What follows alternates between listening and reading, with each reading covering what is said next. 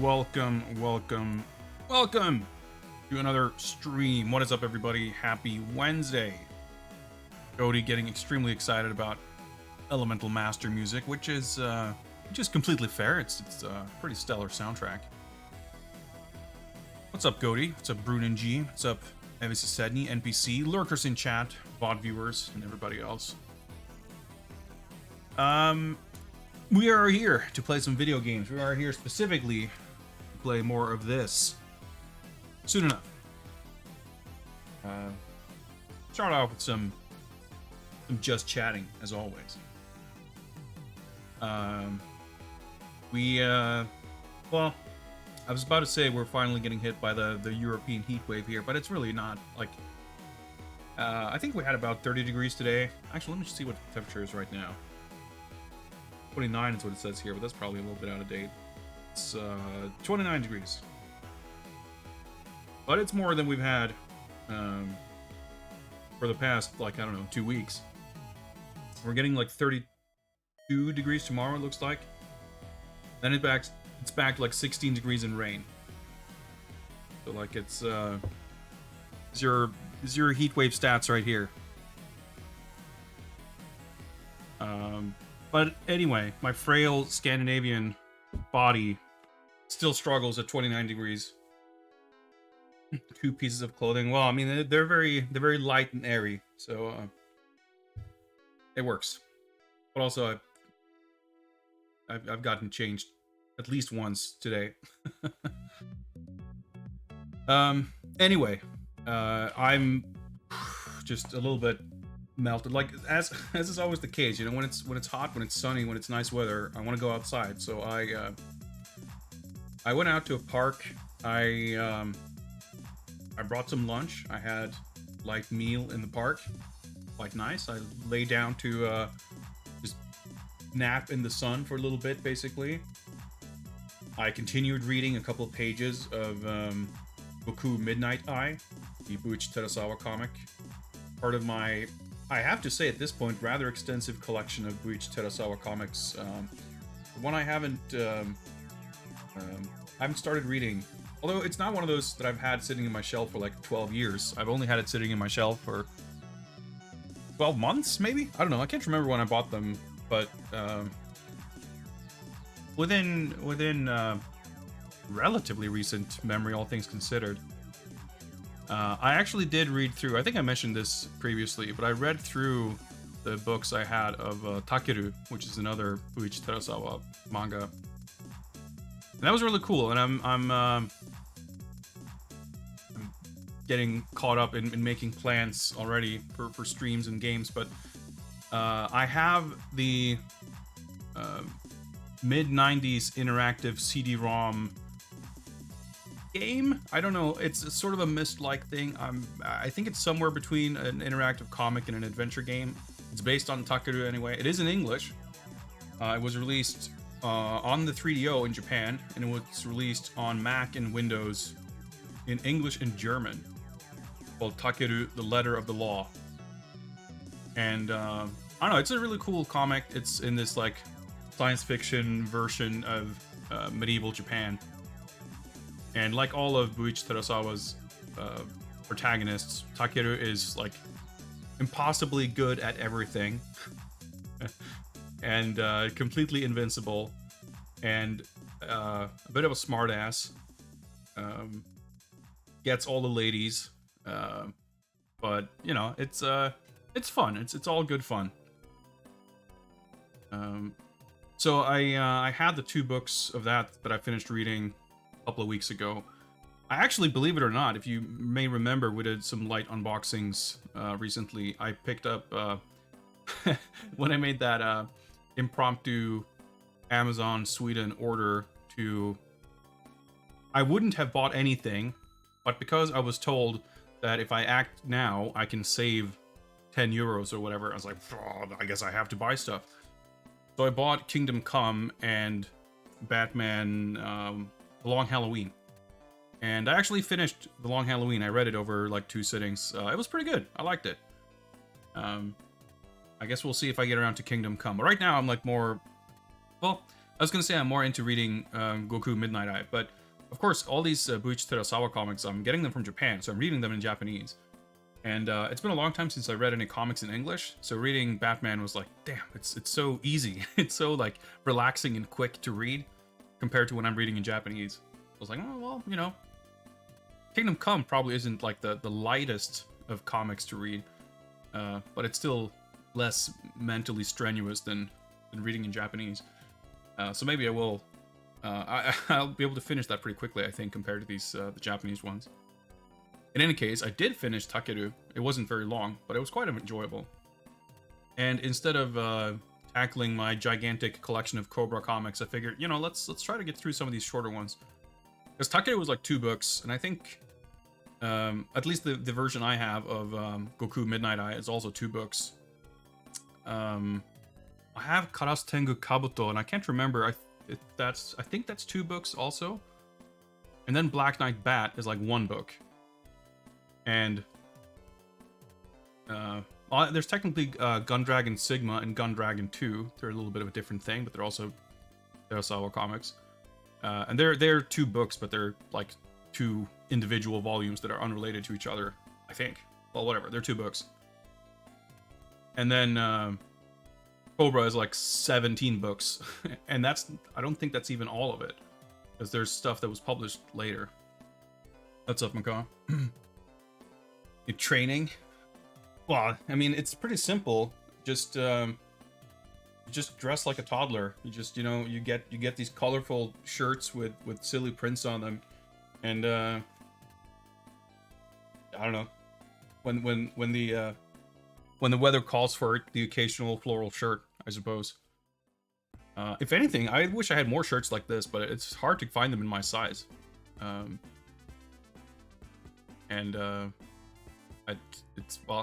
do what I can, but thank you. So anyway, yeah, I adore Buichi Terasawa's comics. I think they have, I mean, I like his artwork in general, but what I love the most about him is they have like, I don't know, there's just like completely the unhinged and unlimited like creativity on display. Like everything, I feel like Buichi Terasawa embodies like my sort of design ethos, or the other way around, I suppose, where it's just like, if something seems cool, if something seems fun, fuck it, throw it in there. And like, even if some things might seem incongruous or out of place, just that attitude of putting whatever is cool in there is in itself so consistent that it creates a kind of cohesive texture to the whole thing. Even if a lot of the time, like Cobra, for example, is pretty like episodic. It has a lot of these like shorter stories, and every now and then there's a story that just introduces these completely new concepts and new locations and stuff, and it's, I don't know, you just roll with it, and it's a lot of fun. The Fallen City Brawl mentality. I mean, I can see a little bit of that energy in it. I would say the closer comparison for me would probably be Mad Max, just like off the top of my head. Mad Max has such a, like, it's not that it's like wildly incongruous with all these different ideas that, you know, they're anachronistic or don't fit together or anything, but it, you know, George Miller's sort of vision is so uncompromising in its like vision, I guess, and its direction, and it like, it's all I don't know, I love those movies. I think they're incredible, and I think a big reason for that is that they never feel you know, they're like the polar opposite of the thing that I hate the most, when, you know, you have stuff that's like embarrassed about what they are. You know, you have movie adaptations of old properties, and like you have to poke fun at shit. Like, you know, I complain a lot about modern superhero movie stuff, that like the X-Men movie 22 years ago felt the need to not only dress the characters in black leather, which, in fairness, was kind of what was happening in the comics at the time too, but they not only did that, they had to like pay lip service to the inherent laughability and stupidity of colorful tights on superheroes by having Wolverine and Cyclops joke about black leather motorcycle outfits obviously being cool and yellow spandex would be stupid. And I think that sucks. And what sucks even more is that for all the popularity of superhero media today, like, that shit, like, the needle has not moved very far. Yeah, the original X-Men movie came out in 2000, 22 years ago. And, like, having that thing, or, you know, you have, like, anytime there's an adaptation of an old property, whether it's comics or, like, fucking pulp heroes or video games or I don't even know what, an old TV show, it's like anytime you acknowledge the thing that people liked, that you figured people liked enough that you thought it was worth spending millions of dollars into creating this new version, like, the way you choose to acknowledge that thing that people love is by making fun of it. Like, that is just so pervasive. And I feel like Mad Max is like the opposite of that, where it doesn't feel this knee-jerk need to, like, shelter this thing by sort of slathering it in this veneer of sarcasm and irony and, like, self-deprecating, you know, oh, we know it's stupid, we don't actually think this is fun and cool. It's like, no, this is the bullet farmer, he runs the bullet farm, you know, they're going to Gas Town, here's the organic mechanic who, like, deals with all these fucking human blood bags. You know, like, the shit is really out there, but it's like, it never apologizes for itself. It never makes excuses for itself other than, like, hey, this is what this world is. I think it's cool, like, so you should too. Like, that's kind of how that fiction presents itself, I feel like. And I think that Buichi Terasawa's comics are very much the same way. They can be jokey, they can be lighthearted, they can be tongue-in-cheek at times, but they are still, like, presenting these outlandish concepts very straight-faced and never, like, they're never embarrassed about themselves. And I think that's key to being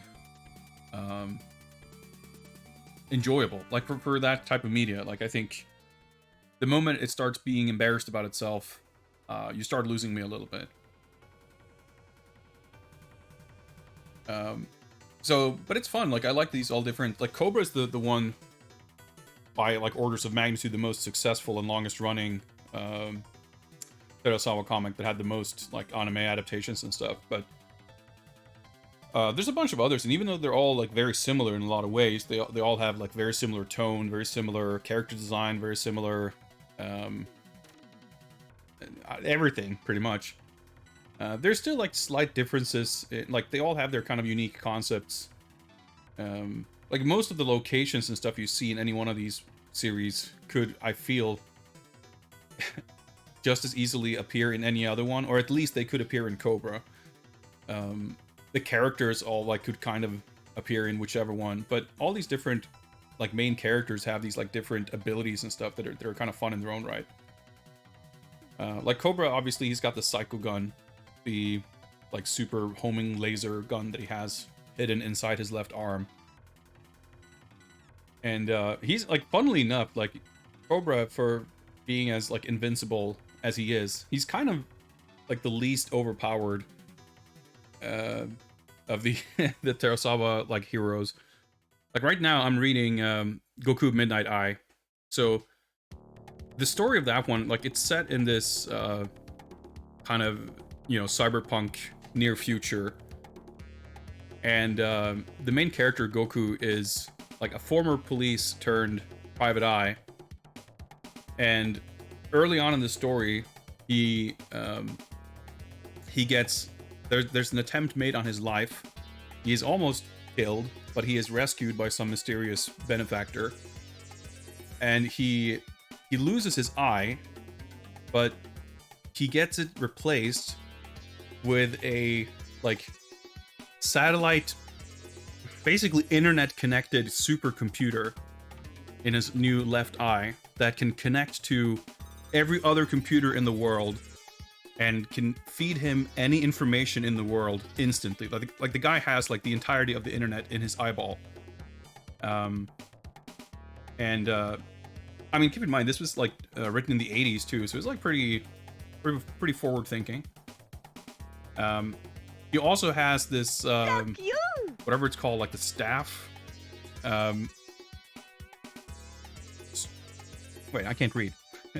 Strawberry Django VR is what that said. Thank you for the follow.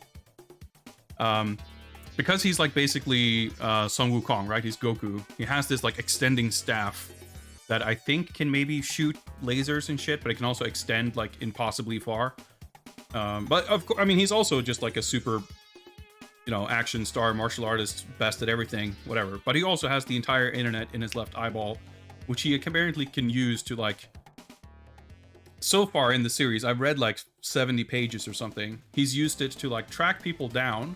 He's used it to hijack billboards in Shinjuku.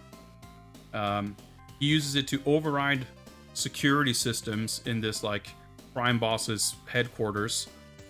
And I mean, I'm sure that's just the start. But anyway, it's pretty cool.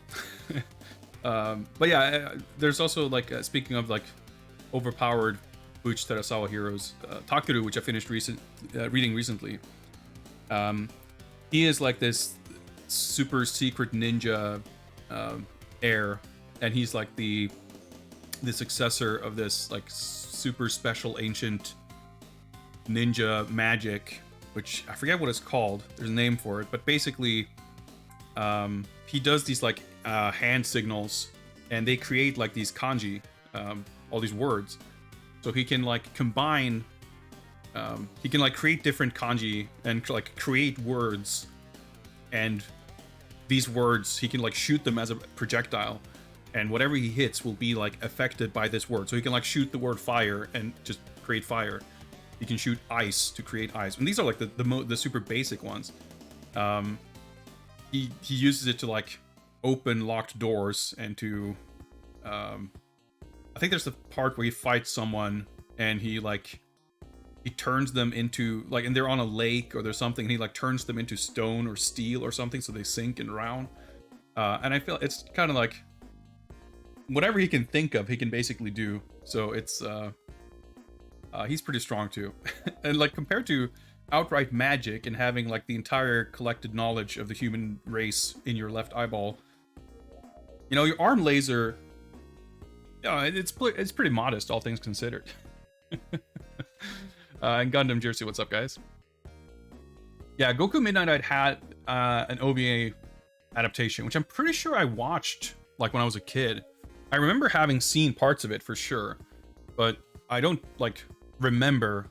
Like I remember like the opening scenes basically, or rather a few shots, a few things that happen in the opening scenes. But other than that, I don't remember anything about it. But I also figured, like based on just the little I've read of the comic so far, that the OVA is probably pretty. It doesn't cover very much of it, so there's a lot more to the comic, which you know, which would make sense.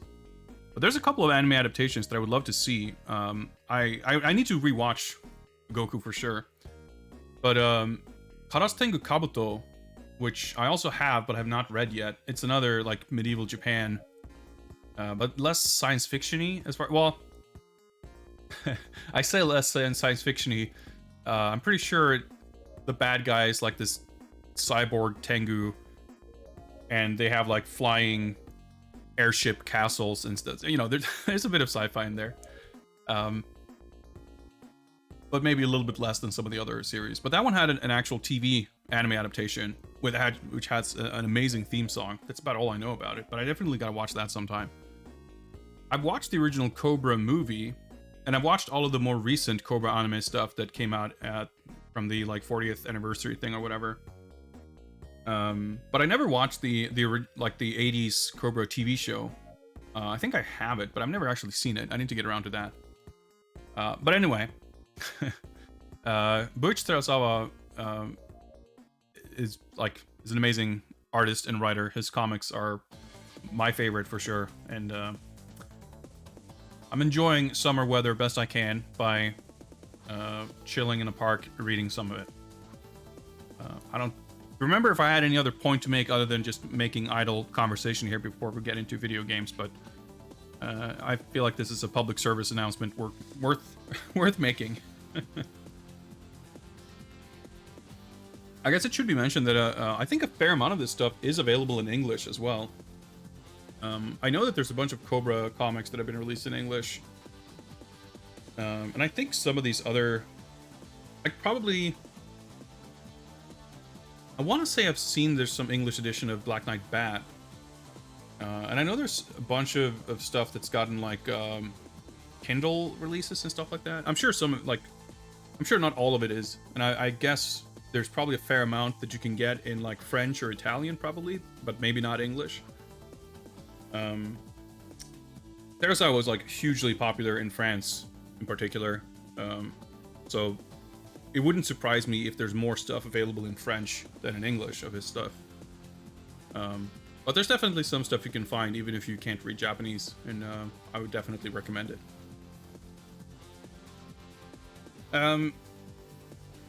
Anyway, that's how I'm coping with the heat wave. Another thing, by the way, I just thought I would mention, in other goings on, the other day I went to the city to eat lunch and buy some stuff. Had a very good burger for lunch, best burger I've had in a long time. It's pretty good. But I also, like, I was spending some time a few days ago catching up on, like, scanning and logging, like, database stuff for game collection purposes.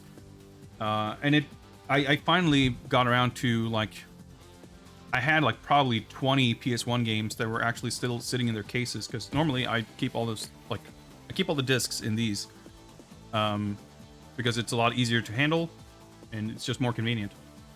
But I was kind of running out of space, so I bought this one. I bought a new binder, because I figured I'd need it. But I was also reminded that the same place where I got them, I also got these. And I'm not sure if I ever really showed this on stream. I think I posted this on, like, Twitter and the Discord. But I'd long been inconvenienced by the poor stackability of Super Famicom cartridges. American Super Nintendo cartridges, for all their faults, such as being horrendously ugly, are very flat and angular. For those of you who may not be familiar with Japanese and European Super Nintendo cartridges, they look like this. This is Shiroi Ringue, by the way, that wrestling game that we had in the poll recently.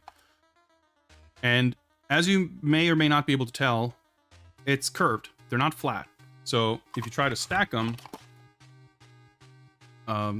they don't stack super neatly, and especially if you start stacking more of them, you know, they'll kind of wobble and slide around, and it's just not really going to work. So having, like, loose cartridges on a shelf, which is what I had, just was never a super great solution.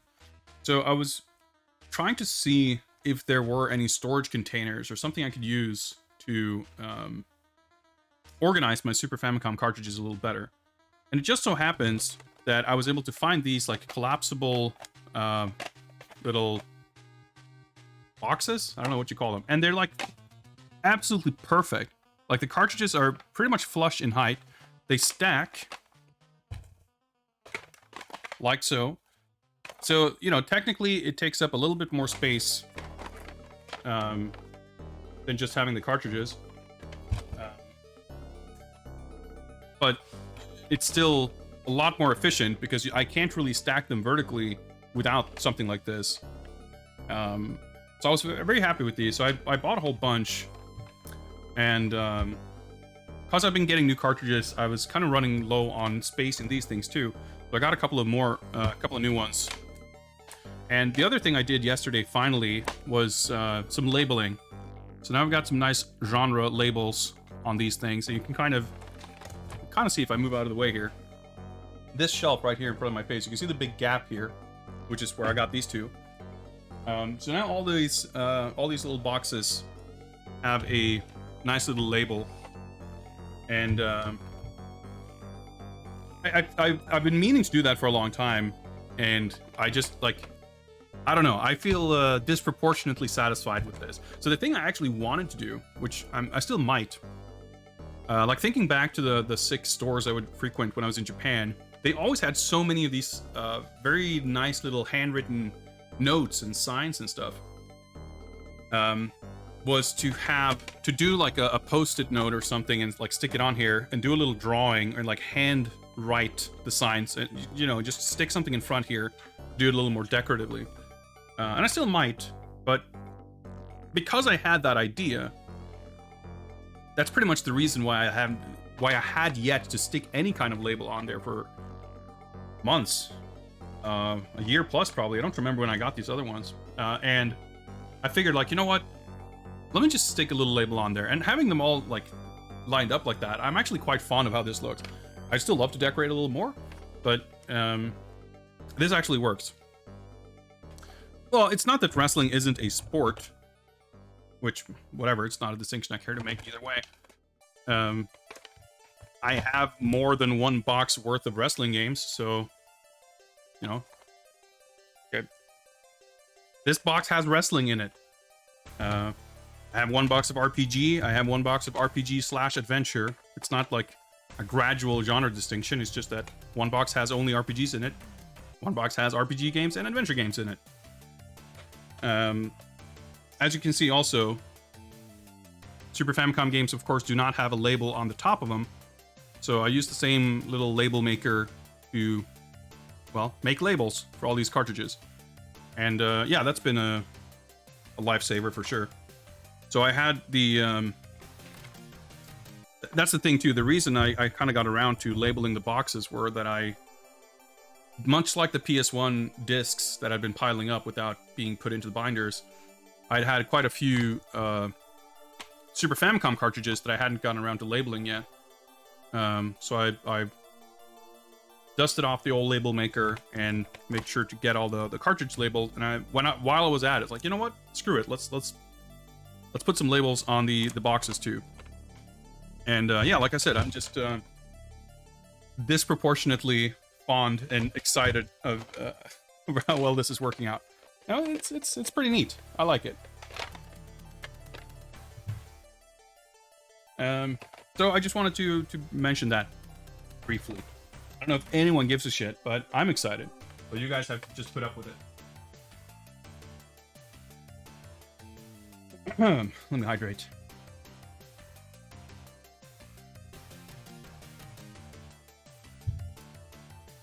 But I think that about sums it up in terms of other stuff going on other than death by degrees in video games. It is my hope that we will be able to finish Death by Degrees tonight. I have no idea if that's feasible. I don't know how long the game is, but we've made some solid progress, and if we continue to make solid progress, we're probably going to go a little bit late tonight. We just might. Hopefully. I think whether or not we finish tonight, we will probably do some kind of extra stream this week. I've been feeling, recently I've had, I don't know, I've been feeling kind of impatient and wanting to play games and stream more than I have. So I'm thinking about maybe squeezing in an extra stream this Friday, and either to finish Death by Degrees or to get started at looking some of those games that I got recently, the PS1 games and Super Nintendo games and stuff. I'll make a final decision on that, but just a little heads up that we'll probably do an extra stream this Friday. I'm also pretty much sure that I will not be traveling anywhere for this weekend. So I'm expecting Saturday's stream to be happening as usual, which also means that I will be around to host another movie night Saturday night. I still didn't get around to preparing any kind of poll for determining which movie we'll be watching. But I will probably do that tomorrow. Maybe tonight after the stream if I'm still awake. Or, you know, unless I pass out immediately after finishing the stream. Or maybe tomorrow. So keep an eye out on Discord for that, if you are interested. If this is the first time you're hearing about this, we have been, for the past few weeks, begun a endeavor, let's call it, to watch video game-based motion pictures together on Discord. We watched Rampage, and that was a lot of fun. And then we watched Dynasty Warriors, which was also a lot of fun. And I keep joking that one of these weeks we're gonna have to find an actual bad movie. But I think that's... I don't think we have to deliberately invite that, because I think we'll get to some bad movies sooner rather than later if we keep watching these video game movies. But it's been a lot of fun. So if that sounds like an interesting thing to join in on, you can find the Movie Night channel on my Discord, the link right there, and check it out. So, without further ado, I think it is time to attempt to play video games. We have had some issues with OBS crashing here whenever I try to switch to my PS2 scene. I have one little thing I'm going to try and see if it makes any difference. Crashing has still been inconsistent, so if it crashes, I'll say that it might help a little bit with narrowing things down as far as troubleshooting goes. But it might still crash. So if the stream goes down, be patient. I'll be back shortly. But knock on wood, I guess. Okay. We're live. Stream is still live, I hope. OBS didn't crash anyway. Let's boot up the PS2.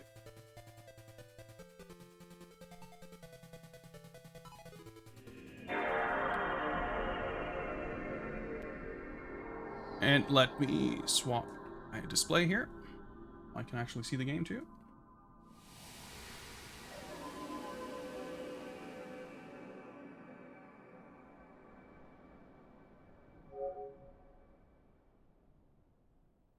Gotta give the tired old launch PS2 a little bit of time to figure out that it's a DVD.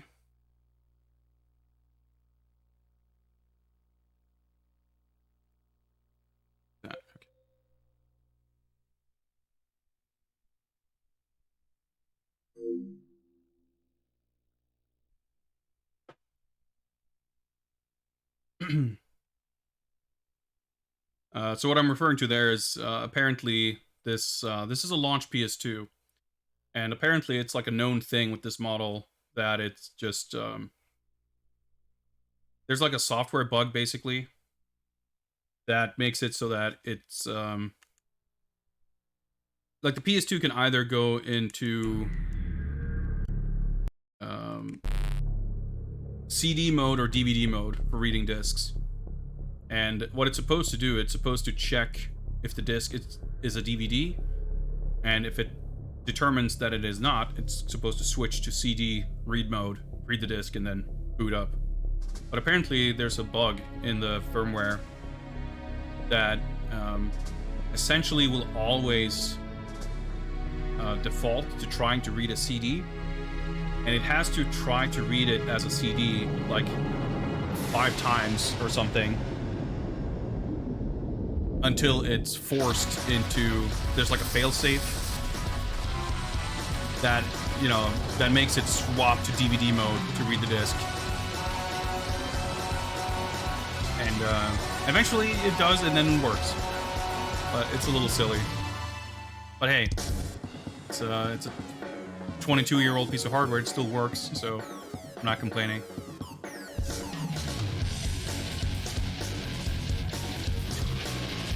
That one guy, greetings. Happy Wednesday.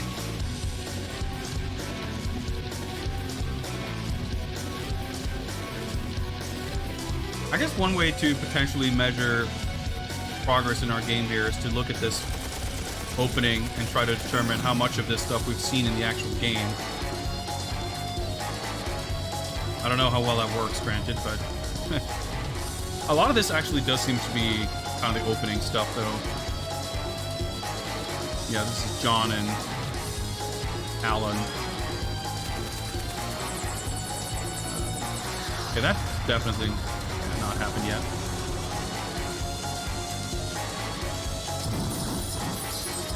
There's a different suit on there. I'm not sure if that's supposed to be the very opening or the end. Oh, well, whatever. We'll see. Maybe we shouldn't pay attention because it's just spoiling stuff.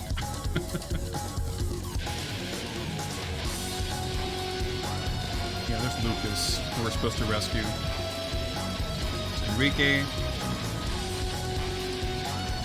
Stuff has not happened yet. Lana. That was, what's his name? Bryce in the back. He's dead already, so...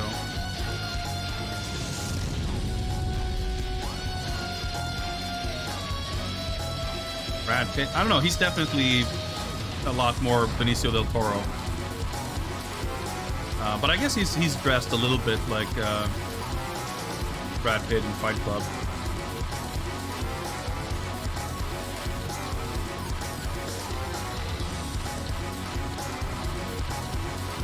But he's like voiced by, I get, like, it sounds a lot like Steve Bloom. I'm pretty sure it is because he does voices and everything, but with a like thick, fake Spanish accent.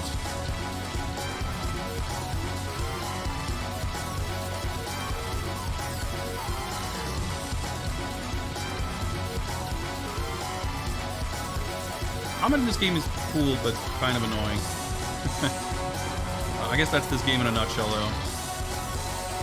Cool game, but definitely annoying. See, the thing about the combat is that, like, you can do a lot of really cool stuff, but it's just really fucking difficult. You have to, like, be so precise in a way that it doesn't really feel like the game necessarily lets you be. And it's also like, I don't know, you know, if you record like an hour of footage, I'm sure you can find 8 seconds of it that looks really good. But, you know, having said that, I'm sure you can, like, I'm sure whatever I've done is not like representing the peak of what could be done in the game, you know, as far as skill and technique and whatever else. Like, one of the things I've mentioned before too is that I'm probably nowhere near as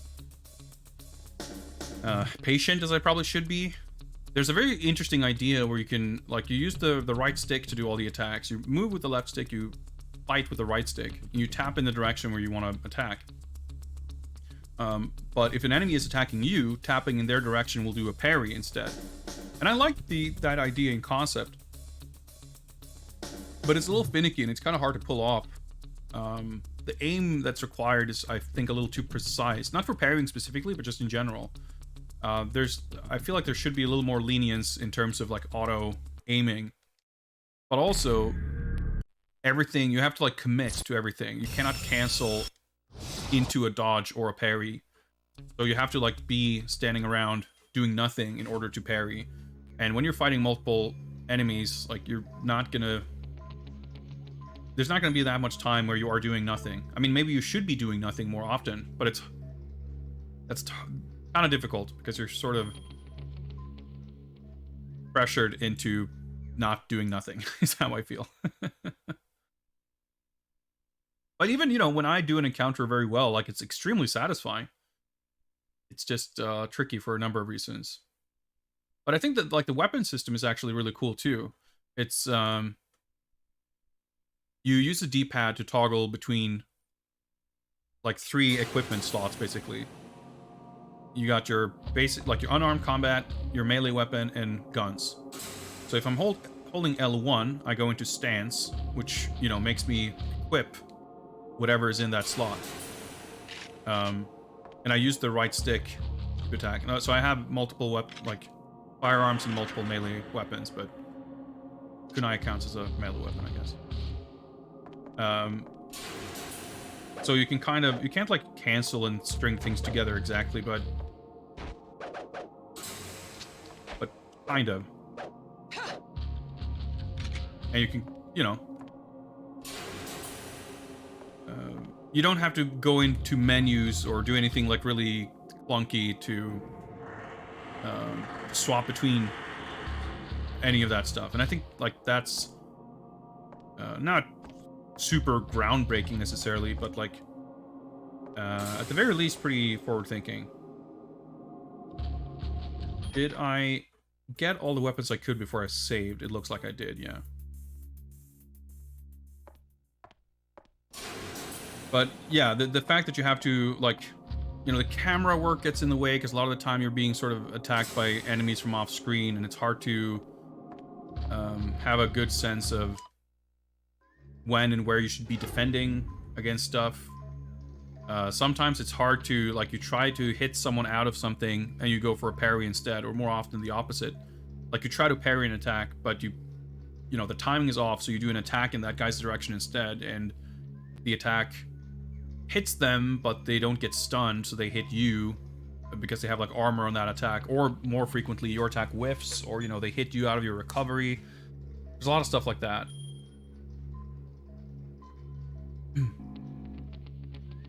It's no Batman Arkham Asylum. Well, no, it's not really trying to be. Like, it's very different.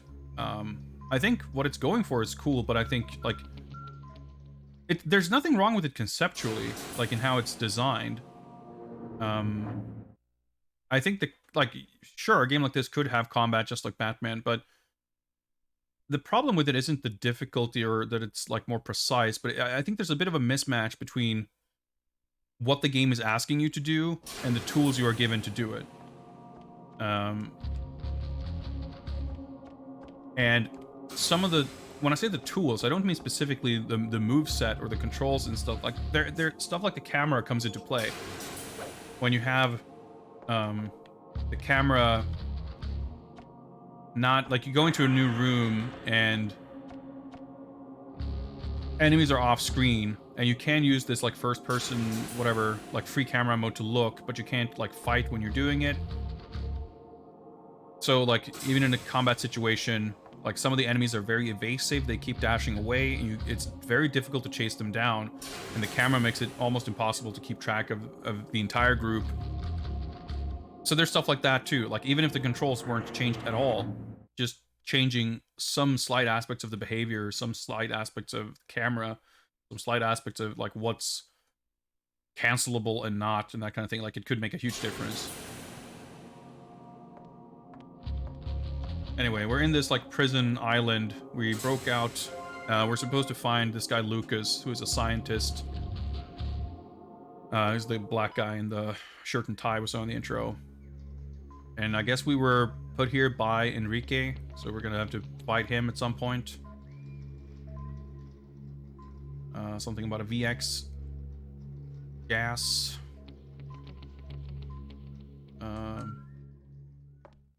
Kind of weaponized dangerous gas of some kind.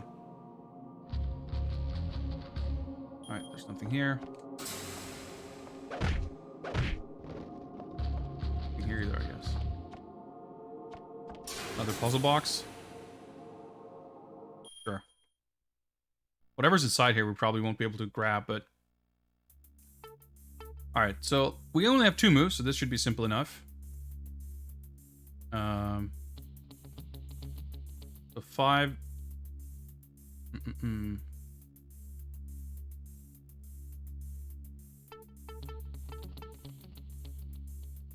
So yeah, we move this first. And then this. Okay, first try. Alright, that was like by far the easiest one. Maybe it's because I've become a genius. Alright. Magnum pistol. Yep, I don't have any room for it, so... it's my grenade launcher. I could get rid of this, but yeah, let's keep it there. Maybe we'll come back. I may have access to these lockers. I think we can see on the map. Okay, the third one. Throughout the game, you use your, like, skimmer tool to scan dead bodies or things that people have touched for fingerprints. Oh, interesting. Well, we can't carry that either. And so you can grab... you can grab fingerprints, and then you get access to both their security clearance level, but also that individual person's locker, which will have things in it. Which is a pretty cool system. I like it. Okay, so I'm a little confused as to what... We can use this panel on the other side of this window here to open and close these shutter doors. But I can only open so many at a time. So I guess I can close this one and open this, but it'll that actually get me anywhere? Yeah, these two are open, and this one is open. You can only have 3 open at a time. So this one is closed, and this one is closed. I won't be able to go through here, because that would require me to open both these two and these two. So I don't really have any other options than opening up this. Doesn't seem to look like it'll get me anywhere, and I think actually I tried that first. So I'm slightly confused. Which kind of brings me to another point about this game. It's doesn't do a super great job, in my opinion, of telegraphing your next objective or where you're supposed to go. And it doesn't... I never went... No, okay. Never mind. Okay, it's not green because it's unexplored. It's green because it's the room I'm in. And even these other rooms... Even though some of them are different rooms, there's not a load screen, so that's why. I see. But yeah, you can see the shutter doors on the map here. Well, we'll just go back to the shutter control thing. I don't really see what else there is to do. But yeah, like, the game doesn't really feel like it's supposed to be very cryptic or like much of a challenge. Like, it's not presented like a, you know, puzzle adventure game necessarily, in the sense of having to piece together clues and hints as to where you're supposed to go or what you're supposed to do. Feels like it should be very straightforward, but there's enough ambiguity to make you second guess whether you're doing things right or not. Well, I went to the wrong fucking room. Unless there's some way I can, like...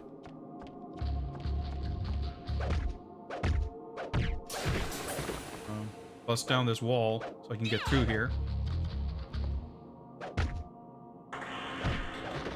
Which does not seem likely. Breaking stuff rarely yields anything either, for that matter. Anyway, let's see. So far, we have at least avoided getting legitimately stuck on anything. But I have spent a lot of the time feeling a little bit insecure about, like,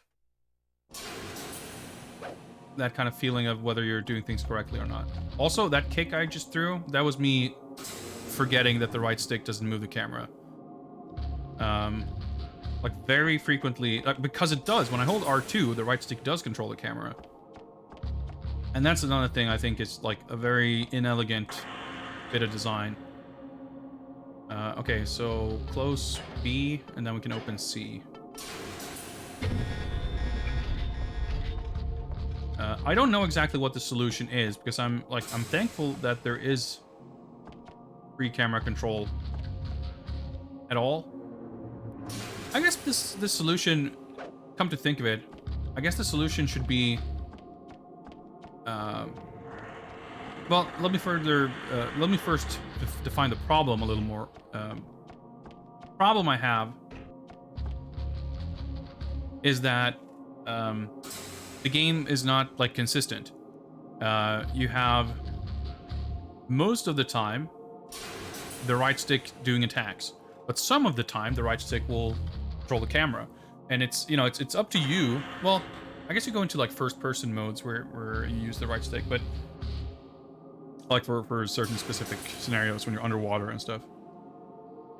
But whether it's self-imposed or not, you have enough situations where the right stick does control the camera for you to kind of forget that it's like, if the right stick was always attacks and nothing but attacks, it would be much less likely, I feel, that you would slip up and like expect it to move the camera. But because you often enough get that positive feedback, you try to move the camera and it moves the camera, that it like that hurdle to get over of getting used to the right stick being used for attacks is that hurdle becomes a little bit higher. I think that's unfortunate.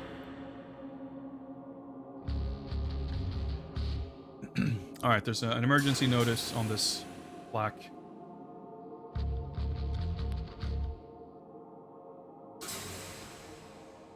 No weapons or something. Carried past this point. Leave them in the deposit box. Nothing happens. Maybe I didn't go through here. Okay, so check that sector. Oh, okay, we have enemies. I feel like I'm not. So is this gonna kill us? Ah, okay. Oh, I just have to leave my weapons, I guess. Or I just had to do that. Or okay, I was gonna say.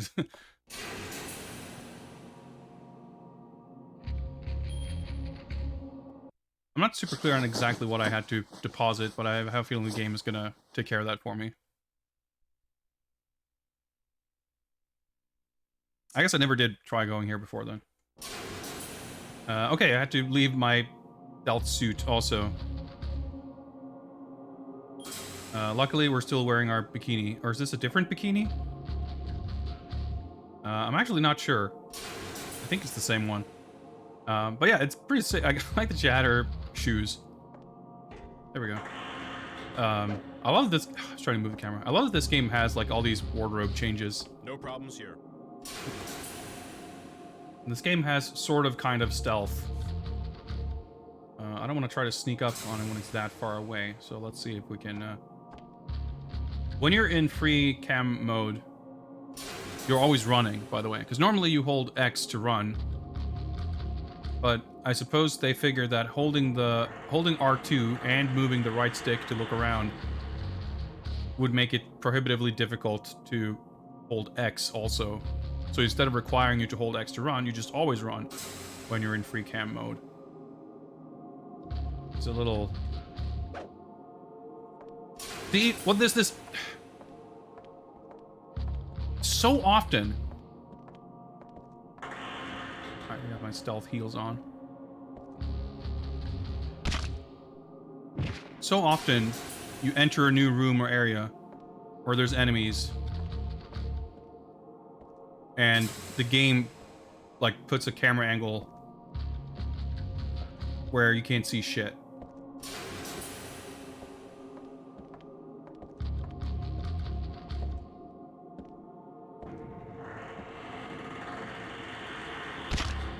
It's like it's actively trying to make it difficult for you. All right, so let me actually check. I had to leave all my equipment, but did I have to leave items? No, okay, I still have all my items. That's good. Well, that went well. Okay, so look, the Jack recruitment poster.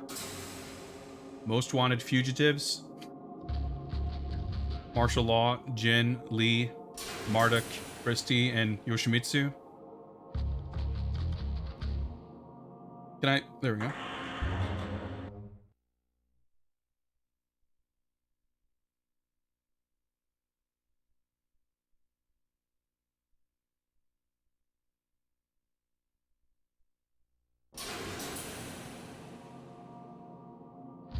That's a pretty cool effect with the light. Trying to see, and it just... Although I guess I have to, I wonder if, maybe not. I was gonna say, is it like some kind of a stealth thing? Oh.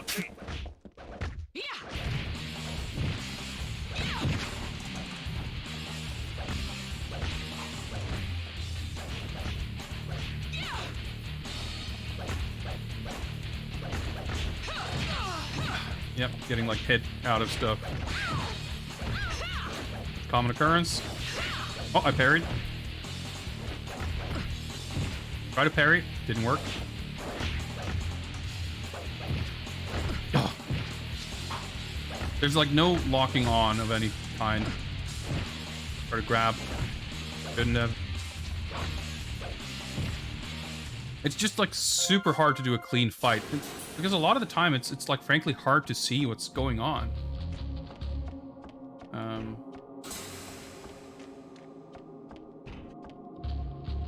Like a weapon of some kind? Nope, just a pendant.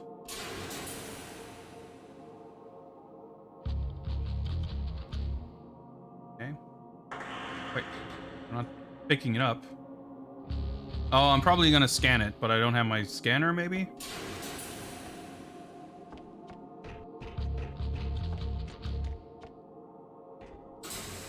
DOA. I was gonna say, man, they should have some, like, DOA should have spin-off games. Until I realized that, well, it's pretty much what Ninja Gaiden is. They're pretty much DOA spin-off action games. But yeah, more fighting games should have spin-offs.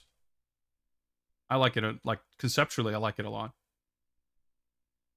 Just gives you a different avenue for experiencing and spending time in these, like, universe.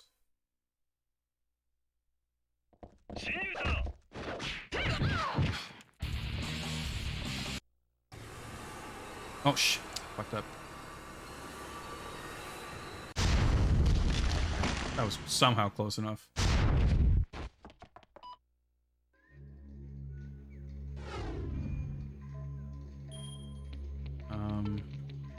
Alright. Use some small military foods. Place another one.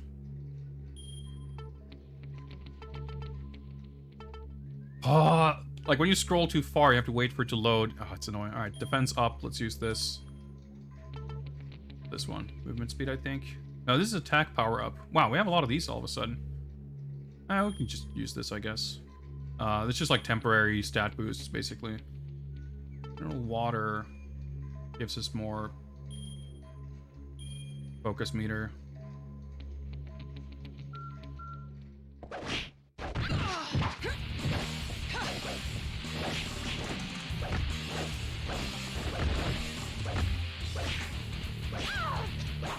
Oh, see, and then fucking shoot projectiles from off screen.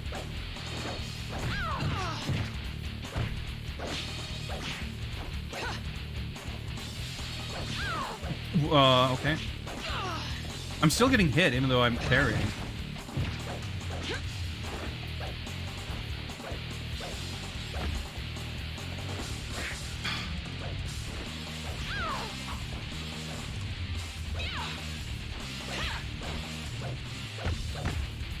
Like, trying to do things a little more slow-paced. Projectiles are the worst. Like, you're just not well-equipped with dealing with... Oh! There are technically throw escapes, but they're fucking impossible to do, so... You're not equipped to deal with multiple opponents. That's just the fact of the matter. He threw me, okay.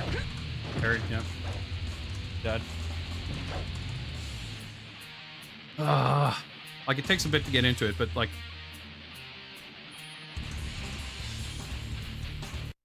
Like, it's extremely frustrating because there's, like, enough there that's really good, but it's hard, like, some of the moves are, like, hard to pull off, too, because you have to do, like, these kind of specific taps and swipes in different directions. You have moves where it's, like, hold L1 and you do back forward on the left stick and then, like, a direction with the right stick. You do, like... a full circle, like one move that's actually quite good. is this like wide arcing spinning kick. That one. But if you press a direction, you do this. Like, you move in with the left stick, you tap the right stick, you do this rolling kick. A lot of the time, when you try to do the 360 kick, you get the rolling kick, and they're like sort of opposite in their use. And this high kick is back forward kick, by the way.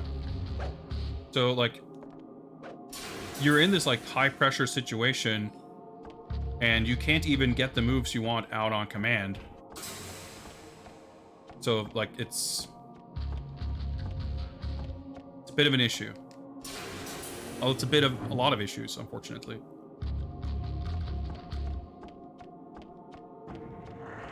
There are no checkpoints. You just have to reload your save anytime you die also, which is like not great, in my humble opinion.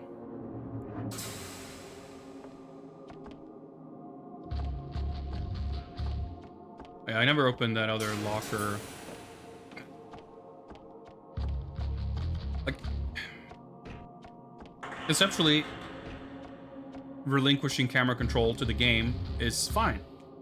I mentioned previously comparisons to God of War, the original, which uses the right stick exclusively for dodge rolls, and it works great.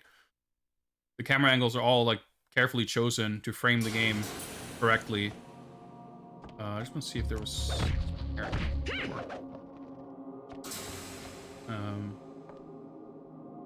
guess there's no reason to do this. Well, I can do it, so I have it done if we come back here, I guess.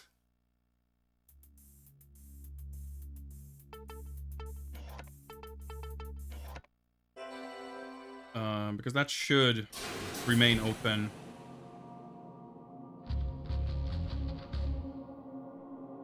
Oh yeah, there's a note here. Sake of completion.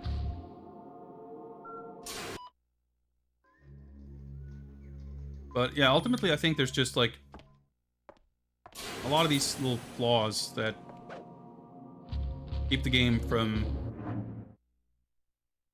fulfilling its potential, like with all these systems and stuff. Like, I feel like the level design, the fact that we're walking in these like narrow hallways kind of makes it difficult, I guess, to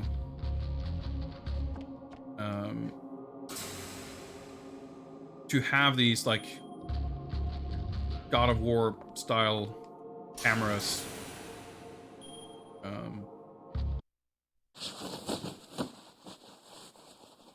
So it makes me kind of wonder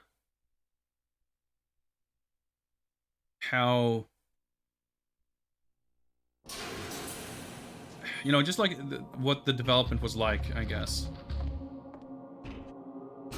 No problems here.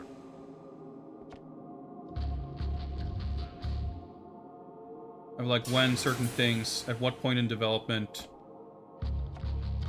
certain things were kind of decided and committed to.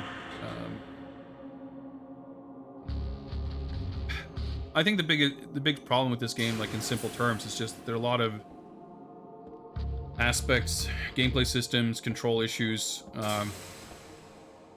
just different areas of design, controls, camera, mechanics that don't quite gel. They just sort of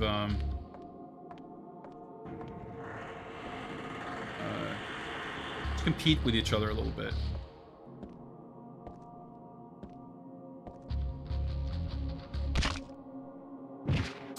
So clearly, if we go through that shower room, there's a bunch of ninjas, or Tekken Force soldiers, or whatever they are. A little bit of both. We did not explore any other area, though, so I did not even really look at the map, either. If I actually make use of healing items and stuff, I'm sure I can get past that fight just fine. But let's see if we can find maybe some weapons or something that will give us better odds. Oh, we got a healing item. Military food S. Instead of a aroma oil this time. Mr. Fui, what is up? How does one sneak around in high heels? Well, one is extremely skilled. That's how you do it. Just be a fucking top tier mega assassin, and it'll work out just fine. Okay, it would appear that there are locked doors at the bottom of the stairs and the top of the stairs. Even though you can see on the left, there's like different floors on the map. But like every floor on the map has like multiple floors on it. Like overlapping rooms and staircases. It's like super confusing. But you kind of get a little bit used to it. Oh, medium. Is that a large even? Oh, that's just medium. Have I even seen a large? I think I've had one. Yeah, we don't have our scanner. We don't have clearance anyway, but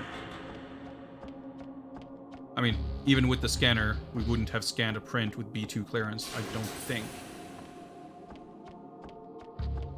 The controls, like the directions, because you move, there's not like, it's not tank controls. So you run in the direction you press on the stick. So you're holding a direction, and when the camera shifts, you keep running in the same direction if you keep holding the same direction on the joystick, which makes sense. That's how that should be done. But it's still a little weird, and oftentimes I think it's a combination through how the system works and how camera angles are designed. I find myself very frequently being like, you know, disoriented and annoyed when the camera angles change.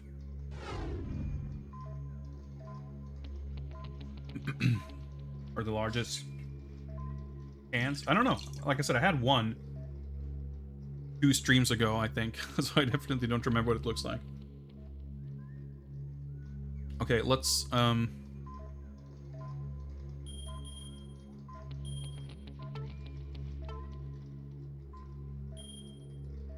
we can do this.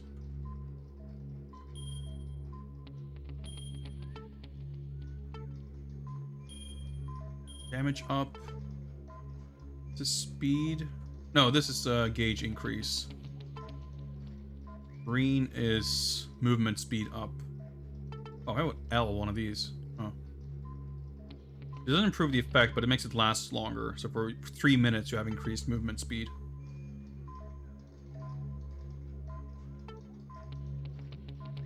It doesn't show the active ones on this screen.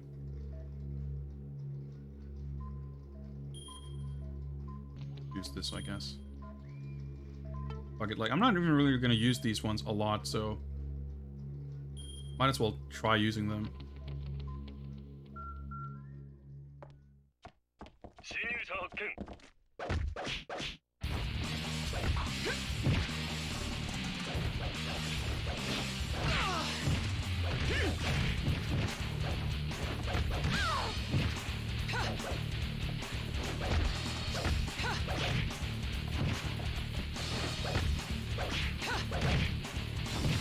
Oh, tapping a directional, like directional inputs to move, a bit fucked when the camera angle changes, so your move just goes in a different direction.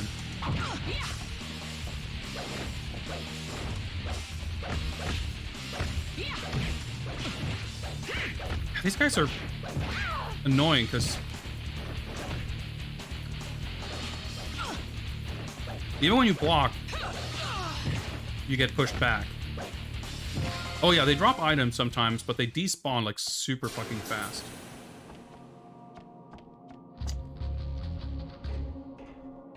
Oh yeah, fun. I want to move quickly here, so some of the effects of the items can hopefully last me through the next fight.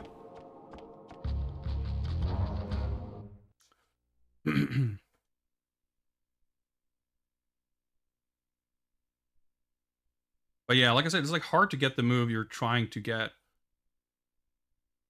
So let me try one thing here.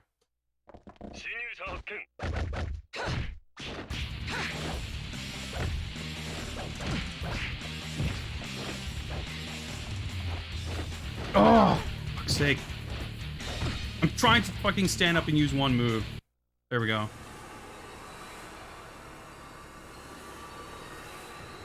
Okay, we got all 3 for once. I should hope that would kill him. I need to heal up instantly right now. Mashing start. There we go. I could probably have gotten hit there. Yeah, so this screen also doesn't tell me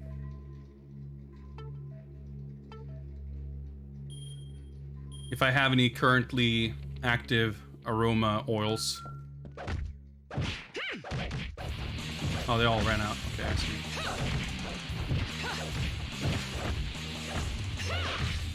Pick this up. Oh yeah, I can Shining Wizard this guy. Ah, he recovered.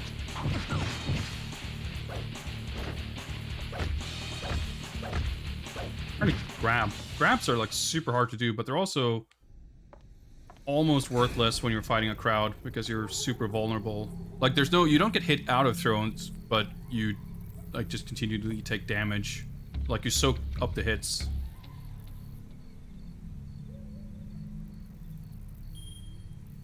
Enable power.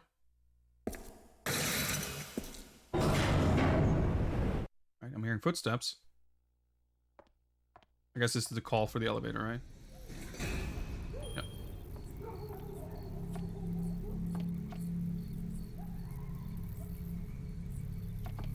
Wait, is this the outside area again?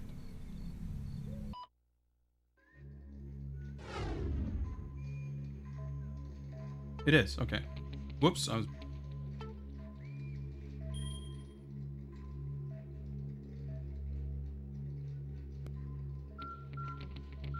Alright, I guess we can go back to the save point. Trying to think, like, I guess I'm supposed to go all the way back around to collect my gear, and then come back this way.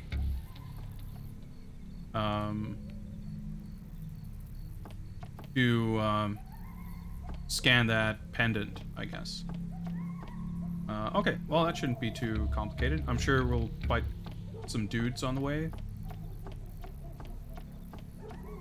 Well, we can at least pick up this railgun or whatever it is now.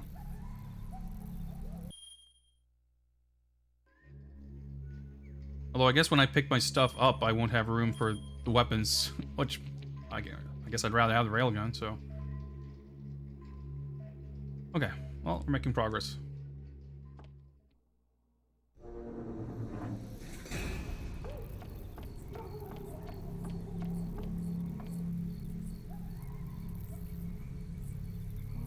Oh, wait, hang on. Can't carry... Okay. I guess I can't carry weapons without my suit, maybe? I mean, I suppose that would make some degree of sense. Well... I mean, not that I think the suit would hold any more weapons than this bikini, but I'll accept the knowledge or the logic. But maybe it's because I'm. It could be because I'm like my inventory is full. I just don't have access to it right now. I'm not sure which one it is, you know. All right, now we're back here.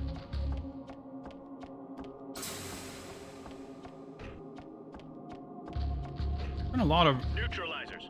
Pair off and track down the enemy. Running around. Wait, what? There's nothing here. Okay. Maybe they put it in that other room then.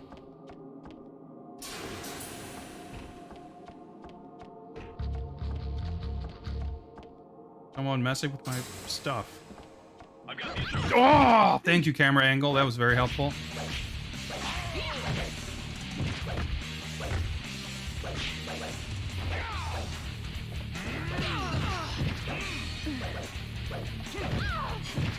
Like fucking kneeling for 2 minutes for some reason.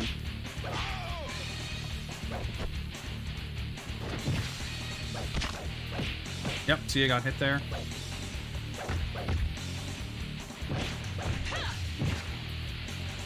Item? Nope. Oh! That's the radio guy. He can call for backup. He probably already did. And he's running away somewhere and I can't fucking see him.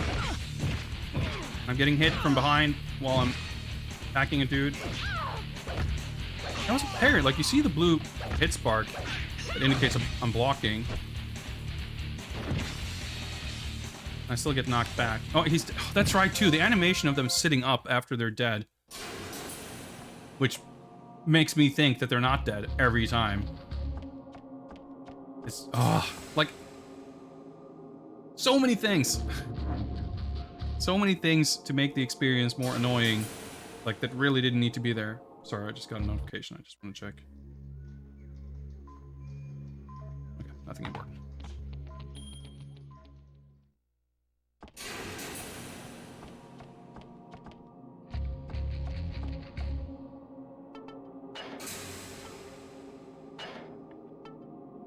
Wait. Yeah, okay.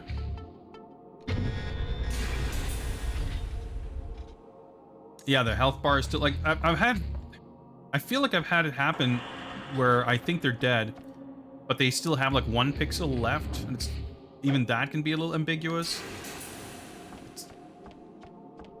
There's a lot of needlessly ambiguous situations in different ways. Wait, it wasn't this. It was this room, right? Contraband room. Okay, yeah, it makes sense. I guess that's where they would put it. I thought it said command room or something before.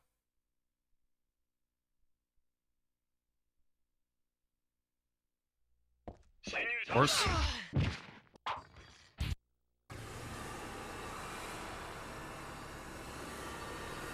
Wait. I probably only had 2 bars, I guess. I could only do 2 hits. Alright,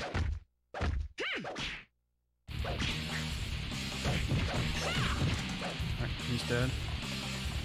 Can't see the other guy, though. He's gonna fucking toss things at me.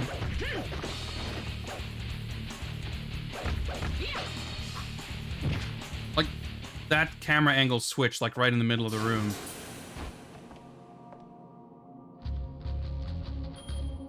Oh, I got a little bit lucky there. Like, you're trying to move away and, like, all right, let me create some distance here. Let him come to me. And then, no, he's gonna throw knives at me from off screen. And I can't react to it. I just have to, like, predict when they're coming and do a dodge roll, I guess. Like, that's the one thing I could do against it.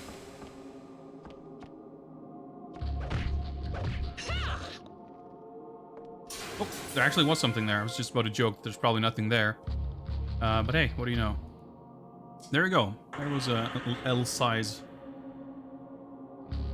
can of food.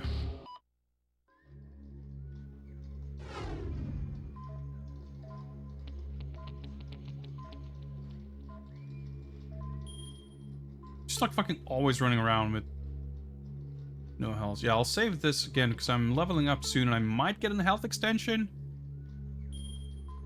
I'd rather use it when I know none of it will be wasted. I mean, I'm okay with this amount of health anyway.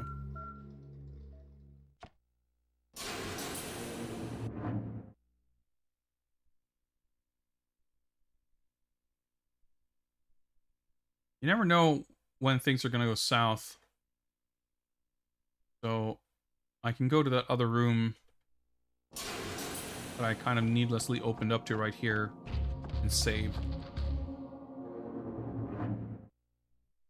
Just so we don't have to redo anything more than necessary. Even something like that, even letting you, like even having checkpoints anytime you go through a loading screen would do so much to just reduce the friction and frustration of playing this game. Like for a game like Resident Evil or Dead Rising or whatever, like it makes perfect sense to, like we're saving is like a consideration. Like saving, choosing when, where, if to save your game is like resource management. I mean, in Resident Evil, of course, you have the increments, but in Dead Rising, time is like your most valuable resource. And it takes time to go off your, you know, route to find a save room and save. So it's like, you have to make a decision. And it makes sense for the games to force you like, I don't like having checkpoints and autosaves in Dead Rising because I think it undermines the underlying system of having to make those decisions. But in this game, you know, it could very well be that when you finish the game, there's some kind of a ranking thing, and it will rank you based on how many times you saved. It's a common thing. Who's there? But I don't think the challenge of like trying to do well without saving often is like interesting, I guess. All right, so this will give us access to another one of those lockers, which isn't gonna mean much to us, but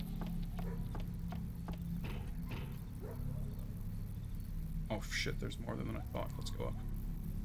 So probably defeating those guys will give me more locker keys. Guys aren't so bad, and I don't know if any of them I've got the intruder in my sights. more guys. Dude, the fucking camera angle change, of course.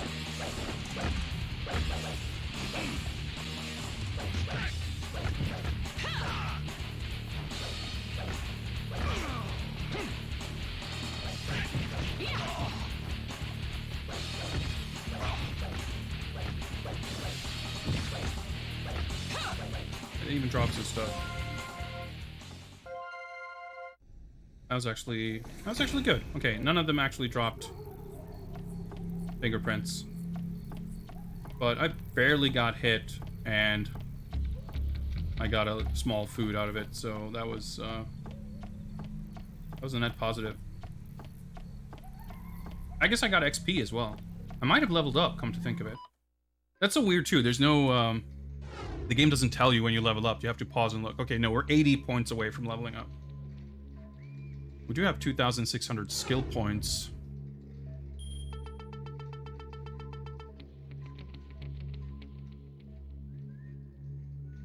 Oh yeah, the 5-hit combo that's gonna drain our meter. Upgrade to the spinning kick, that's like hard to do. I tried to do it once or twice during that fight. I couldn't get it to come out. Oh yeah, I did get this upgrade that's supposed to make the enemy move slower when you activate the X-ray move, which I couldn't tell the difference, so I'm probably not going to invest more points in that.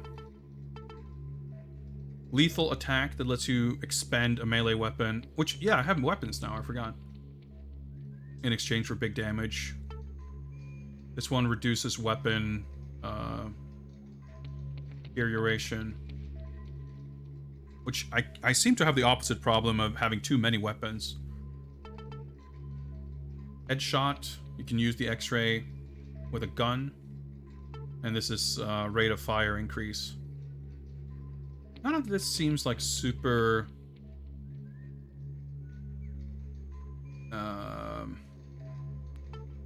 urgent.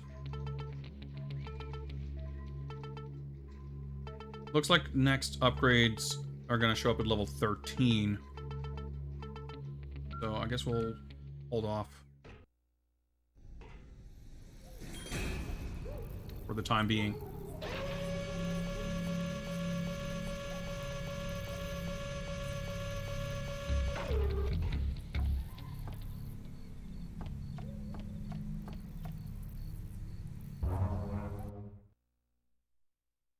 This is back in the shower room, right? Right, we get the pendant, and that's presumably going to give us B2 access. Report your status. Always. No problems here. We've located the intruder. I didn't think I'd be able to do that. Kind of cool. Yeah, he's alive.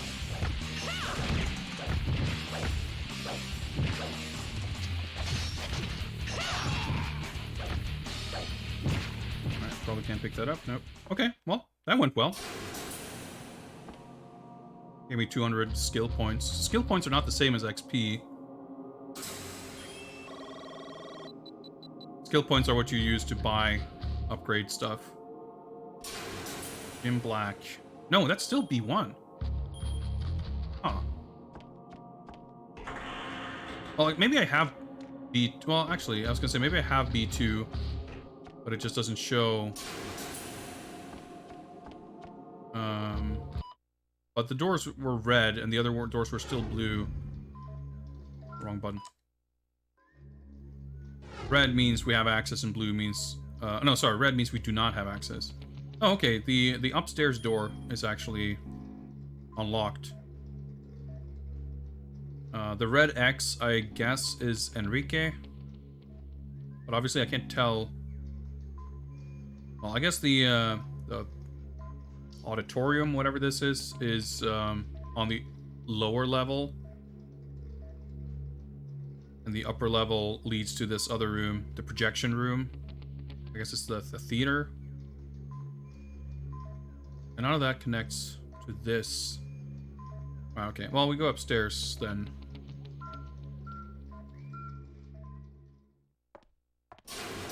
John McCroner, what's up? Happy Wednesday. Yes, this is a serendipitous week for this game. Not the first comment of its kind, but that's fine. Bacon Wrath, what is up? Welcome, welcome. I have this game, I don't think I've really played it. Yeah, I've had this game for a while, and I had never played it. And I've been meaning to.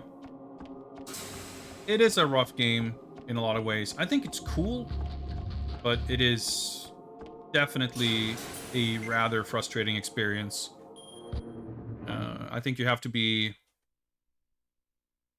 pretty patient in some ways. I'm playing on normal difficulty. You don't get an option at the start of the game, but once you start dying a bunch... no camera control here, so I can't look around. The game will offer to lower the difficulty to beginner. A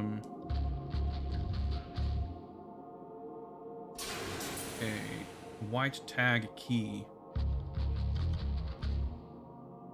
Okay, so I can use this to unlock security gate of some kind. Maybe that means I can go through without leaving my gear. Okay, it's a film splicing tool. What kind of clearance do I get from this? Still B1. I guess we get a bunch of locker access. There's a door there. We might want to check out. Hey, and there's a save point here. I didn't even realize. Can't interact with this, huh? Franken, what is up? Am I going to write an essay about this game? I don't know. I technically have made posts in July on my website. I have had this goal for this year to update my blog at least once a month, which I've mostly managed. Not every update has been a full-length essay, but some of them have been. Most of them have been. It is nearing the end of the month, so unless I want to be really stressed out about it, if I'm writing something, I should get started now, for sure. And I was trying to think about it, but I also was like thinking I might do... 助かります。あなたの部隊が加わってくれれば負けません。この争いが終わったら。そんなわけのわからない兵器など興味はない。我が精鋭がどれほどのものか試したい。We'll get back to that in a second. Is he for real? それより後ろの女。Anyway, there's a woman What the behind hell are you. you doing here? イーナ・ウィリアムス。最強のスイーパー。こんなところで会えるとはな。こいつはいい。この女をもらおう。どうぞ差し上げます。 It's like, I'll take this woman. As a Fine. corpse, that is. I'll throw her in the price. The gas has been neutralized. We can now enter the facility. I guess that was the note about the Time for VX this gas. now. The boss fights have been pretty cool in this game so far. Yeah, now I'm sure this is Steve Bloom's non-union Mexican equivalent. You can tell from his authentic accent. Before we dive into the boss fight, I want to try to finish my train of thought. I'd been making loose plans to go visit my parents at some point, and I was thinking that might be a good opportunity if I have some downtime to just sit down with my laptop and do some writing. I'm not sure if that's gonna come to pass, and if it does, if it'll happen before the end of the month, but I was actually thinking earlier today, very briefly about the idea of writing something, and the thing I didn't really start formulating any pieces or anything, but I was thinking very briefly about not this game exactly, but more about like that this era of like CG visuals, and which is a topic that has already come up a few times playing this game and other, Onimusha and other stuff too, right? And how I find myself really enjoying going back to these PS2 games and just admiring the visual presentation and like how they simplify and stylize things, in the lack of technical fidelity to render realistic visuals the way you can nowadays. And even like, it's not even only that, but it's also like how I felt in the PS2 generation compared to the PS3 kind of generation, and arguably even compared to today. I think game artists and creators were on average more capable of accurately gauging what level of realism, what level of performance, like finding a better balance between what they could achieve and what's like a good idea to attempt and all of that, than in the future. Like if you look at PS3 and 360 games, not only are they on average like way shitter frame rate, a lot of them in my opinion are way uglier too. Like yes, they have normal maps, yes they have real-time lighting, yes they have like real-time shadows, and these are all things that they run at a higher screen resolution, all these things that could be bullet points on a list of like good graphics, right? But I think look at these like high quality PS2 games, and in some cases even the rare example of PS3 and 360 games that are by and large rendered using kind of, in lack of a better term, PS2 era technology, or a PS2 era approach to graphics. And because they in those cases manage to like have better performance, they are more pleasant to play, but in a lot of cases too, they have a sort of larger, like by necessity in some cases, but larger emphasis on the artistry over the technology. That's not to say that there is no artistry involved in modern game graphics, but there, in my opinion, is in kind of modern, like with the paradigm shifts that started with, the kind of PS3 era, 360 stuff, where we started getting pixel shaders and normal maps and real-time lighting. There's been kind of a further paradigm shift with PBR, physically based rendering, that happened, in the last 10 years. We're on the sort of verge of another paradigm shift with ray tracing. It's still kind of in its infancy, even though it's remarkable. 10 years ago, it seemed ludicrous to me to think that we would have ray tracing in real time. And we're still not really there, but it's the future. And I think ray tracing is phenomenal. It's really cool and it's great, but the more technology develops and the more tools and solutions we have for accurately simulating light, which is really what it all comes down to,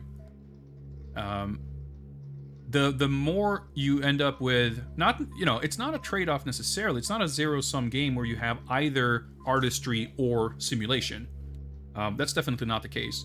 But when you didn't have the simulation aspect to lean on, you had no choice but to insert artistry.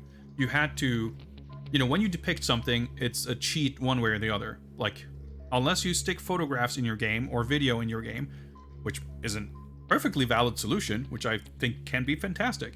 But short of doing that, you are cheating something. You are faking something. You are creating something out of nothing. And when you do that by your, by hand. You create it and you author it and you make it look like something. When you cannot rely on simulation of real world physics and light and material attributes and whatever else, you have to do that manually, so to speak. But when there is, and this didn't start with, normal maps and pixel shaders in the PS3. You can see the same thing in the shift from PS1 to PS2, where a lot of PS1 games have essentially no lighting or shading at all. It's all like completely unlit and flat shading.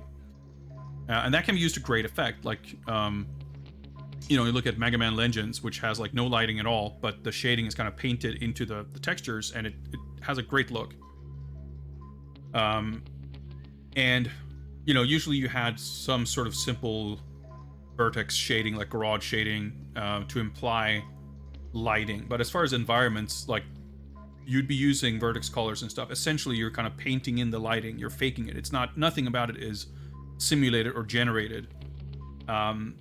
The closest you get, a lot of times would be having that change dynamically. So like stuff is darker further away from the camera, or you can have, you can sort of fake, a spotlight moving around or something. You can have lighting be dynamic in a sense, but it's not actual lighting in terms of a light source emitting light particles that bounce off surfaces or anything like that. I mean, it wasn't really that for the kind of PS2 era either, but it was a simulation that was a little bit closer, a little bit more refined. And I think a lot of PS2 games, Xbox, GameCube, whatever, look uglier than some games, PS1 and Saturn games, on account of relying on this sort of default, Lambertian shading, or, in some cases, Blinn Phong shader for metallic sheen or whatever. And like any technology, it can be wielded responsibly or irresponsibly. But the thing the jump from the sort of PS1, like if we're simplifying a little bit and calling it like the PS1 era of tech and the PS2 era of tech, that leap was small enough that like the when it was sort of misused, it wasn't the consequences weren't that great. But the examples I think of immediately are like these PS2 cartoon-based games. Like for some reason, the thing that pops up in my head is a Scooby-Doo game, but I feel like there's a bunch of those like licensed mascot type games and stuff where it's like the character models and the textures are all clearly done with this like flat cartoony style, but then you have this like completely generic shading on everything that makes it look like 3D models. An example that people might be familiar with of a similar thing is when Zelda Wind Waker was put on the Wii U, the HD version, right? The GameCube version of Wind Waker is like completely flat. It has cell shading, so there's like shading, there's light and shade, but there are no smooth gradients. It's like completely flat. It's either lit or it's not. In the HD version, they add this like layer of smooth shading on top of it, and it makes it so that everything looks plasticky. It looks kind of CG, like it doesn't look like a cartoon anymore. I think the original looks way better than the HD version.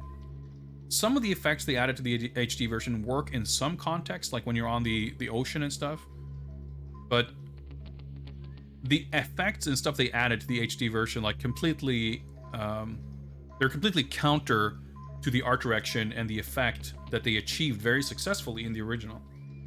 And that's how I feel about these like PS2 Scooby-Doo games and stuff, where it's like arguably the Zelda example is worse because they should know better because they had the original to look at. But with these PS2 games, like they didn't, the thing is, like, they didn't necessarily need they didn't necessarily need to have like elaborate fancy cell shading, or like, I'm not complaining that these like Scooby-Doo games don't have the highest tier of Scooby-Doo rendering technology, if anything, like the fact of the matter is they could have stepped back and they could have simplified it more and it would have looked better. But they had this sort of new paradigm. They had this new default that they could sort of lean on a little bit. A lot of games on the PS2 were made using renderware, and just like Unreal Engine or whatever, like that had sort of a default look to it. Like the GTA games were on renderware, Mortal Kombat was on renderware, like everything was on renderware, until EA bought them. And not long after that, Unreal Engine 3 became a thing. But anyway, I digress. I'm digressing from my digression here. Let me try to tie a bow on all this. I feel very strongly that as far as 3D graphics in games go, new technology offer new tools and new methods for rendering visuals. And we have more tools than ever, and people can use those tools to amazing effects to create realistic and non-realistic rendering alike. But the more we have of this, like, default, the more we have of this, you know, as I said before, like the simulation aspect, given that we can, you know, you create a default material in Unity or Unreal or whatever, and it's this default PBR material that's going to use our environment cube map. It's going to use the light properties, whatever. You know, if you you know, you grab a PS2 Scooby-Doo model off of the internet and you stick it in Unreal Engine, and you get that Wind Waker effect of it, like having this, you know, more sophisticated shading, but it doesn't fit the source material. And the problem that I had with that became more clear and more sort of exacerbated in the PS3 360 era wasn't necessarily that specifically, but I think, as I phrased it before, I think the average level of kind of judgment in artists just was not, was kind of whack, frankly. Like, I guess there was like this idea that now we can render things more realistically. We should pursue that technology, even if the hardware isn't quite capable at giving us good performance. Like, the PS3 probably on average has like the worst performance. The N64 might give it a run for its money, but like, the average level of performance for PS3 games was terrible. Like, all games, I feel like, pretty much, outside of like fighting games and maybe music games, like everything targeted 30 FPS. Nothing targeted 60 FPS anymore. And very frequently games struggled to meet that target. But even aside from that, I think the level of sophistication you had with shading and rendering on the PS2, yes, it meant that there was a little bit more of a default to lean on than there had been with the PS1. But even then, even like using as much as you can of that, so to speak, it still doesn't fill in enough gaps for you to not still have to author a lot of stuff by hand and painting it and just having to, like, the simulation, the capabilities of simulation on the PS2 weren't enough to really carry anything. You still had to infuse a lot of authorship and artistry into creating the assets. Now, I don't mean to say that once the PS3 and 360 came around, people could create game art without creating art. That's not the case. But the balance sort of shifted a little bit towards an over-reliance, in my opinion, on technology that was not always appropriate, and technology that was not always utilized correctly, and technology that was not always performant enough on those hardware, those consoles, for it to really work out. So that's why I really enjoy going back to PS2 games, because I think, like I said, you know, that there was more. I really don't. I really want to stress that I don't mean to like throw anyone under the bus or say that like PS3 games looked like shit, or like people didn't know what they were doing at that time, because no one knows what they're doing at any point in history. But like as far as like creating new stuff, right? It's always a challenge. You never really know. But I still feel like it's both a question of on average artists, especially in Japanese games, I feel like for Western games it's a bit more of a mixed bag maybe. Trends were such that things were pushed in a direction that I happen to be more kind of aligned with in terms of taste, you know, just the pure aesthetics of it.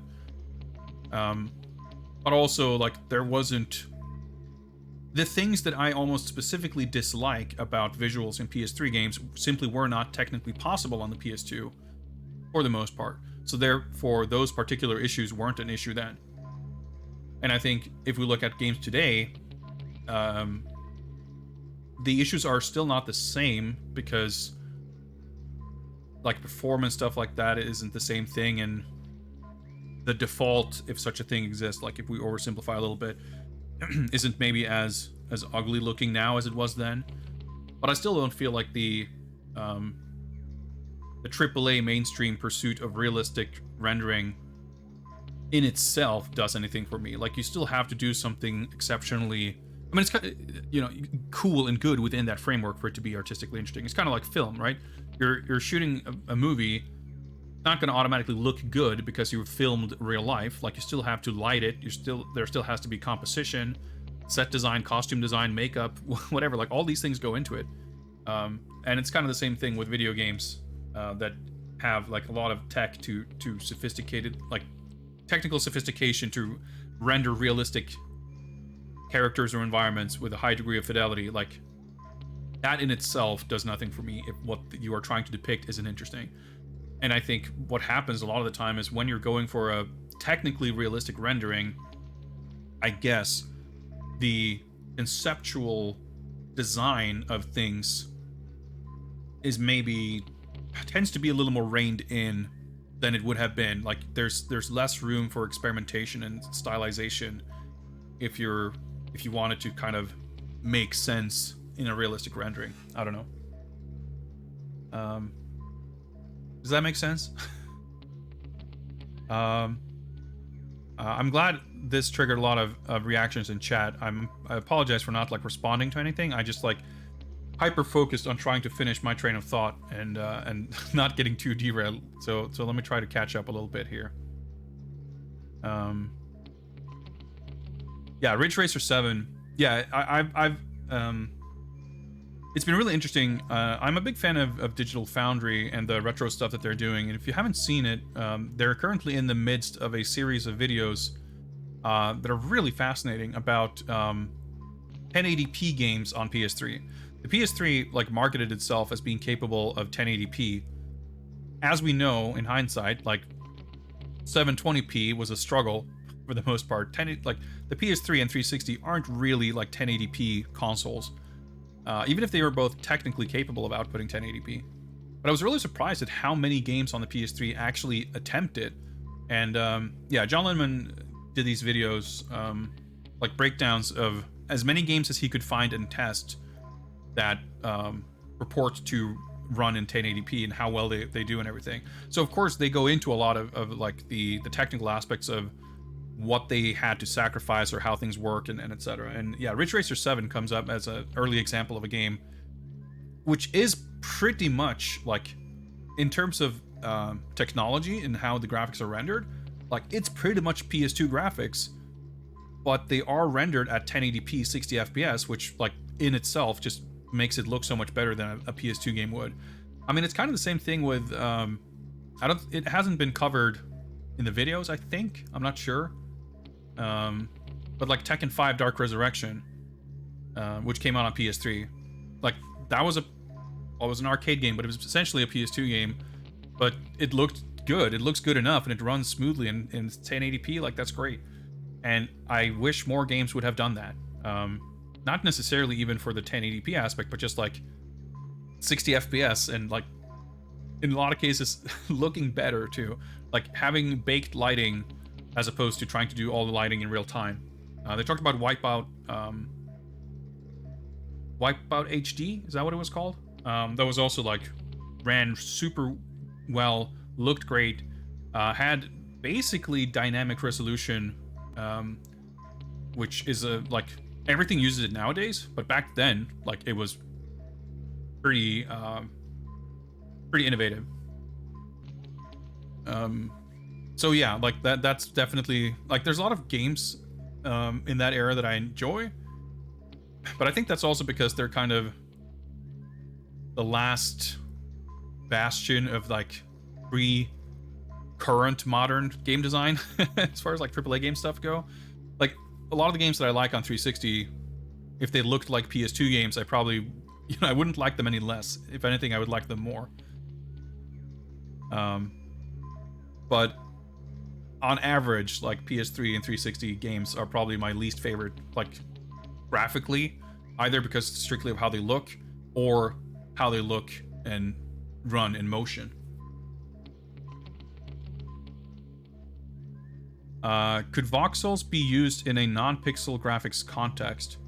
Absolutely. I mean, the voxels, I mean, Minecraft is essentially all voxels. But the my introduction to voxels was with Delta Force. Any of y'all play Delta Force? I forget who developed it, but it was a first-person shooter for the PC that had these like massive environments. Because obviously with FPS games, and this was like, I think it came out in 2000 or somewhere around there. Like up until that point, outdoors environments, open environments were like the big bottleneck, like for performance. Like you just couldn't do it. Like Doom is all hallways, Quake is all hallways. If you have something that looks like an outdoor area in an FPS, it's basically a room with outdoors wallpapered on the walls, But Delta Force actually had like these massive open areas, and they were all done with voxels. So the terrain was like a little bit chunky, but you could snipe someone from like 4 miles away. So that was pretty sick. There was also Outcast, which bizarrely had like an HD remaster come out last year, something like that, not too long ago. That was like a science fiction third-person action adventure. I'm trying to remember. I think it's like a French game. Part of me wants to say that it's like Cryo made that. I forget who made that game, but I remember playing it back in the day, thinking it was pretty cool. And it was kind of the same thing there. Like the voxel environments meant that you could have both pretty big open areas, but also like very smooth hills, compared to like these giant chunky triangle polygon landscapes.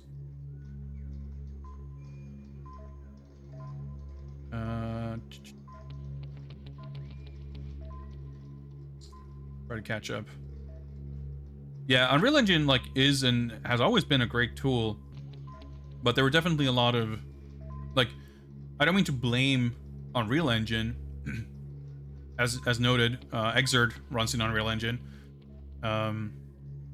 Mortal Kombat 11 technically runs on a like very customized version of Unreal Engine 3.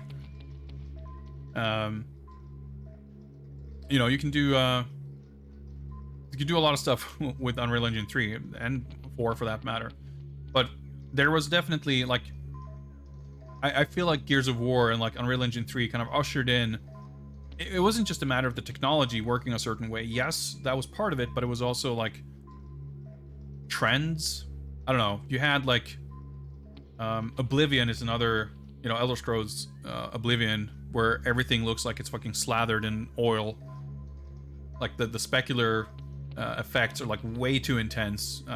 Like you see that on a lot of original Xbox games and stuff too, where they're just like, you can tell in hindsight at least that the artists were just like so excited and trigger happy to be able to have like specular highlights on stuff. So you have this like, yeah, everything just looks weirdly glossy. And that became like that, as well as like this high level of grit and sort of noise and everything. Like, oh, we're fucking HD now, you know, so everything has to have like greebles and noise everywhere. Desaturated colors. You know, everyone talks about grays and browns, but it's funny too, where if you look at a certain period in like 2009, 2010, I feel like a lot of games are really fucking green. I remember when I played Ninja Blade on stream, that game is like shockingly green. And even like Burnout Paradise is just like, everything is green and there's bloom on everything, and it just looks sickly and weird. And I'm glad that we're like, even when realistic games are lacking, like games with realistic rendering, even when they're lacking in color, they're at least not that anymore. Yes, Atomic Runner, you bring up another good point. You said the amount of effort and resources needed between PS2 and PS3 era spiked hard. It's not getting any better. That's definitely true as well. Like, there was, like, that's always been true. Like, if you look at development team sizes, they, on average, you know, they've sort of grown alongside technical evolution, right? But there was definitely a very notable jump when, like, assets had to be produced. Not only, like, you know, textures and higher resolutions and stuff, but also just like more stuff. Like, scenes had to have more stuff in them to be believable and stuff. And yeah, and it's like, it's interesting because it's offset in a way where, yes, you need more stuff now than ever, but there's also certain tools that make some of those processes a lot faster and easier in some ways. But yeah, that's another reason why I'm not excited about this, like, endless pursuit of realism, because it's like, it's a race to the bottom, I guess, you know, like, it's just, it's always going to require more work and effort and resources, and I think for increasingly questionable games. And I think it's really sad in a way that audiences have been sort of primed to expect, like, to take stuff like that for granted, I guess.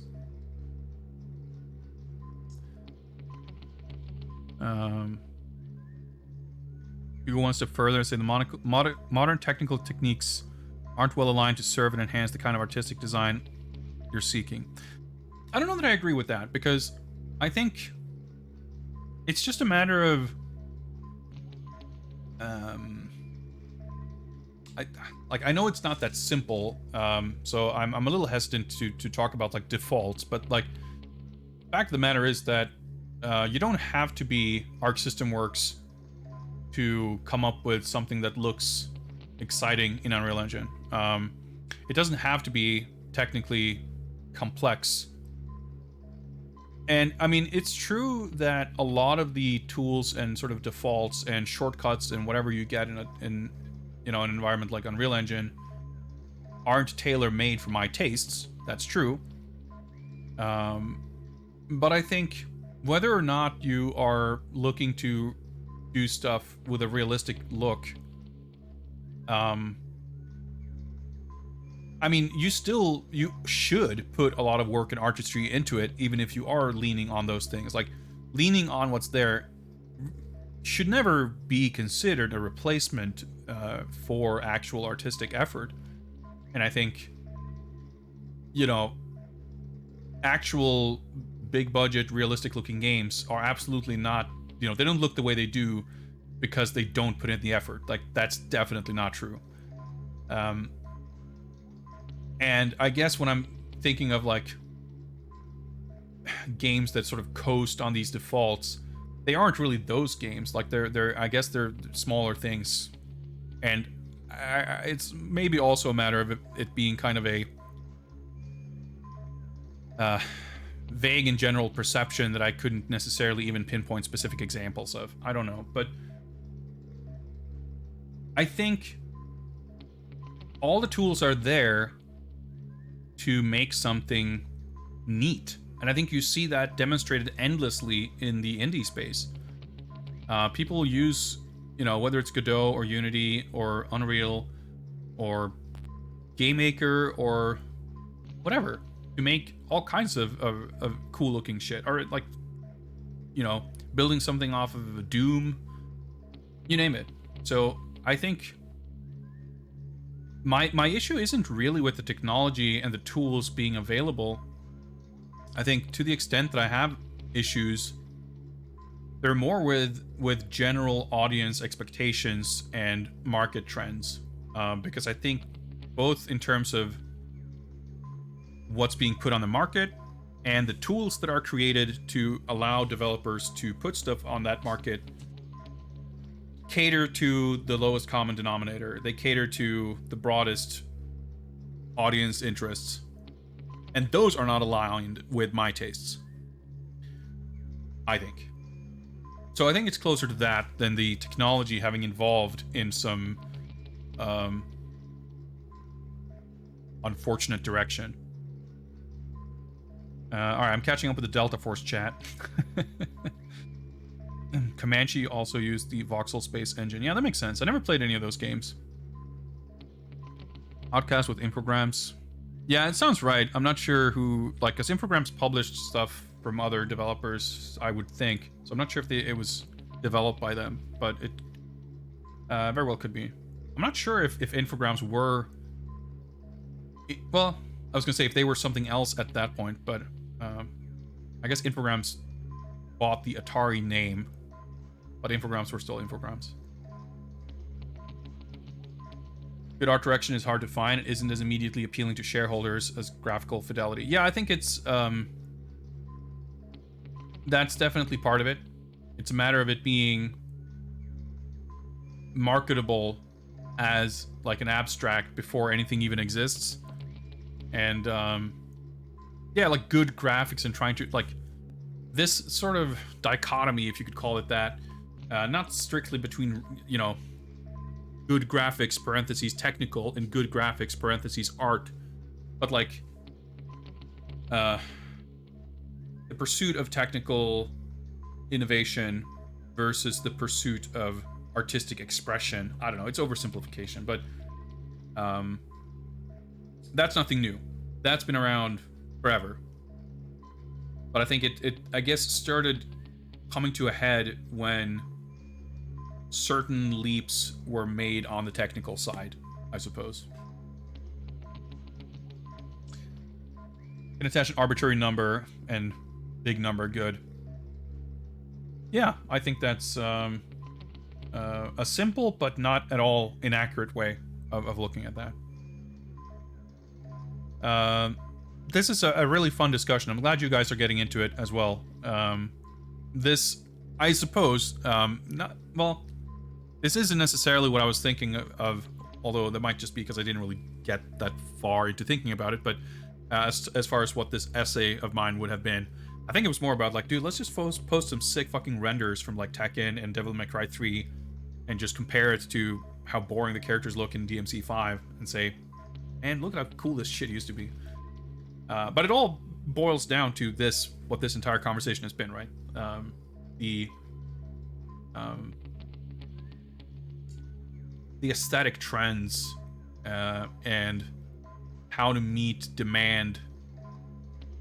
Because, well, I'm getting coming back for another round here, but I was gonna say, because the interesting thing, of course, is like if you look at the cover art right here, or these like DMC3 character renders and stuff, like those were, yeah, of course, even offline pre-rendered stuff, like, is, you can do that more, there's more tech for doing that better now as well.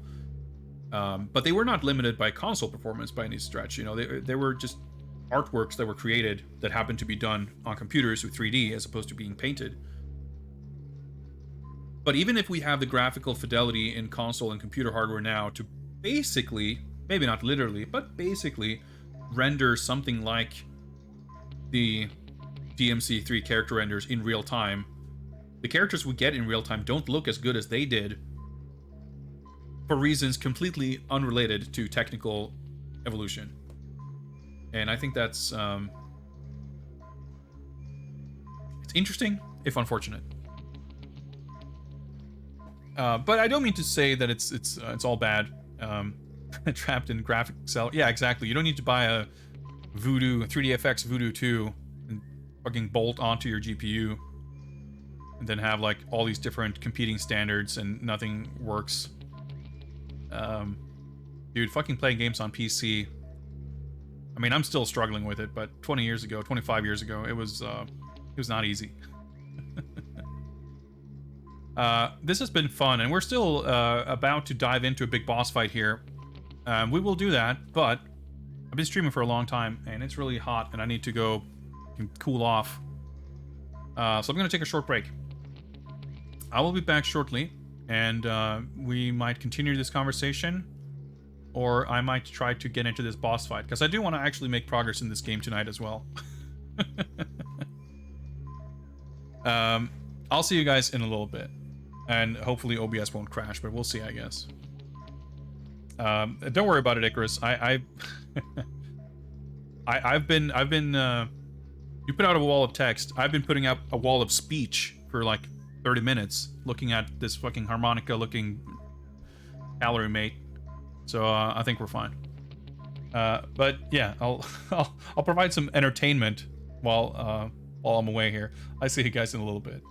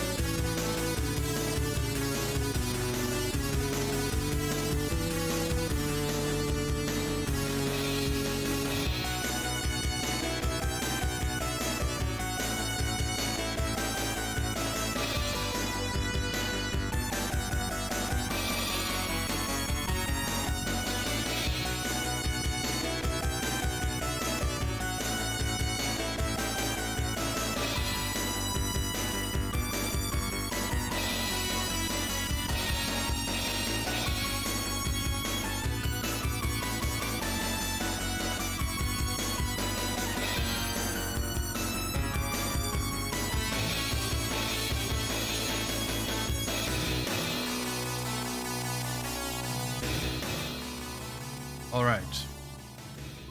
I've returned. Not sure if I managed to cool off, but got something to drink. And I think we're about ready to head into this boss fight. Just to wrap up, finally, I didn't mean to dismiss your comment there, Icarus, but yeah, I think I in simple terms, I pretty much agree. There's a lot of factors, like, it's not like people forgot how to make good stuff, and it's not entirely that, like, the general public are idiots who can't appreciate nice things. You know, I think you could argue that there's a matter of audiences are potentially much bigger than they were in the past, which means that you might have to not smooth everything over, but like at some point it becomes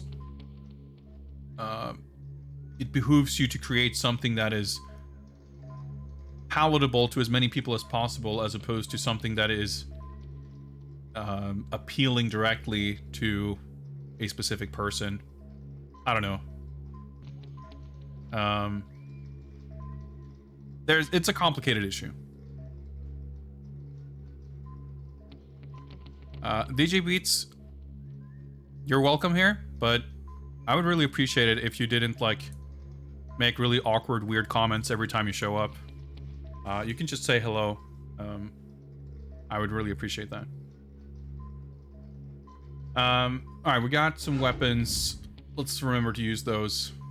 Let's try to remember controls. Let's try to keep them on screen. What the heck? What's wrong? Is that the best you can do? We're almost running out. It'd be cool if I saw him.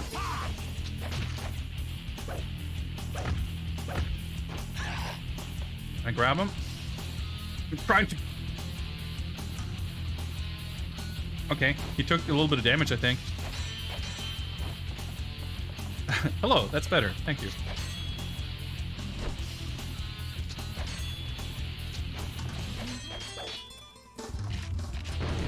Tell me where you want me to Okay. catch I guess you. that didn't work. You can have it your way. Thank you, camera.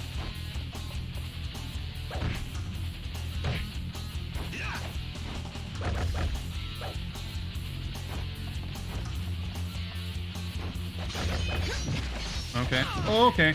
Okay. You can do better than that. Oh, I only have 2 levels.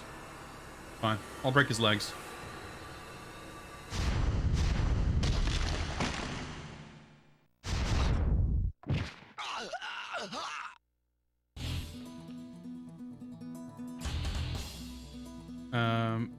Oh, okay. Sure, we'll scan for fingerprints.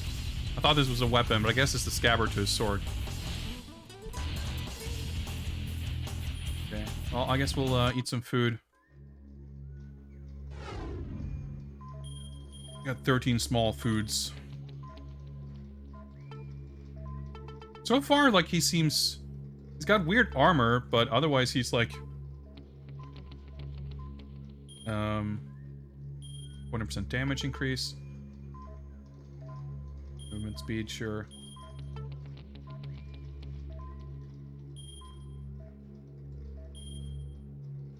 Deal with him just fine. Actually, you know, he might do a big ass fucking combo.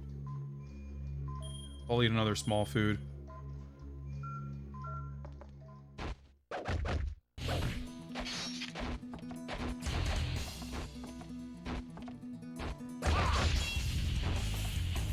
He doesn't, like...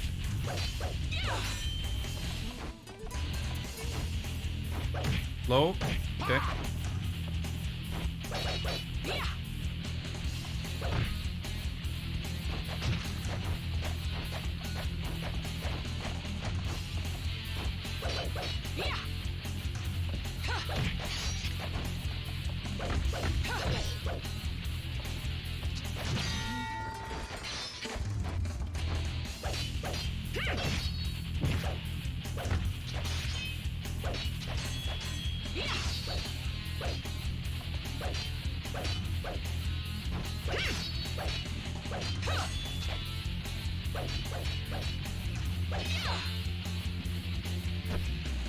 grabbing this and see to just...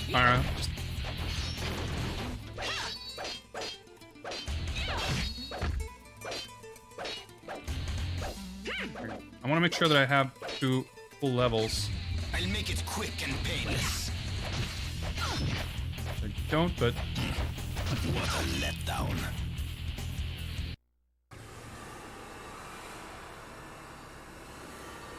Alright, let's break some arms.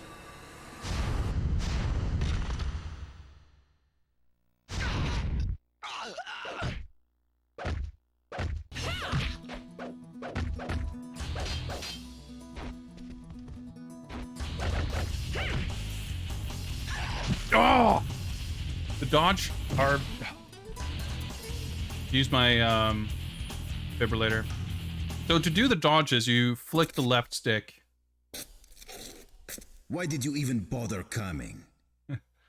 But if you try to do it and you input it like slightly wrong, you just walk very, you know, you take a half a step instead of doing a big roll out of the way, and that's what happened there.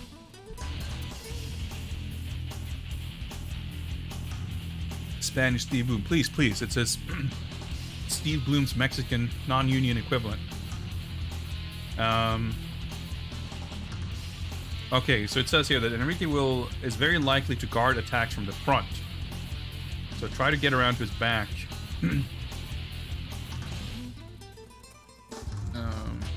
Or wait for him to whiff a big attack. Alright, so we'll keep that in mind.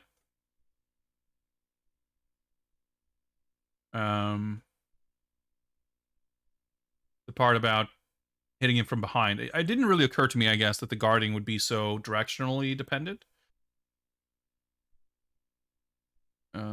Try to sort of get around to his back.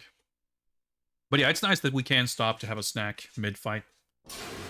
Convenient. There was nothing here, right? Yeah.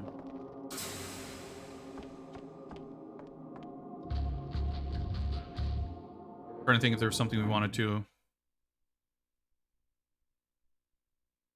do set up here before the fight, but I think we'll...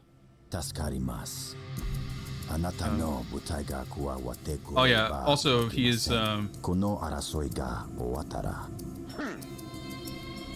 Enrique is like hiring Mishima's TEKKEN force. Is he for real? And they're making some kind of business deal. And Heihachi wants... What the hell are you doing here? Nina. Nobody else. The greatest sweeper. Never thought I'd see you here. Very well, I'll take her. Fine. I'll throw her in. Corpse, that is. Corpse, that is. Fucking The gas Spanish. has been neutralized. We can now enter the facility. Fake Mexican Steve Bloom speaking Japanese. That's quite the treat. For this now. All right, I figure we'll rock this, and then whenever I need to go into the menu to heal or whatever else, I'll apply some aromatic oils for stat boosts as well. But we can try to see like how far I can push it without needing to do that.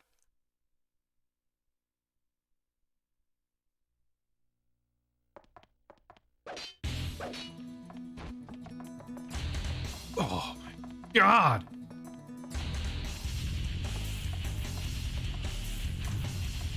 I'll just have to wait for him to come into this camera angle.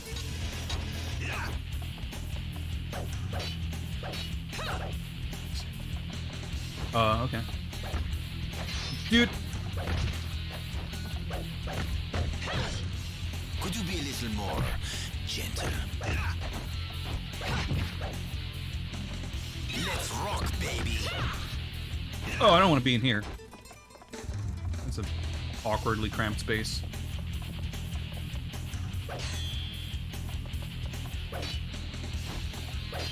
Can I flip over him? Not quickly enough, I guess. Why did you even bother coming here? Let's rock, baby!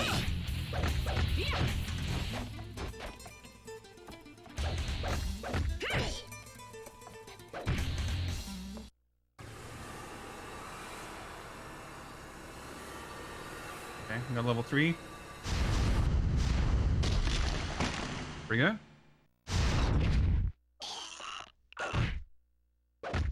I guess hitting it actually gives you meter somehow.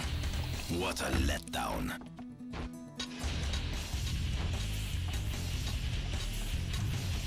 Oh, okay. I didn't realize he went over there.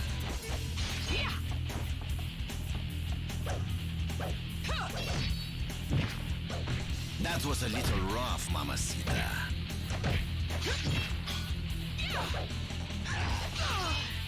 Okay, I'll heal up now.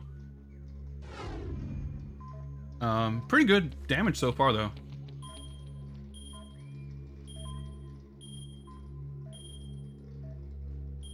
Use a third, fine.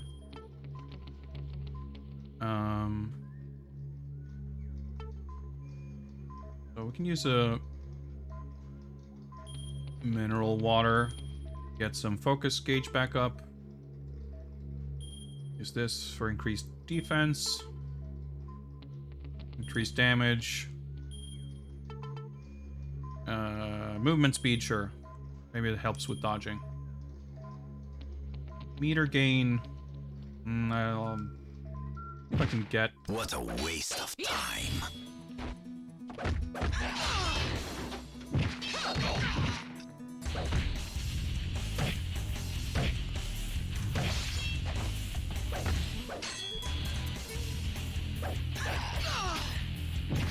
I'll slice you to pieces.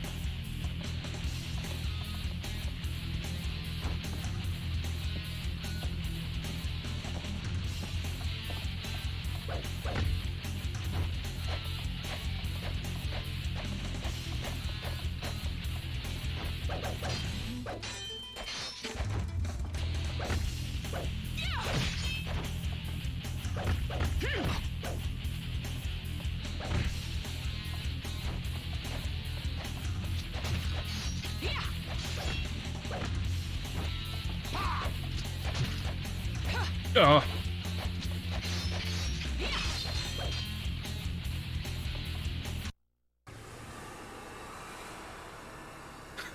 What does he have left for me to break? Leg and an arm, sure. Take that.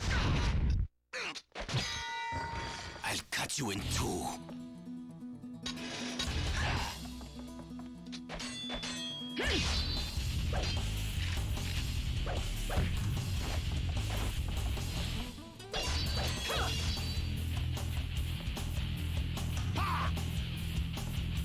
Oh.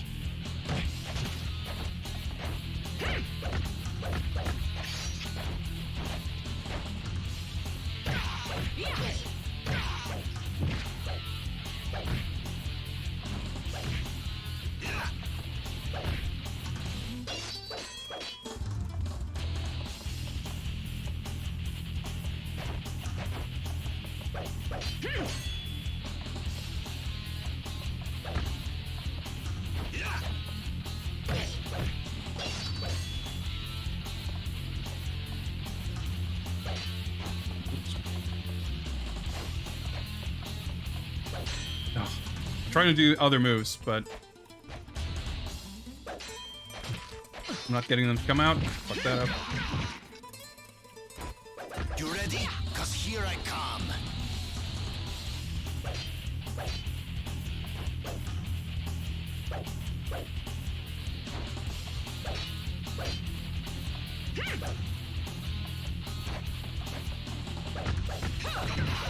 Let's rock, baby. Doesn't sound too convincing there. All right. Oh, super fuck that up.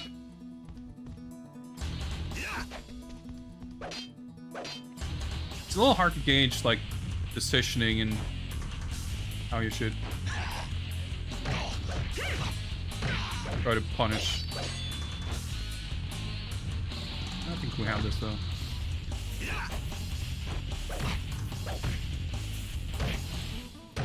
I'm gonna slice you up like sashimi.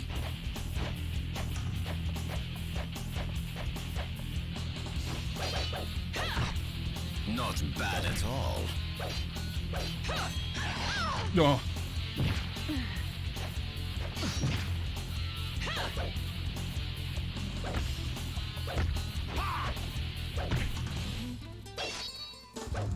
Why do I do the fucking... Just do the regular move. There we go.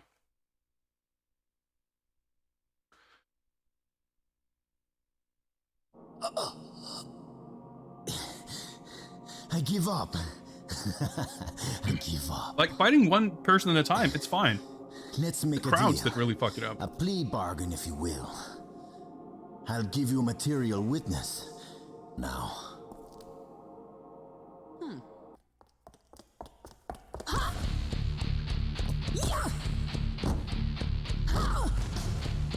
You fire a gun? Nope. Okay. Kind of a Paul crust.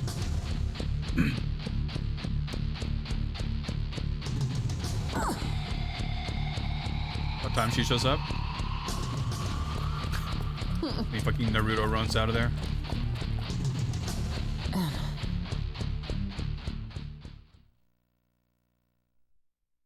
But yeah, impressively, the boss fights keep being the best part of the game. I'm enjoying them a lot. Ooh, CG. Oh, more flashbacks.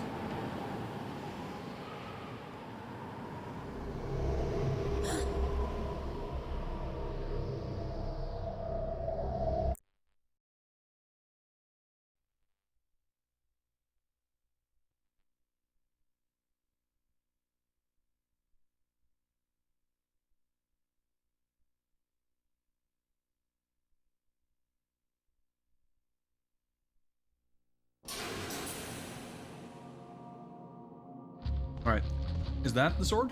Looks like about half a sword. Maybe it's just sticking in through the floor. Oh, I guess we're scanning it though. It is half a sword. Okay.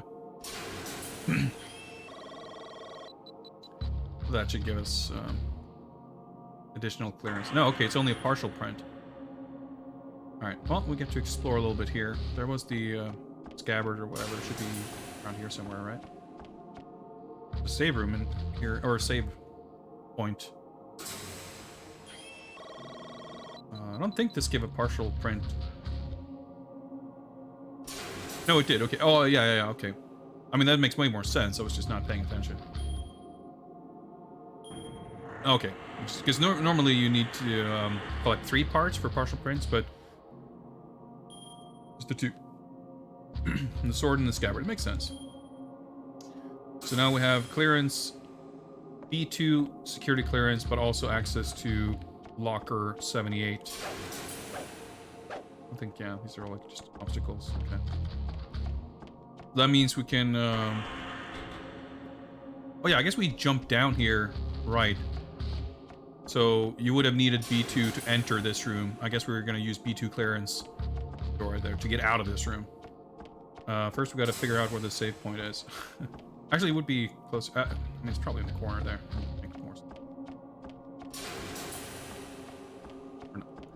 You know what? I'm probably seeing... Yeah. It's upstairs. We're technically in the same space, so I'm seeing, like, the... So the way it works, in case you hadn't seen or understood it, when you get close enough to a save point, you see the little thing on the top right. The sort of in-universe justification, which I love, by the way, is that you have to find these spots where you have good reception to call CIA headquarters in order to save your game. So you get this little signal to indicate the level of reception, and it shows you when you're getting kind of close nearby, and you have to have 3 full bars. So when you first encounter a save point, it's not visible. You have to actually like sort of step on it for it to become visible. And you use the little signal thing there. That's kind of a hint. So did we get any XP for defeating Enrique? I feel like we should have, right? We did not! We got 0 XP for defeating Enrique. Alright, that's fine. So, let's take a look. No, it's not the map button. Let's take a look at the map. If I press the right button. The start brings you to this menu, but the first page of it and flipping over to the map is very slow and arduous. So you can press triangle to go directly to the map, or you press select to go to the the pause option menu, and I always get the 3 buttons mixed up. We can go upstairs there and save. That's actually probably a good idea, because for all we know, there might be new dudes here everywhere. But this is still locked. Is locker 78? I was gonna say, I don't think it's one of these because the numbers are all in the 20s. We did get that key with the white tag, which I think is related to something to do with the security thing here. Maybe we can go back to the other control room and enable the emergency button and open up all the shutters. Because this is the only place we haven't been. Well, that in here, but that door is still red. There might be Tekken 4 soldiers anywhere, and they're gonna ruin our day. And we just defeated a boss. Contact with the enemy.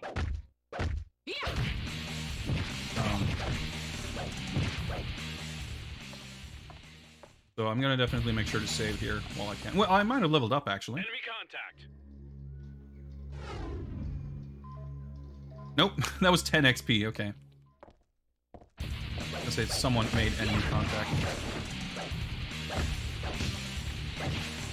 Drop food. I'm gonna need to pick it up before it disappears. Dude, I wanted to parry, but...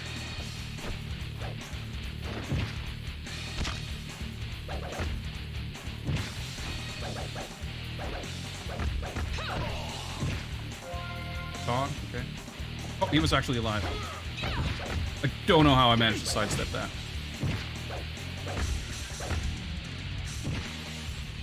Okay, we're done. What's up, Sword Fam? That's by 38 degrees. Was it really that hot?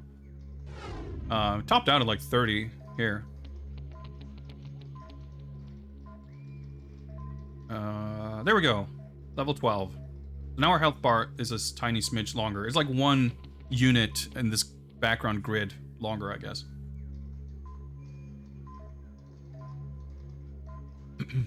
But yeah, it's not 30. In fact, let me take a look. What's the temperature here? It was 29 when we started streaming. It is currently 27.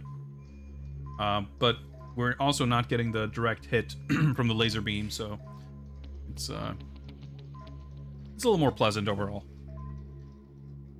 Okay. Let's head up here and save. Oh, trolls! It's like you can't walk halfway through a hallway without having some control issues.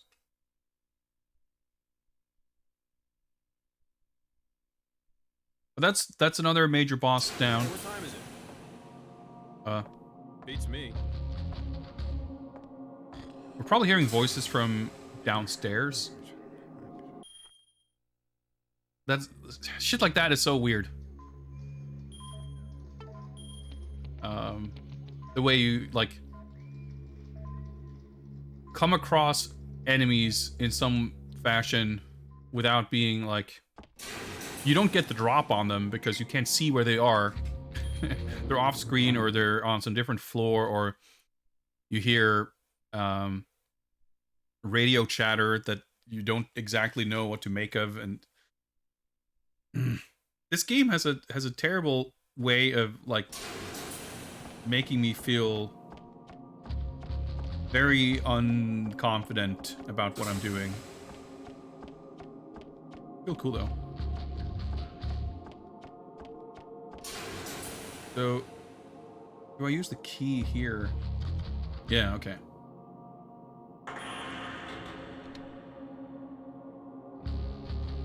Close, or does it disable them? Okay, it opened up something.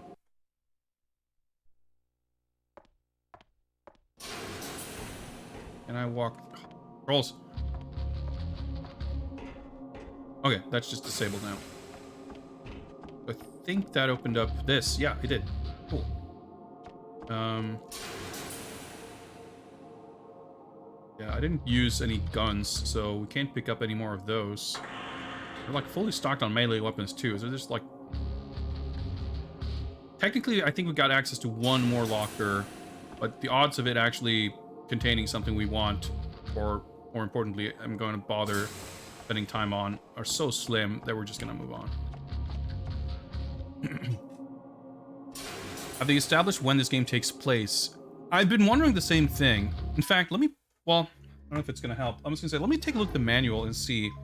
Because the only thing, I guess, that is established is that in the character profile for Nina, it says she's 20 years old.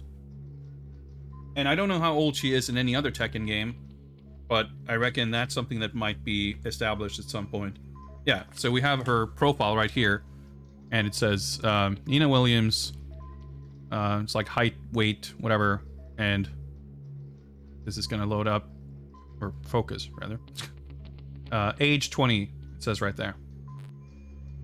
Well, you'll take my word for it if you can't read it. Like even if there was a year, I don't know when any Tekken games are set. Now, I mean, it might be described in text here, but I ain't gonna read all that shit.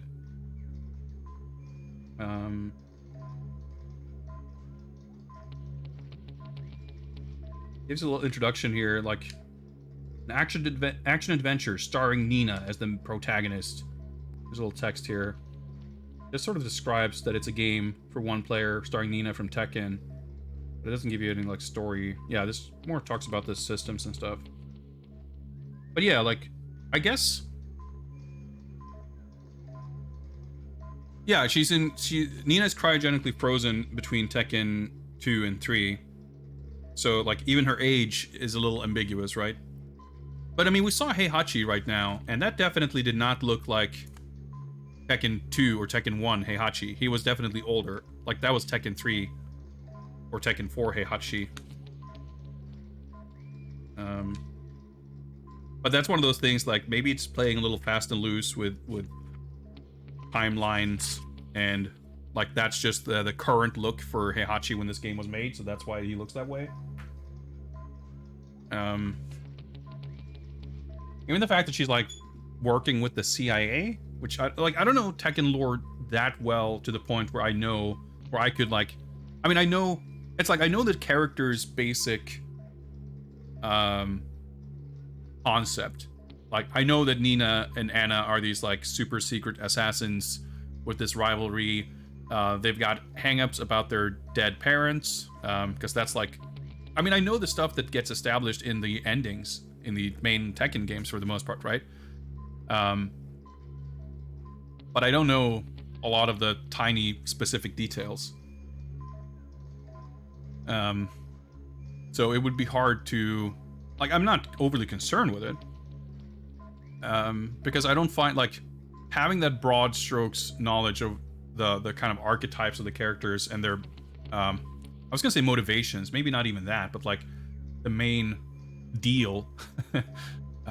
Like that's enough for it to be sort of enjoyable. And I don't know if this game ever intended to dig deeper in the story, or if it's just kind of whatever. And I'm fine either way. Like I'm definitely like, I think it's fun when, if you have games or movies or comics or whatever it is, when things kind of connect with other things and there's some sort of a, you know, you experience something and there's a reference made to something and you catch the reference and you go, huh, that's interesting. Or it's like something that builds off of what has been established. Even something as simple as seeing characters, like two unlikely characters interacting with each other and getting to see the previously established character traits play out. Like, stuff like that is fun to me. But I am absolutely not at all hung up on the specifics of, like, maintaining a perfectly consistent canon of a timeline or whatever. Like, I'm totally fine with each...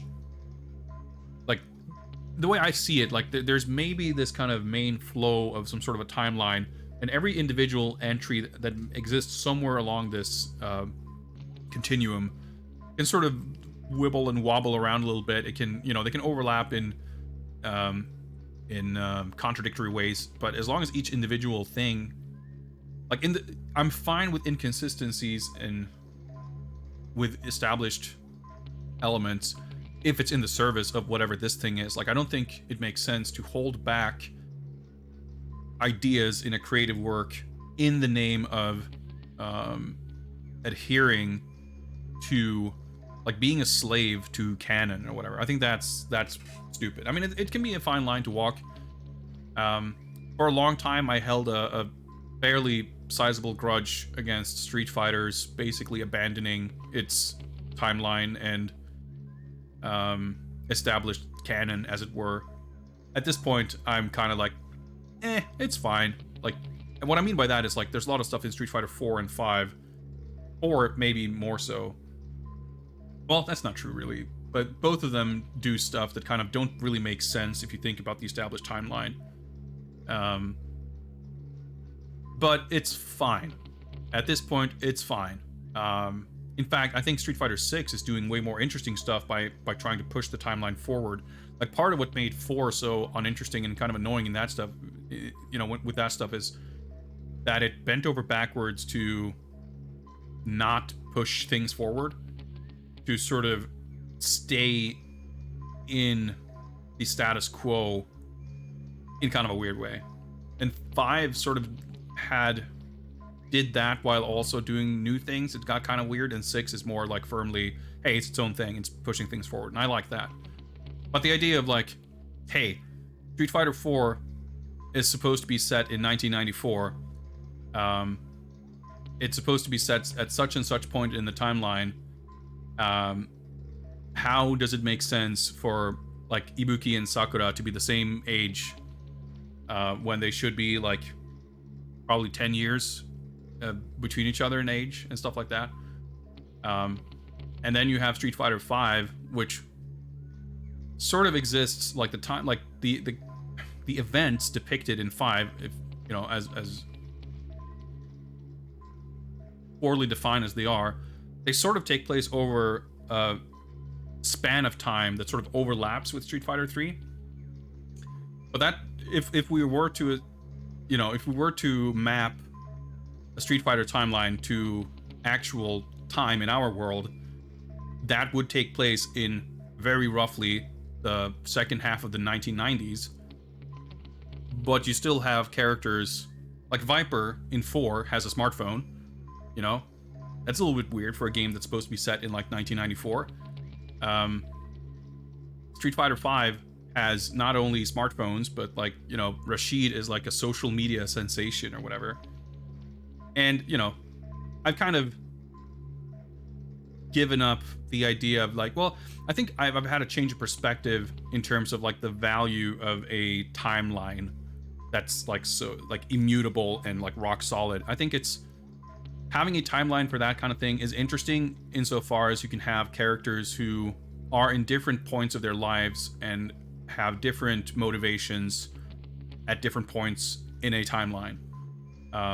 You can have characters at different ages, etc. Like, I like that. That's cool and that's fine. But as far as, like, character elements contradicting something that was established in a previous game, or even more stupidly, shit like the smartphone stuff, where it's like, it doesn't really matter, it's fine. Maybe it's set in fucking Street Fighter world where they had smartphones in the 90s. What doesn't matter? It doesn't. And I think it's a very old, being an old idiot kind of way of thinking to say that, like, it should be the 90s. Like, if they have creative ideas or concepts for characters that involve things that are inspired by the real world as it exists in the 21st century, being set in the 90s is not, like, important to the setting of Street Fighter to the point where it's like an actual complaint. You know, it's not a reasonable complaint. I would much rather, I think, you know, having Rashid be the social media thing is an interesting character work that would not exist otherwise, and I would rather have the ability to have such a character Like, that's more valuable than saying, no, it's, you know, the setting is this perfectly realistic depiction of the 90s. But I mean, even then, it's always been weird. You know, Zangief is from the USSR in Street Fighter 2. Timeline was always a little bit fuzzy, but I don't think Street Fighter 2 in any iteration ever took place before the fall of the USSR. So, you know, that gets a little weird. So, you know, there's always been shit like that. But that said, I think when you create an original story that's set in the universe of, in this case, Tekken, especially given that Tekken has a, not maybe the most like super detailed account of the timeline, but it has a timeline. You know, if nothing else, you have the fact that it takes place over the course of 20 years or so up until this point, right? Because there's a 17-year gap or whatever it is between Tekken 2 and 3. So it kind of makes sense to at least have some idea of when it takes place. Or, you know, is this the origin of Nina Williams? Is this what happened in between Tekkens 3 and 4? I don't know. I mean, they might have determined that, fuck it, it doesn't matter. And if that's what they say, who am I to argue? But if it is supposed to be set at a particular point, I guess it'd be interesting to know when.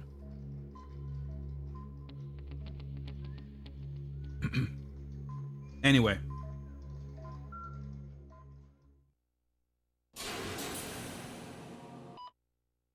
I'm like, wait, which way am I going? Where am I facing? Let's look at the map. Okay, keep going.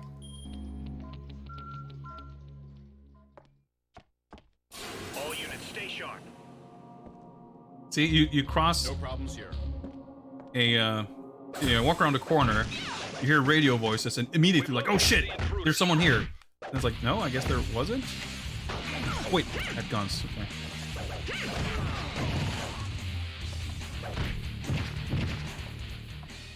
Electric baton. I can't pick that up because I have a shitty regular baton.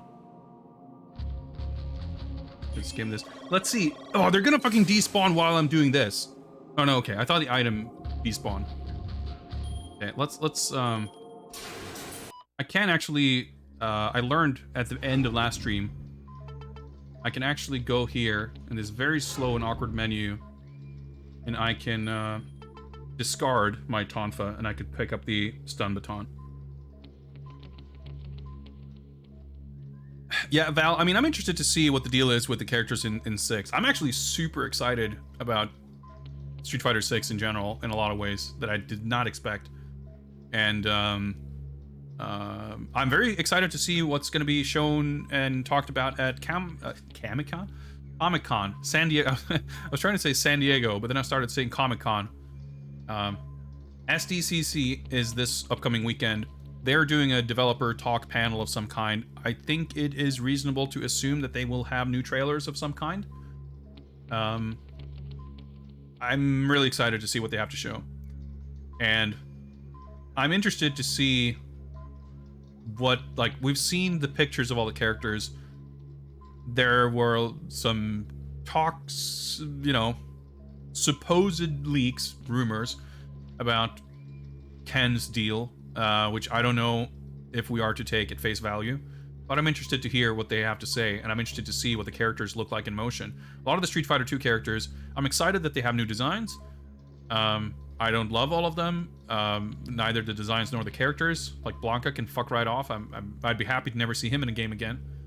But if there are in the game, I'd rather be excited with them than not, so I'm looking forward to seeing what's gonna be going on with them. But the new characters are even more exciting, of course. Glowforge, what is up? Who is my favorite Tekken character? Yours is Lei Wulong. That's a tough question. Like, I'm not the biggest fan of Tekken as like a game. I have definitely always quite enjoyed the character designs, and there have been characters through I've enjoyed playing. Like Tekken 2, I guess I would mostly play Kazuya and Law. Because those have always felt like comfy and easy. I mean, I know that Mishimas aren't easy characters per se, but I can press some buttons. I know some of their moves, and like it's low friction. Enrique is your favorite Tekken character? I mean, he's pretty good. I liked Bryce too. He was a good character. Mostly play King. Yeah, I would say like Kazuya is like my go-to. If I try new Tekken, he's probably the first character I try. Like there's some characters who I like their presence. I think King is pretty cool, but I've never been very interested in playing him. I'm trying to go back like some good examples of like older, like Kunimitsu is pretty cool. I liked Hwarang in Tekken 3. But I wouldn't say he's a favorite necessarily. I'm trying to think like game by game, basically. I like Mishimas. I think Jin got cool when he got his like Kyokushin style in Tekken 4. In Tekken 5, I mained Feng Wei and Kazuya, but I wouldn't necessarily even say that Feng is like a favorite character of mine, but he was cool. I like him. I think Asuka is pretty cool, but again, not a character I would play. I think Miguel was super cool in 6, just from a visual standpoint, when he had his like Matador outfit. I love that design. And then they gave him like way shitter designs in Tag 2 and in 7, and I was always disappointed with that. But I think he's a really cool character. I love that he's like his no style fighting style. I think that's so cool. I like him a lot.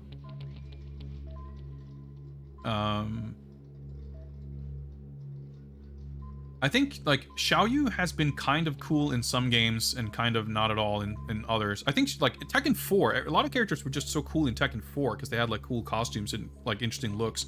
I think Tekken 4 Xiaoyu, not talking about gameplay, but just like her design, she looked cool.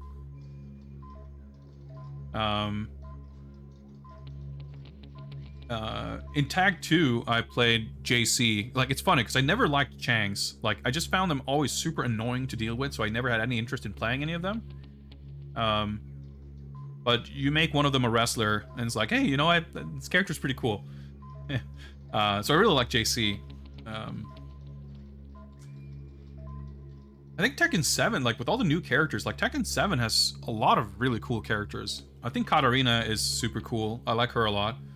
I think Lucky Chloe, which is like so funny because she's such a type of character I don't normally like at all. But something about Lucky Chloe just like really works for me. I like that character a lot. Shaheen is a neat character. Not, I think there's like concept art of Shaheen where he had like more, like in the final game he has like kind of regular slacks and like dress shoes. But in the concept art, he had like more flared pants and like these other like kind of pointy shoes. And I think that design, like I like that design better. But it's still a neat character. But yeah, far from a favorite. But Katarina, I really do like a lot. I think Master Raven looks really cool. I think she's way cooler than original Raven. I think Leroy is super sick. So I don't know, but like if you go back to the older games, like I have fondness and affinity for every single character to some degree. I like Lei as well. I like Lee a lot. Lee is really cool. I actually played Lee a bit in Tekken 5 as well. No love for Eddie. I do like Christy. I think Christy's cool. I think she was always cooler than Eddie. I mean, I tend to, like, aesthetically, I often prefer female characters over male characters. So when they put in like basically a female version of a male character, like I'm gonna like that character better. So of course I like Master Raven better than Raven, and I like Christy better than Eddie. Steve is pretty alright. Like he's kind of a cool character. Brian is a character that I know everyone fucking loves, but I never really cared that much. Like I don't mind him. He's a fine. He's a good addition to the roster. Like there's so many characters like that. I think they're a good. I enjoy their presence. I want them to be there, but I don't gravitate towards them at all. So, but if I was like forced to say like who's my favorite character, I guess it would have to be Kazuya just by default, because he's like the just a character I sort of gravitate to. But I think it's like in these games that I don't know super well, I'm not super attached to, a lot of the time, like that's the character I mean, he's kind of like in the old games, right? He's like the Ryu, he's like the main man character. And it's not that I necessarily gravitate towards that archetype, but in games where I maybe don't like get that deep level of attachment, that's the character I would start poking around with and checking in for a few weeks every sequel or so, or every other sequel. That's gonna be the character I jump back into. It's sort of, and it's very much the same in Soul Calibur. Soul Calibur has a lot of really cool characters, but Mitsurugi is the only character I feel like I've ever really used, because, you know, let's try to understand this game. Well, I'll try the main dude, and I don't really play that much more. I wouldn't say necessarily that he's my favorite. I like Kazuya more than I like Mitsurugi for sure, but I never had any other like main characters in any other Soul Calibur. But there are other characters, like I think Ivy is super cool. She's one of my favorite characters for sure, but I could never play her. It's just a little bit of a different thing. I don't think I have a lot of characters like that in Tekken, where it's like a character who I thought was really, really cool, who I really strongly like, but never really played because I felt like too much of a hurdle to learn playing them. I don't know, every game is different.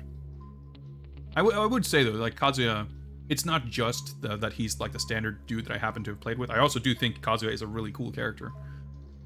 But I like Tekken's characters, like, as a whole. But as with many things, I guess like some of the more popular ones like Devil Jin and maybe not so much anymore, but I was gonna say Eddie, but certainly Brian. There's some characters like that that are just like super hyped, and I'm like, I'm a little too much of a hipster.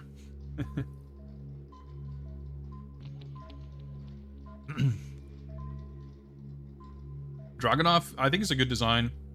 I don't much care for him per se.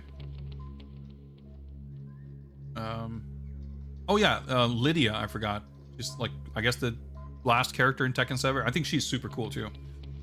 But I think karate is a cool style that's, funnily enough, like kind of underrepresented. Like obviously the Mishimas use like Mishima style karate, but it's like it's not necessarily super recognizable as karate. I mean, if you compare it to Jin's Kyokushin style.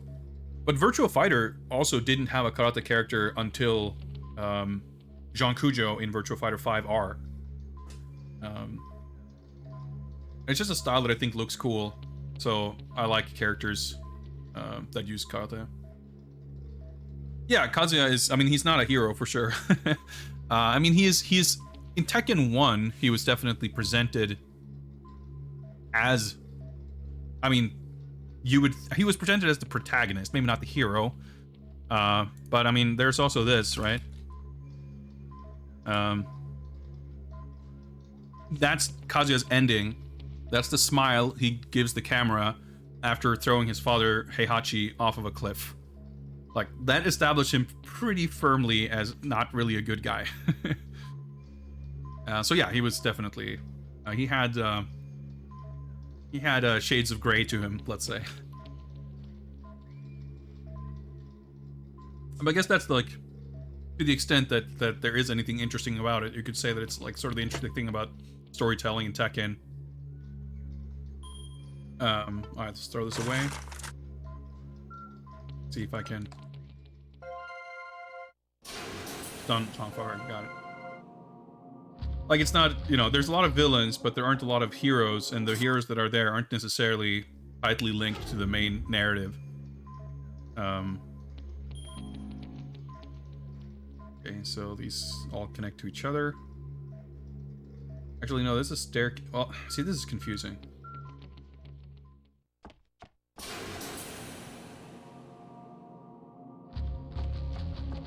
That's where I came from. Wait, these aren't breakable, are they? No. Yeah, okay, so that's staircase,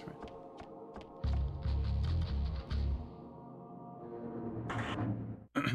But yeah, it's like kind of unusual. I mean, you in Street Fighter isn't exactly a hero either, but there's at least like there are stakes with heroes and villains. But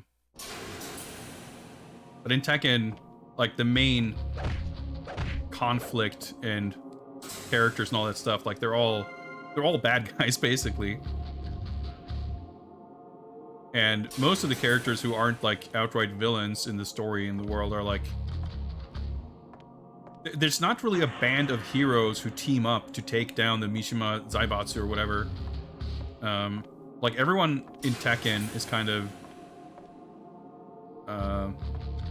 they're just there out of their own, I guess I can just their own personal interests, more or less. So wasn't there like nothing in here? It's not.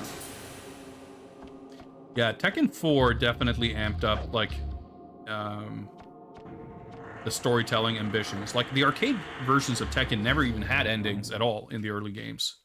Well, I mean they don't now either, but I'm not sure about 4, I guess. But like generally, traditionally, the ending movies were only added for the console versions.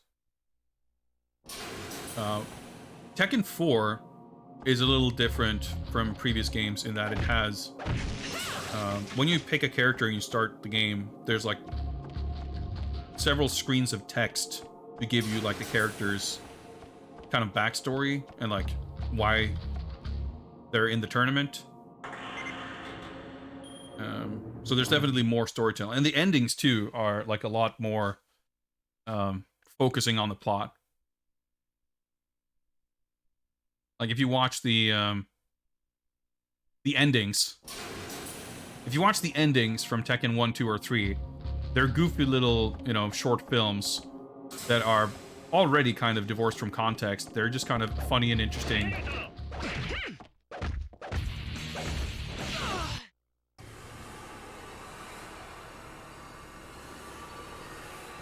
Okay. Well, I'm using more meter than I need to here. I'll kill that guy, please. See if I can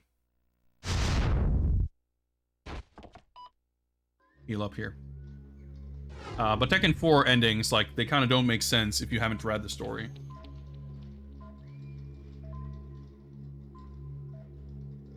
Putting all the previous endings in Tekken 7 is cool, but it still kind of sucks because, I mean, that part is cool, it's fine.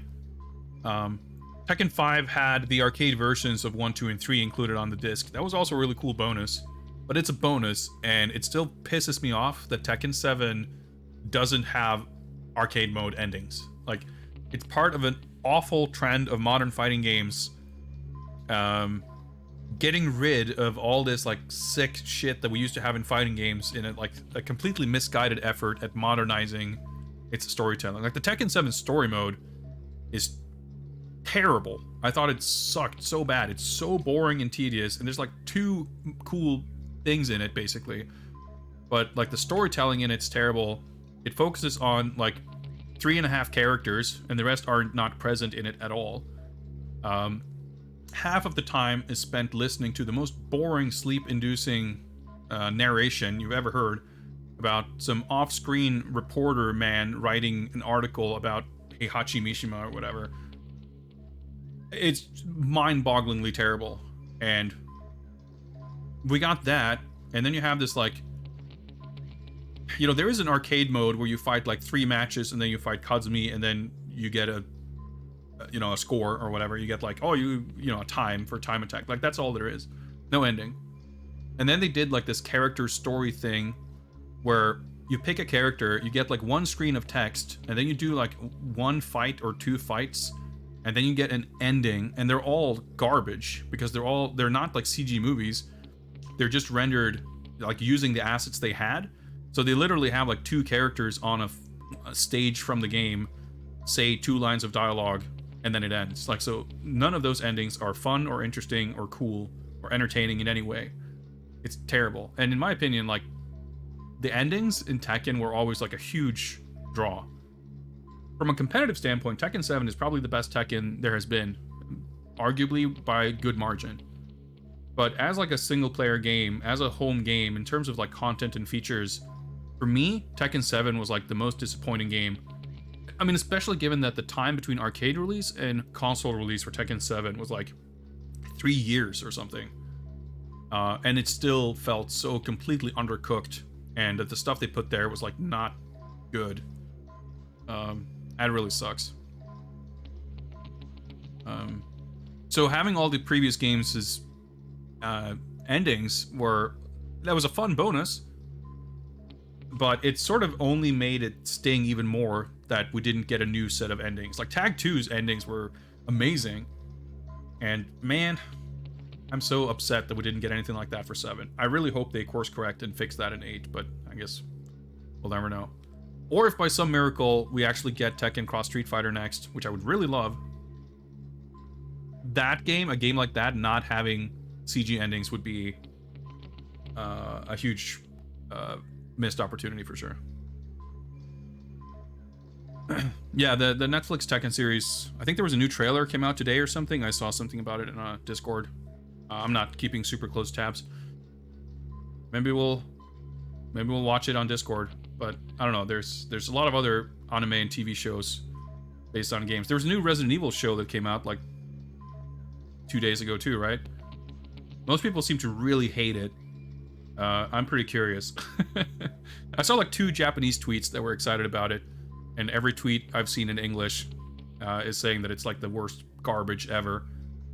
A lot of those people seem to think that it's even worse than the movie that came out this year that was apparently also really super terrible. That admittedly makes me very curious. Hey, what's up, Trap? Triangle-ass shadows.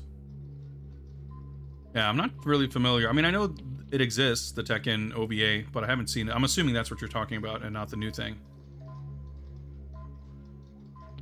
Oh yeah, we're fighting a bunch of dudes. I guess I'll use this. Oh, the new one, okay. Yeah, I haven't really looked. Like, it has like, I forget if it's Kazuya or Jin, one of the Mishimas as a kid, and it's like, oh boy, this again. It's just like so hard for me to care. It's kind of like the Street Fighter fan film thing, right? Assassin's Fist. It's like, oh, it's just you and Ken and Goki and shit, and it's like, oh boy. It might be good, but like, oh man. I'm so not excited by, especially with Tekken, because Tekken has been so exclusively focused on those characters. I mean, it might be good. I'd still be somewhat curious to watch it, but it doesn't get me excited. All right, let's do some damage. Why not?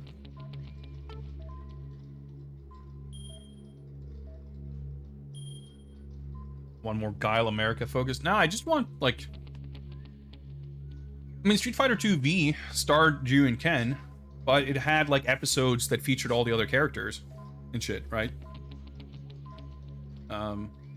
That's like, I mean, it's like the Tekken 7 story mode. I want more characters to be featured in one way or another.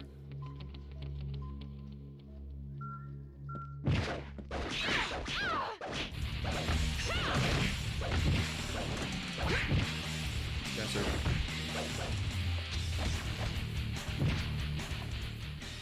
Okay, well, that was surprisingly not that bad.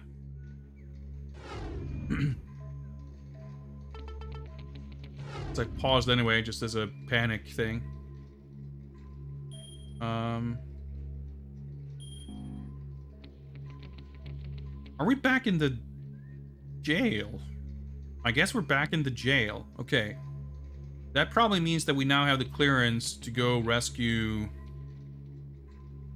what's his name? Lucas. Is that his name? I think so.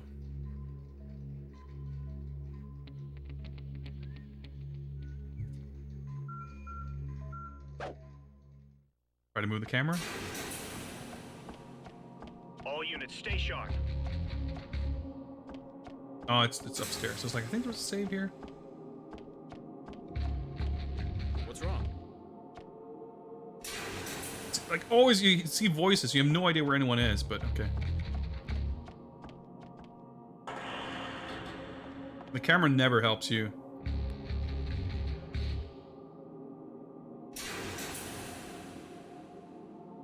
Alright, he's getting his stretches in. Gonna turn around. Well, okay. We've located the intruder.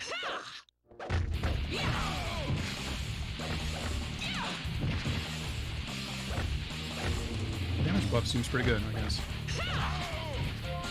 Grab all I can. Oops. Forgot that I had the weapon equipped, but fine.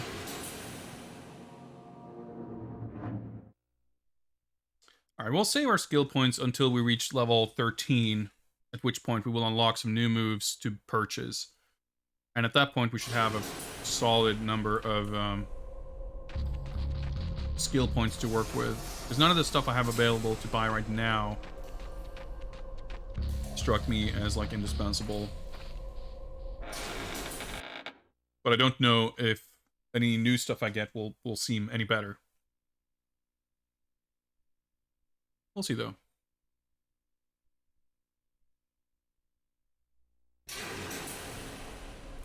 Like, having to start every room by doing that. It's a little annoying. Not to be a complete broken record, but...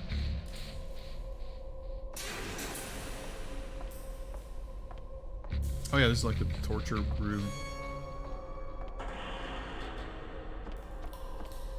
Okay. I thought the swords looked like they were shiny, like they were interactable, but I guess not. Oh yeah, I think we got some prints off of that guy.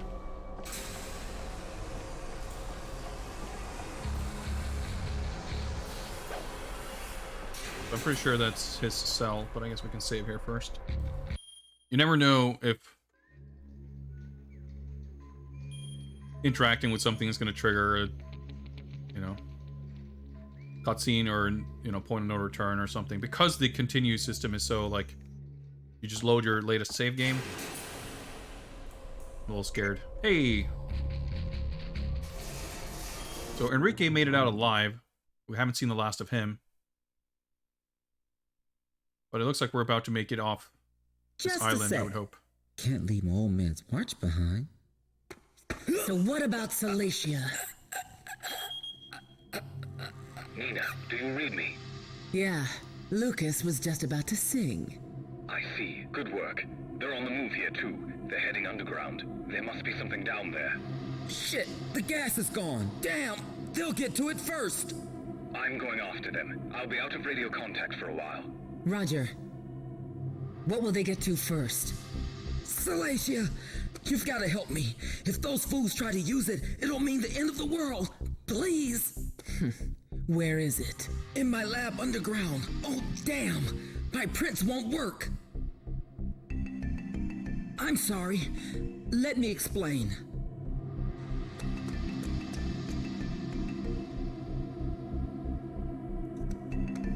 The access elevator requires fingerprint authorizations from 2 people with security clearances. You should be able to restore my clearance from the data control room on the roof. The roof. All right, make yourself scarce for a while. All right, so heading up for a boss fight or something, I guess. Yeah, we passed through that door before, or not through it, but we passed by it before. Good night.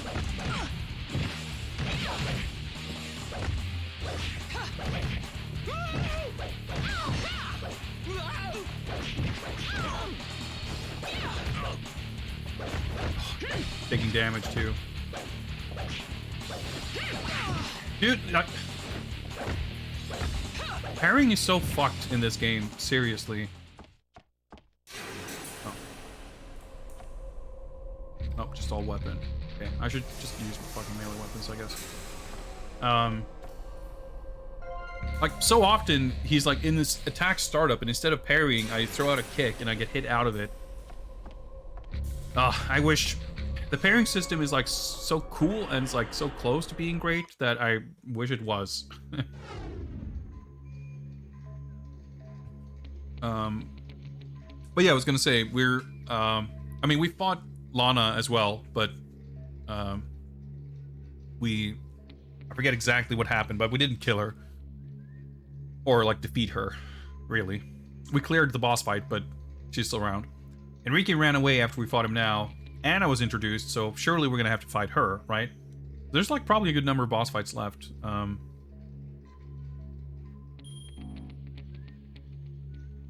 What's that white? Oh, okay. Well, I guess we, Oh yeah, we take this, that takes us back up here, right. So how do we get to the roof? Have I been here? Fuckers, I feel like I've been here.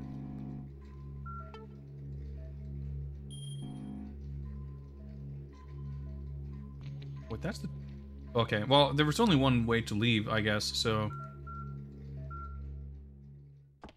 We'll figure that out. Oh, he doesn't actually come with. Okay, well, that's good.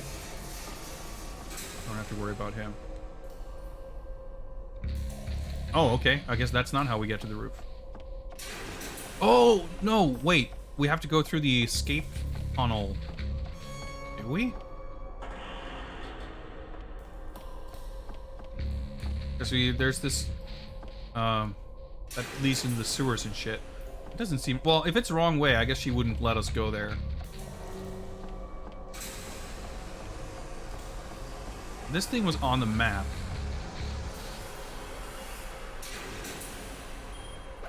Like a little conspicuous, but I guess it's something hidden there. There was like a white, what looked like a door on the map.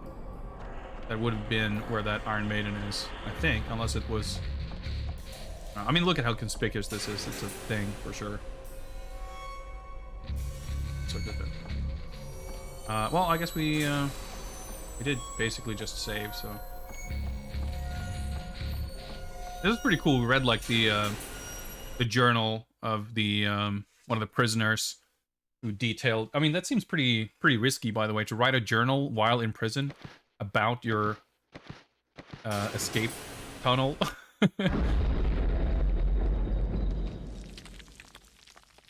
Alright, that's maybe not so good. Aha. But we got the lore on his escape tunnel, and then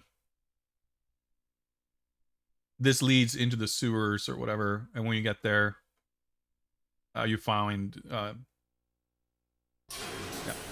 go forward. You find his skeletonized corpse. Ugh. Guess you have to remember how to get through this. I don't know about remember, but we have to figure it out. No, we're not on a ship because we fought Lana on the ship. Like, we got what we came for on the ship. We were able to stealth photograph the secret meeting where Enrique and Lana killed anyone else in the meeting. Enrique was gonna kill her, I guess, and she used some kind of smoke bomb. Is that where it came from? No. Maybe? Oh, I fucking lost already.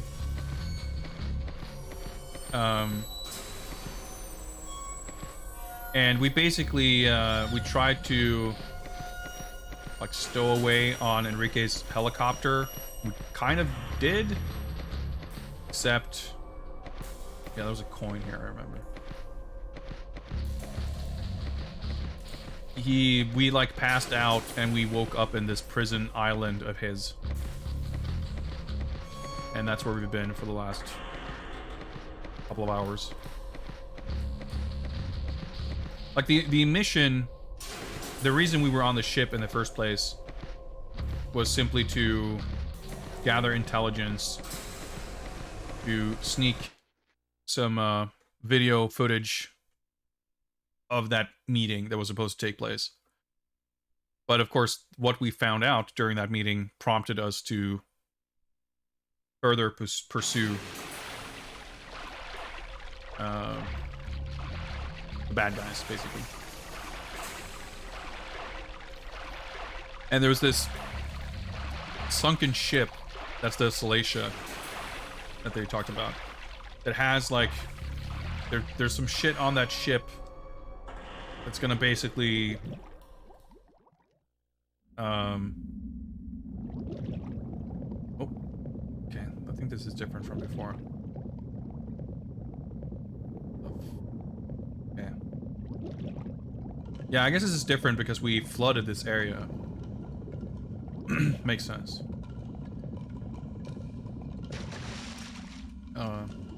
Well, as Lucas mentioned, like, whoever, like, controls, like, gets hold of that shit, it's gonna be... It's like a super nuclear bomb or whatever. Where the fuck am I even aiming? I need to use the map. I hate that, like, long transition between...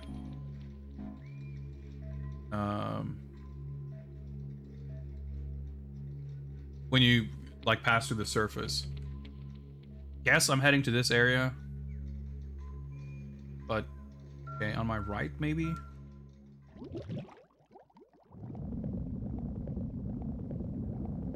More coins. We don't know what this is for. There's probably more of them here if you want to go searching. I can't be fucked. Okay. But yeah, it's extremely difficult to, like, keep your sense of orientation if you have to go above and below water.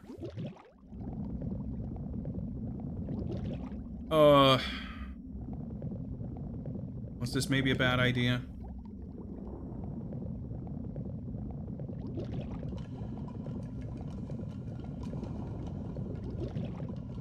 Like, am I facing the same way now? I'm, like, up against the wall.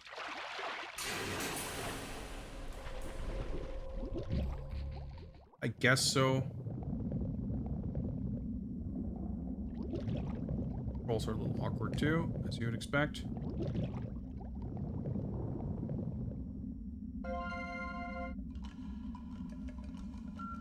And just like the tension of like knowing that if I fuck this up and die here, I have to go like redo a bunch of this.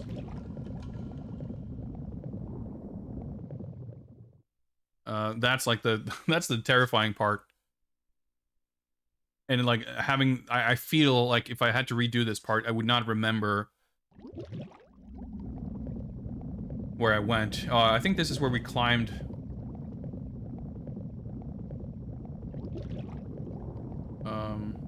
Okay, this doesn't look... Oh, there we go. That's the surface, I didn't realize. Just barely.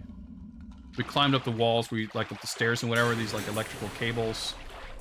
Wrong button! Like, you hold X to swim forward when you're underwater.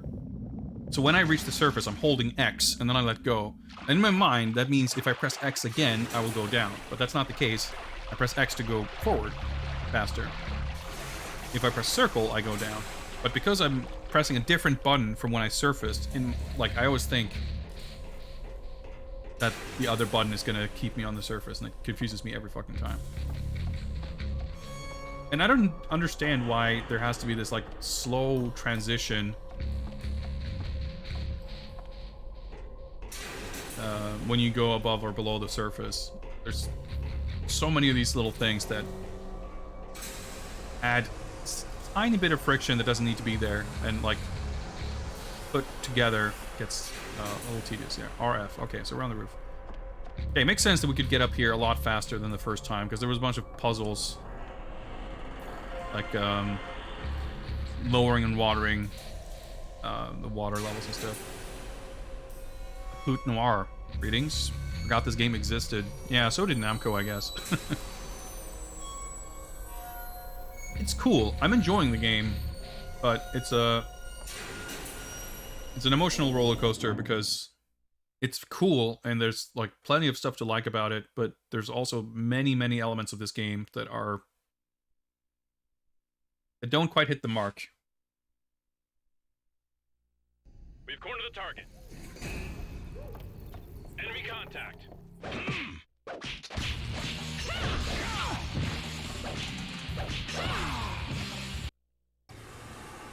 I only have the one bar.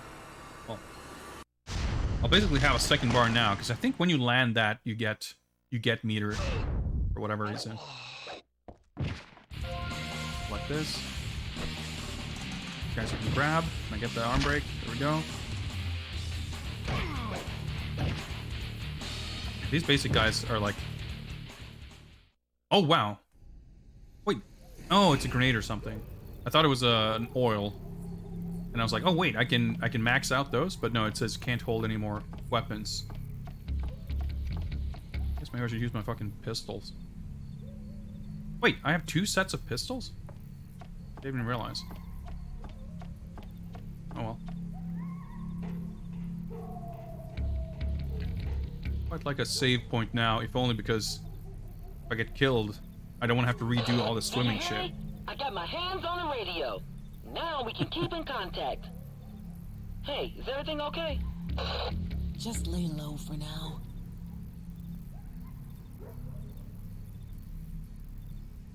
Thought for a second that was Anna. I was like, why does she have a fucking southern drawl? But I guess that was Lucas.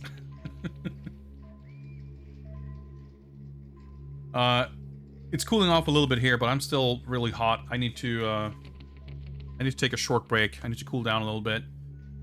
I'll be back in a few minutes, and we'll see if we can find a save point on this roof.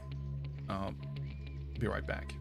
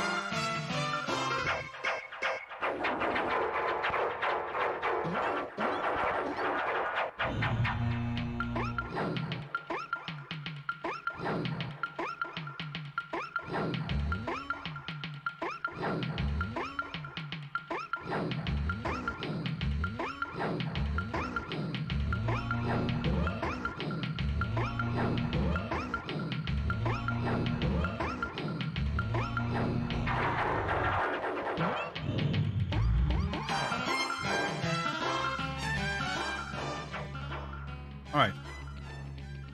I'm back.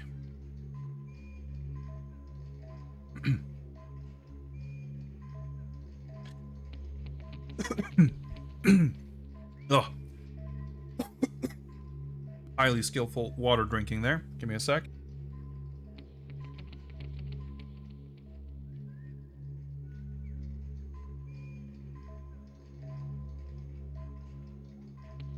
All right, okay.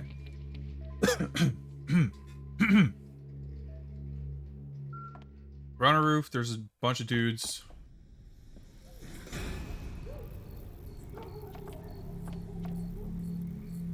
There's out of order.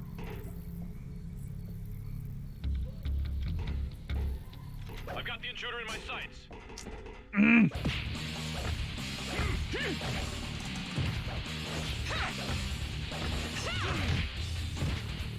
Oh, okay. Right. Equip the guns. Well, let's use them.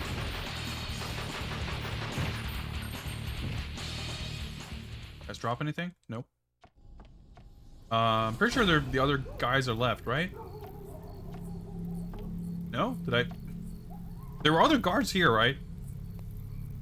I didn't fight those, did it? Well, whatever.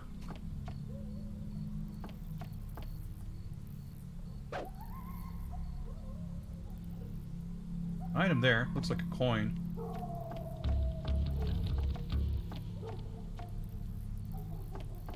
I drop down? Yeah, I must be able to drop down. There's no, like, jumping. You can, like, climb ledges like that in some cases, but... and could use more climbing.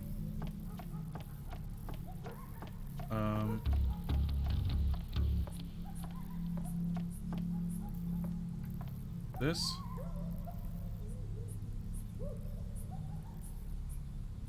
Cool. Alright, okay. Fingerprints. Yeah. I mean, for the most part, when you find stuff, it's for, like, scanning prints, right? But I'm still, like... I'm expecting us to, like, pick up these items and use them for something. Like, what, we're gonna pick up a toolbox? What's going on? It's like, oh yeah, right, cool. Check it for prints. That makes a little more sense. Okay.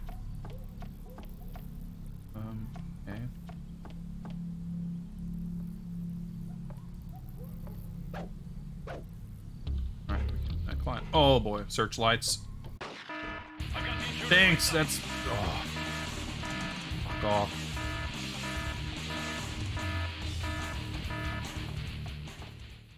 A little bit of warning that other light would have showed up. Would have been appreciated. Okay, let's just see. Is this where I came from?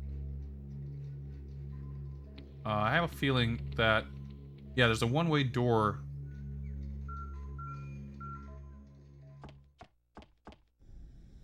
Did I come up this Dude, I'm, like, so confused. I don't think I came from here. It looks like this won't take us where we need to go, but... we should probably check what's in here.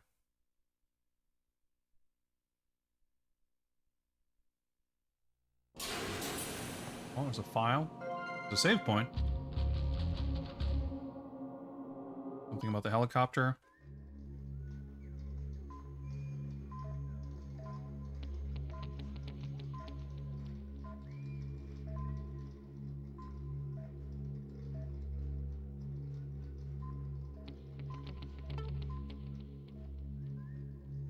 Or something about an emblem being lost. Whatever. We'll keep running around collecting stuff. Okay. Scan for this. More partial prints. Do we have enough? Nope. Still 2 out of 3. Print F. Bottle of water? Yeah. M-sized water bottle. Nice. So this door should be locked, right? I'm like flabbergasted at how consistently, the game's camera manages to perturb me. Like, in every room, there's something about what the camera does that seems not great, I guess. It's not always like, you know, that each individual instance of it is like terrible and ruining everything. But it's pervasive enough, it's frequent enough. Intruder sighted.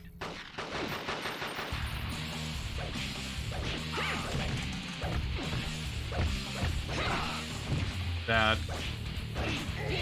it's pervasiveness of it itself. Dude, I was trying to flip. Means that you're never free. Oh, okay. I saw the part of this window. I thought it was like a thing. Like, you can never relax, because at any moment, the camera's gonna do some annoying shit. I never did go here, did I?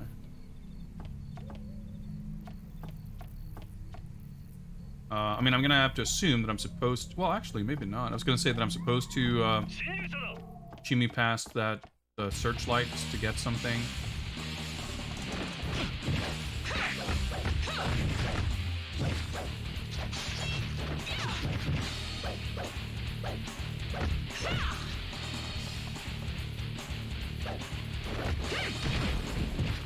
What the fuck are these guys doing? The fucking Dr. B squad flopping all over me. Can I even determine where this door is going to lead based on the map?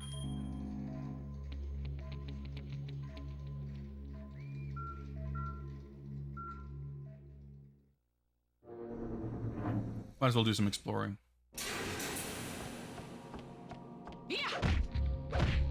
Okay, so this is the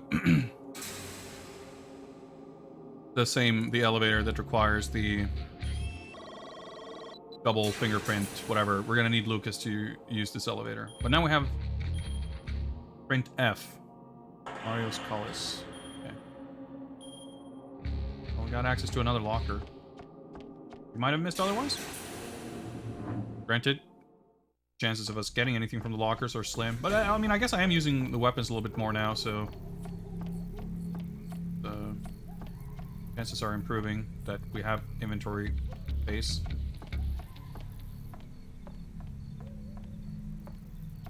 Okay.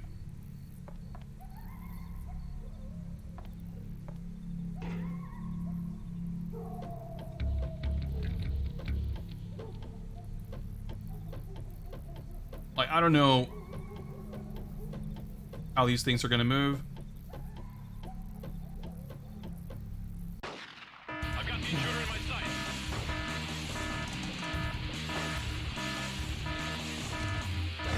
Fuck's sake. And I'm getting shot now too. Jesus Christ.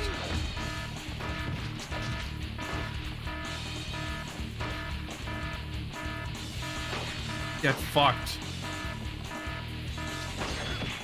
Like, I did just save. Well, I didn't just save. I saved recently, but... Oh, that, like... How are you even meant to... Like, you can't see the pattern.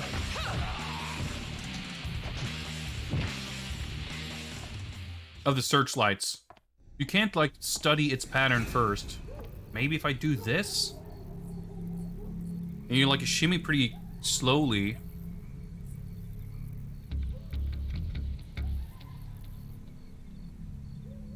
Okay. That's probably... Wait, okay. Let's meet there. That's what I was trying to squeeze through, I think, and that did not work.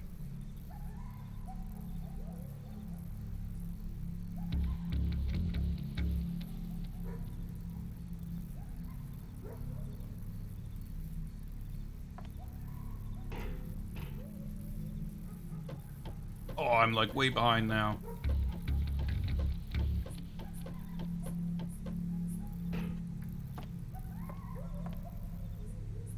This is not well designed. None of this is fun or exciting either. Like standing around and waiting for this pattern to repeat.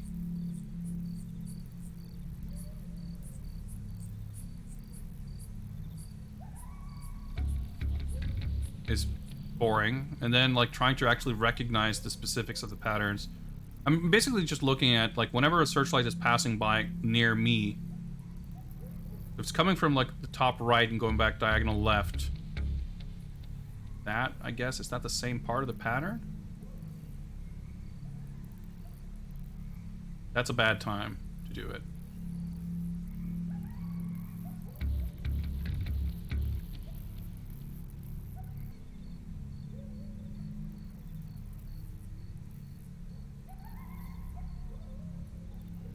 Alright, so you don't want to go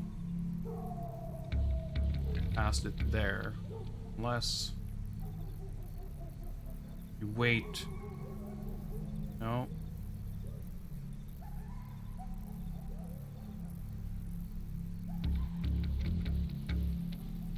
That's not gonna work. When the fuck are you supposed to...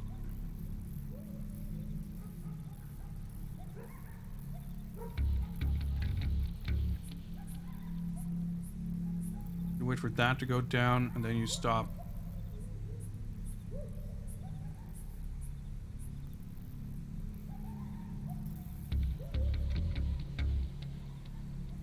Dude, this is like...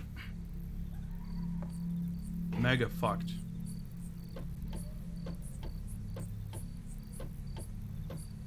It's gonna go down.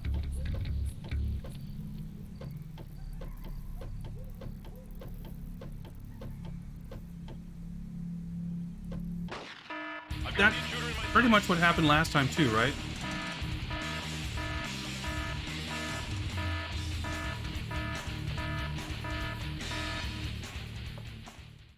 Well, it's not just stealth, it's just... Why is it so hard? Like, why... Okay, so if I go after there... Oh, my head is a little bit in the way there.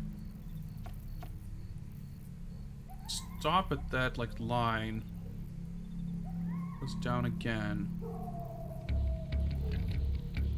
No, I think that's what got me caught.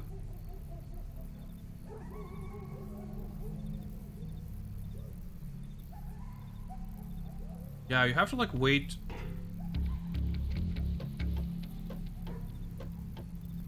So long. You can't even tell. Like, I'm not supposed to go past now. Or now. No, not now. Now?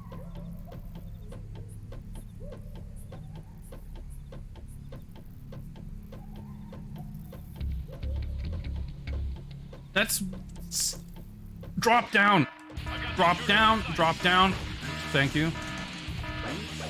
Camera switched, so I attacked the wrong angle. Oh, well, we got past it.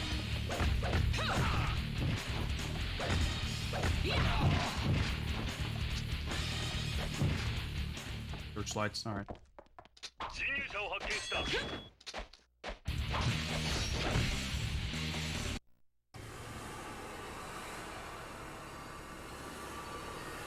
I need to heal up, but... Did I hit the other guy?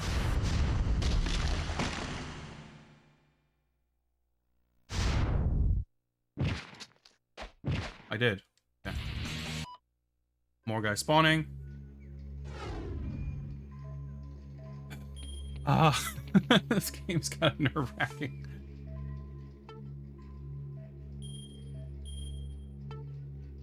Alright, we'll use our soul medium.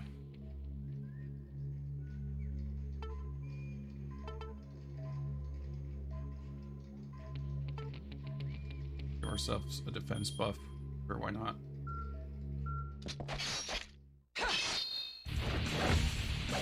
Oh no, you don't. Did I fucking knock him over the ledge? I did. It's too bad it was fucking off camera. But that was pretty cool. I can't... Oh, I'm not allowed to use the camera here. Okay. Okay, so I can at least unlock that door. And allow me to go back here without climbing through searchlights. Like, the problem with that section is, like, you know, both that, like, dodging searchlights is just not really fun in general, but also, like, your movement when you're, like, shimmying is so slow and clunky. I mean, not just basic movement speed, but, like, if you're trying to commit to,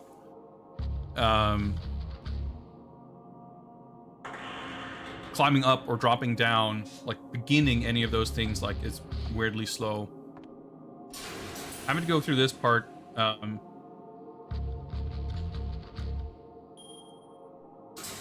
with, like, running on foot. I feel like it's gonna be not nearly as stupid. Lucas, I've restored your security clearance. Meet me at the elevator. You want me to sneak past the enemy by myself? Come on, you're a big boy. Dude, I fucking can't deal with these guys. 敵と遭遇した。 We got some, oh! Sick mouse pads.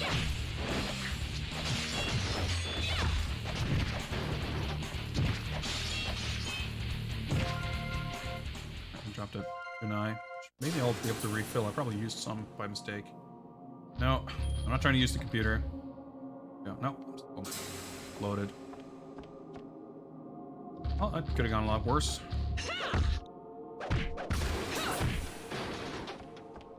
We'll check these lockers. Just check the map to see which ones we have access to. All of them. Okay.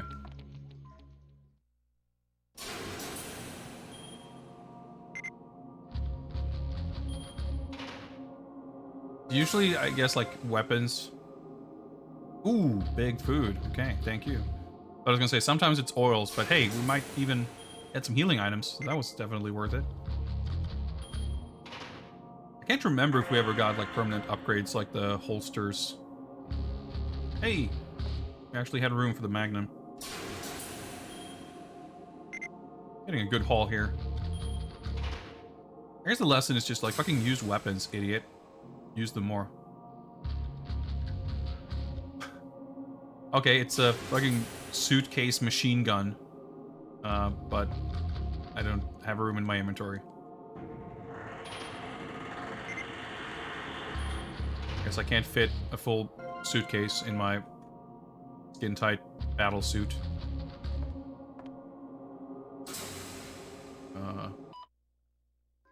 Is this where I came from? It is, okay. So can I unlock this door then?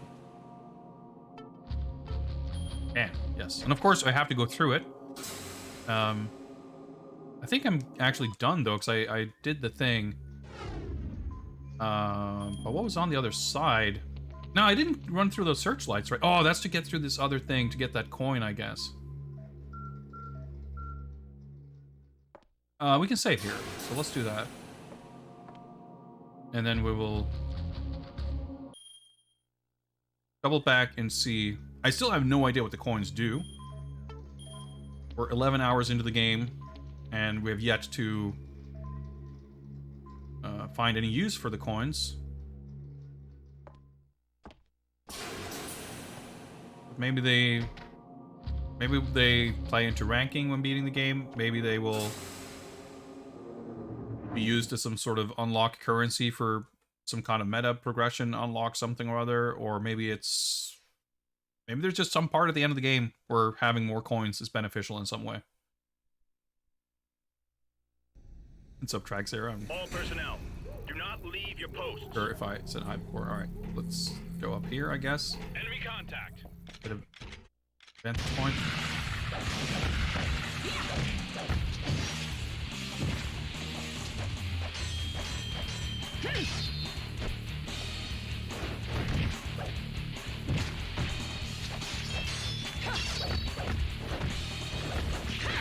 Oh, I got the parries. God.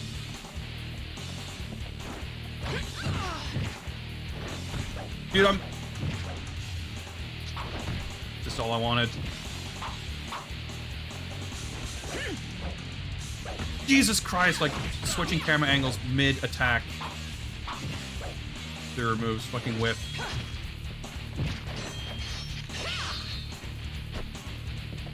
Jesus Christ, there's so many of them.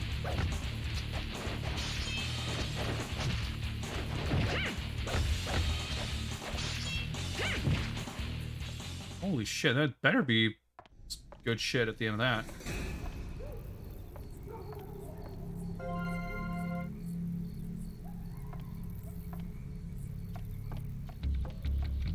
See, that's a little simpler. Oh, I guess maybe we have to go here later.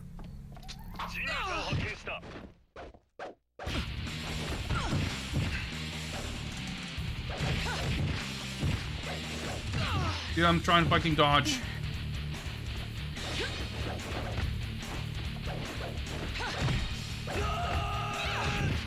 Alright, that's a pretty solid death scream. Game's almost forgiven.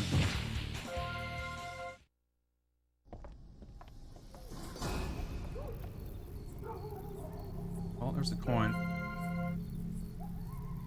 But they just saved, so I guess we'll figure out if this was worth it. Actually, how are we doing on leveling?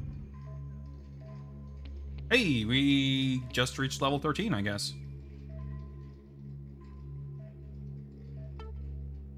So let's take a look here. It bothers me so much that there's no notification whatsoever. So these are stance moves, right? Yes. Commando waza.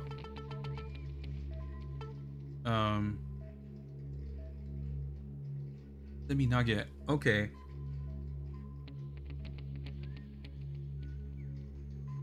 Huh. As an enemy attack is just about to hit, you can, like, deflect their attack with a throw. It sounds sick, but it sounds like it's gonna be super fucking hard to do. It doesn't appear that it's, like, direction-based, though, which is interesting. Like, it doesn't look like I'm supposed to face them or do anything with the joystick. I mean, I guess maybe you still have to... I mean, it just says, like, press right before you're getting hit to throw the enemy. I wish there was, like, a training mode or something.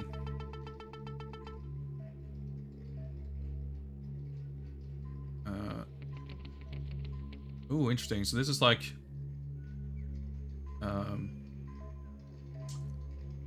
disarming enemy and throw them. This actually seems like... A lot of enemies have weapons now. So being able to disarm them, to throw them... I mean, I guess... It's still a throw, so I'm still going to be vulnerable. Weapon rush. This is just unlocked. Okay, so this is similar to the headshot. It's like using the X-ray gauge with a melee weapon.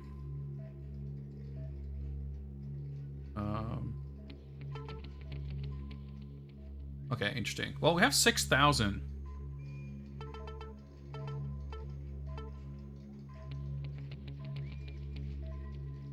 I feel like the disarm thing is going to be like... The situations in which we could use it are going to be plentiful, I feel like. So, the situation to use it will come up. Now, it may be the case that it's awkward and bad. In which case, that would be an unfortunate use of points, but, you know, how would you know? Weapon rush is 6,000. I mean, it might be super good, but I feel like weapons are already pretty good. I had the same thought with the lethal attack. Like, I feel like I could kind of rather just use the weapon as opposed to, like, spending the durability for a big attack. I mean, I guess it's useful if there's a weapon on the floor in your current room or something, as opposed, like, instead of just using the weapon, like, you sacrifice it for a big damage payout. I'm also really intrigued with the counter throw thing. I guess even that's going to be like you're vulnerable while doing it.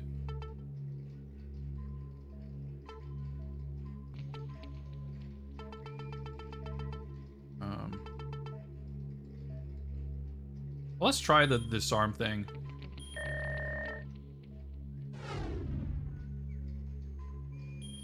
Either we're gonna die anyway, or we're gonna continue, in which case I would need to heal, so... Too much of a sacrifice to use that. Oh, excuse me. I guess...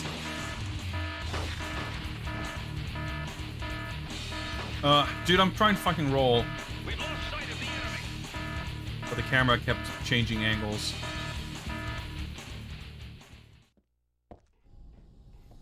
Are you gonna see me here? Yeah, it sure is. I'm dead.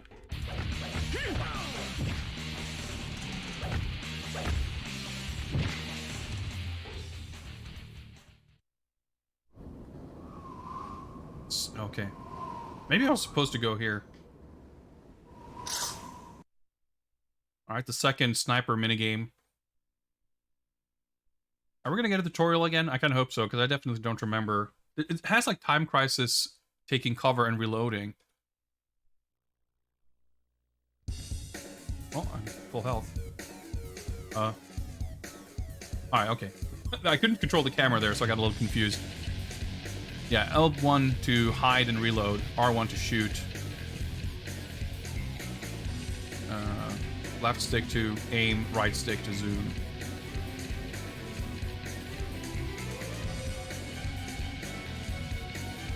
Oh yeah, it's something where you can like hold the trigger lightly.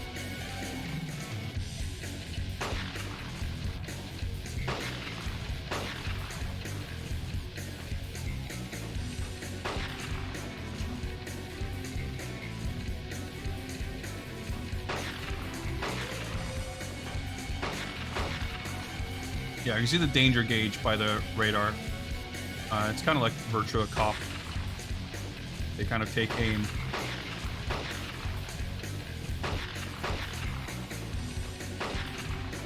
And they will eventually manage to hit you.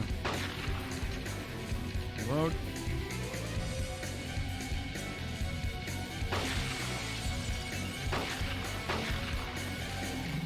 You can't fucking see when they die. I hate that so much.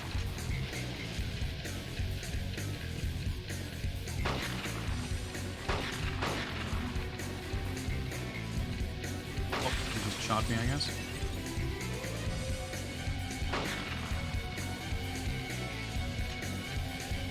Okay, well, that was a lot faster than the first one. Never mind.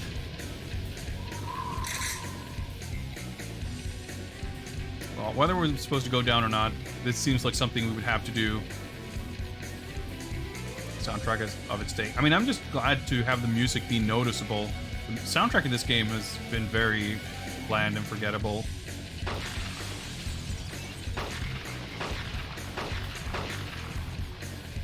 Which is unusual for Tekken, for sure.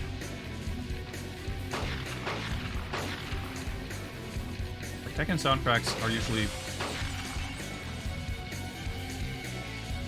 anything but forgettable.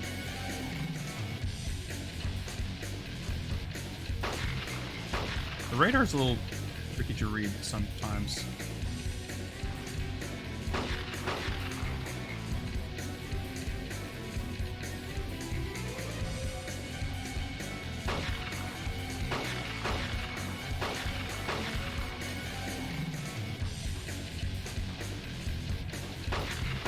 Like this works just fine, but it just like goes on for quite a while, and it's not that exciting. Danger to go down, even though I'm not even seeing.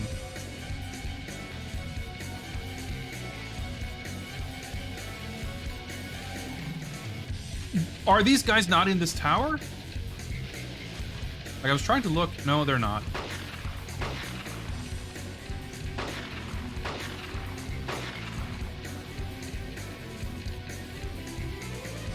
That's what I meant about the radar being... Oh, of course there's a third tower.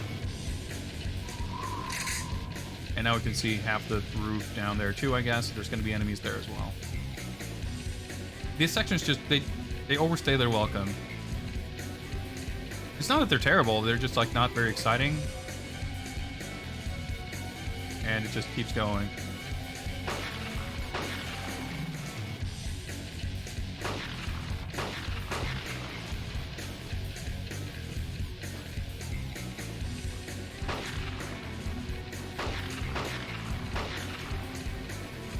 see the guys with like flash red. They're about to shoot, I guess. Pretty cool effect with the flare on the light as you look more directly into it. Great cover, dude.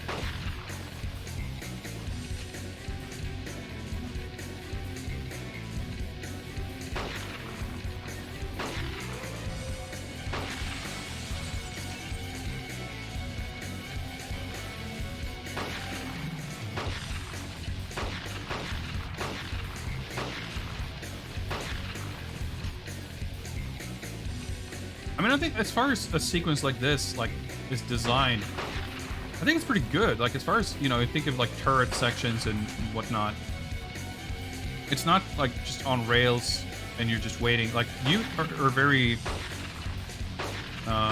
again, taking a page from Time Crisis, like, you can be very proactive about setting the pace for it, which is actually cool. Like, I think there's... I don't think it's poorly designed or ill-advised or terrible or anything like that. I just think literally the only complaint is like they're too long.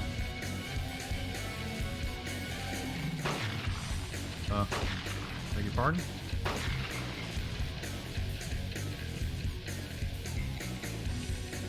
I'm glad I got full health. Are you serious? If it was one tower, it would have been a good length. 2, it's like, all right, okay. 3, it's like a joke, and 4, it's like a fucking Family Guy joke. Just keeps fucking going.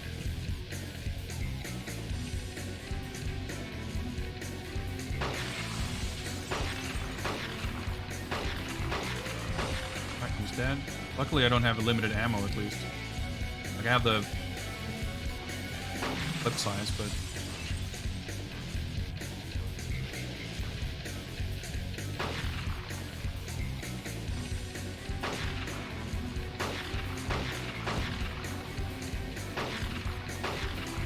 I think I got shot? I did, yeah. It's a danger thing, but of course there's gonna be dudes up here.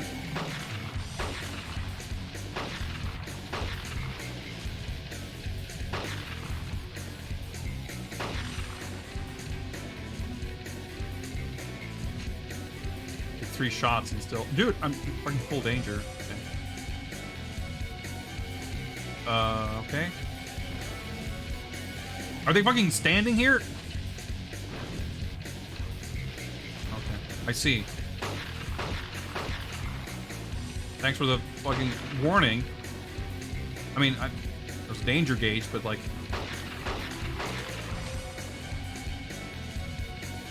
literally never increased.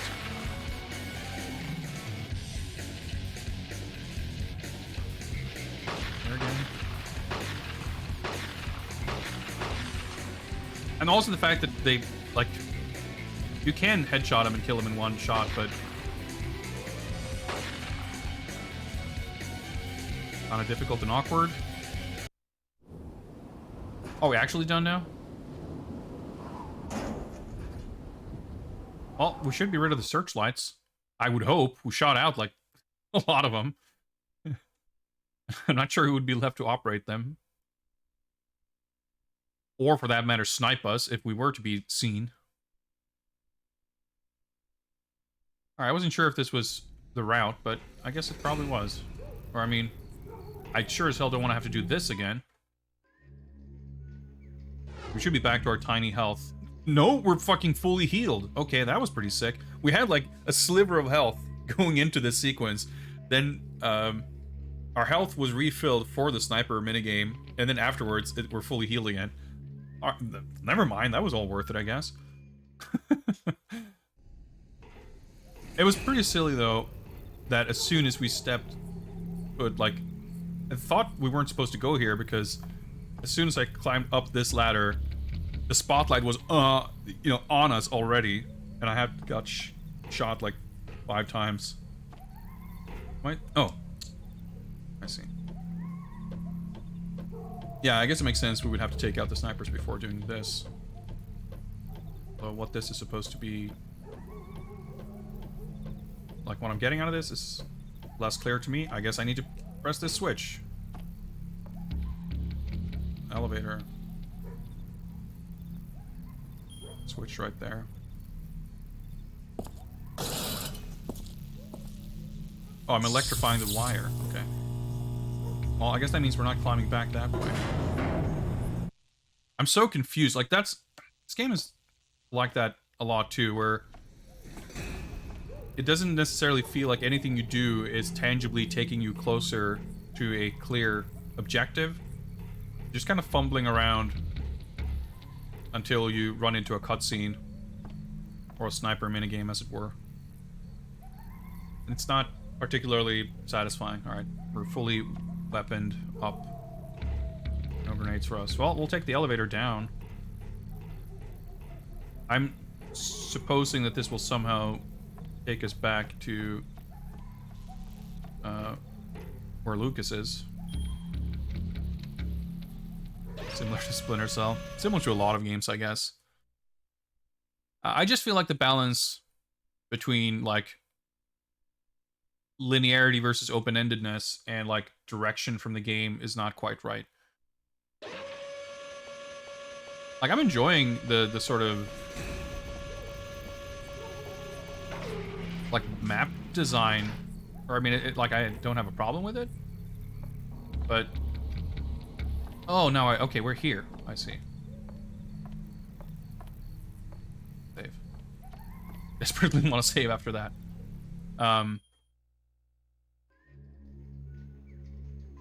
But the directions as to, like, where we're supposed to go and what we're supposed to do in, like, explicit terms are not quite satisfactory to me. It's the intruder. Alright, someone sees me.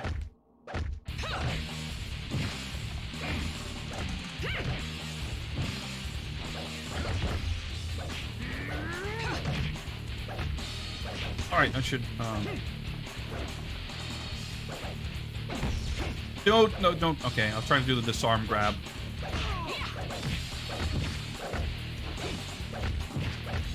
But I just hugged his neck.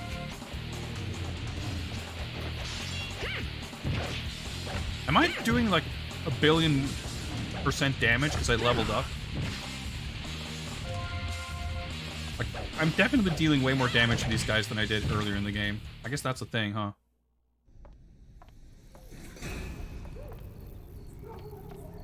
Right, 148 skill points. Now...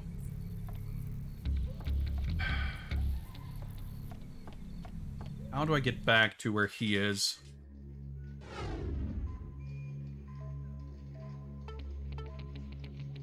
Gently press the button. I wanted to move the map, but I've changed floor. Oh, wait. Roof where I am? No. Am I on this floor? Yeah. Right, there's the shower room. Right, this is all that stuff. Right.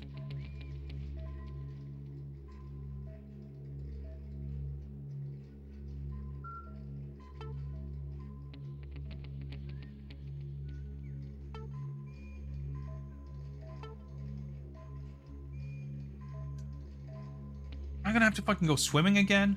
No, I can't, because I can't go through the tunnel.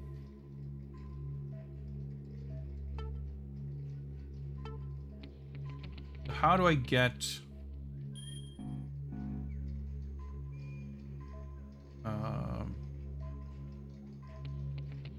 go to the toilet. That leads back to the cells.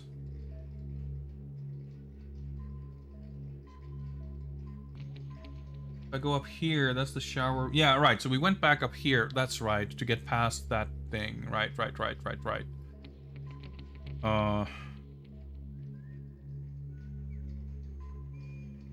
Like, weirdly difficult to piece together.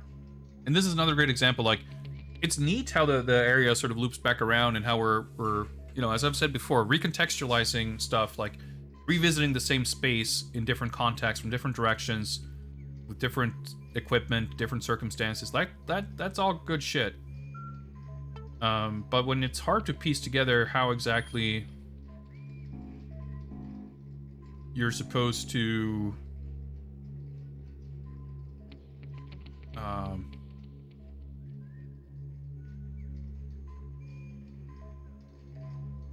get from one place to the other. Okay, right, no, so going through the sewer was to get to the ceiling. Right, or the roof, I should say. So I can go to the 3rd floor, go inside and take this. Okay. I know how to get to where his cell was, but I'm not sure if that's where he still is. He was supposed to, like, meet me at the elevator or some shit. I don't know where that is. Is this the elevator right here? I guess it could be. That'd be nice if it's that close.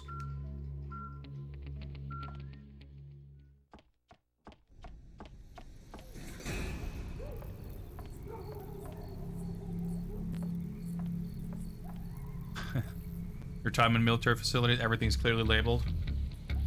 Yeah, well, I mean, this is a secret prison island, so not a Japanese military facility. In defense of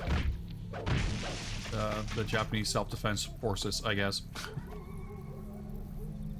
Well, I feel like there was something I didn't get around to before, but fuck it. If we can make progress, I feel like the worst thing I might have missed is like a coin, or, you know, if I missed a holster to hold a weapon, I don't use them enough anyway. Did I have dropped something to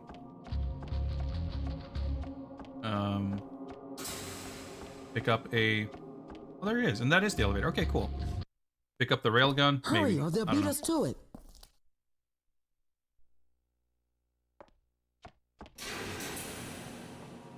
Oh, that was nice. He made it here. Where do you want to go? Okay. Are we supposed to go to the roof?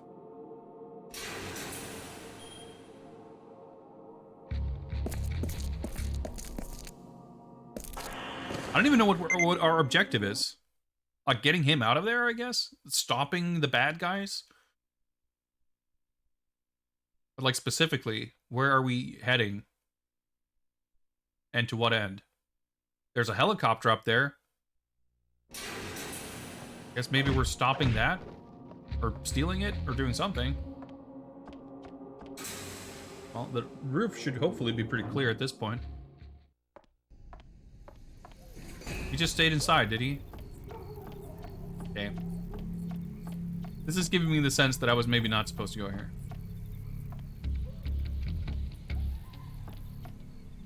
Well, tell you what, let's go to the 1st floor.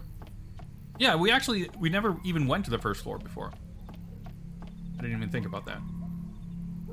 And I had just noticed it on the map. That's like, oh yeah, 1st floor.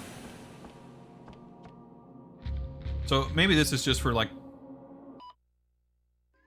backtracking / collecting shit purposes. Like, if you want to go back here to go to the locker or something. Like, it's nice of the game to give you that ability, I guess, but it's still, like, kind of awkward because it doesn't communicate clearly that that's what the purpose is. Like, the game doesn't telegraph its expectations of you, I think, in terms of, like, how much you're meant to explore, how much you're expected to fuck around. Because it doesn't, like, reward it super much, but also doesn't seem overly concerned with pushing you along. Lucas? He is just like me. So I don't know. I feel sorry for him. If he is still useful to us, let him live. As for the girl, she is trouble. Get rid of her. It will be fine. We will just say it was an accident. An accident. Don't worry about it.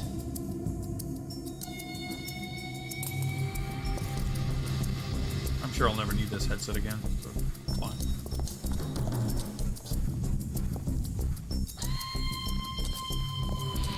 Music's pretty cool. Hey, what's up, Paco?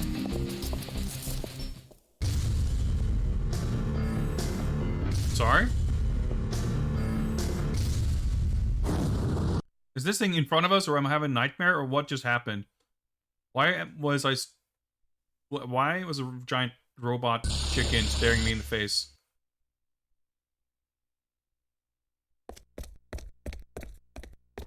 This way!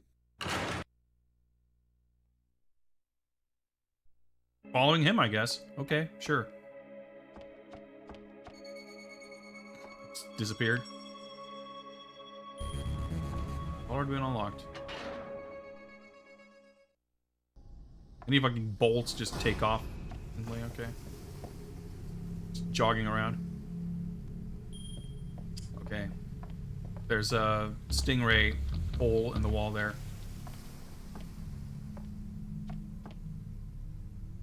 Okay.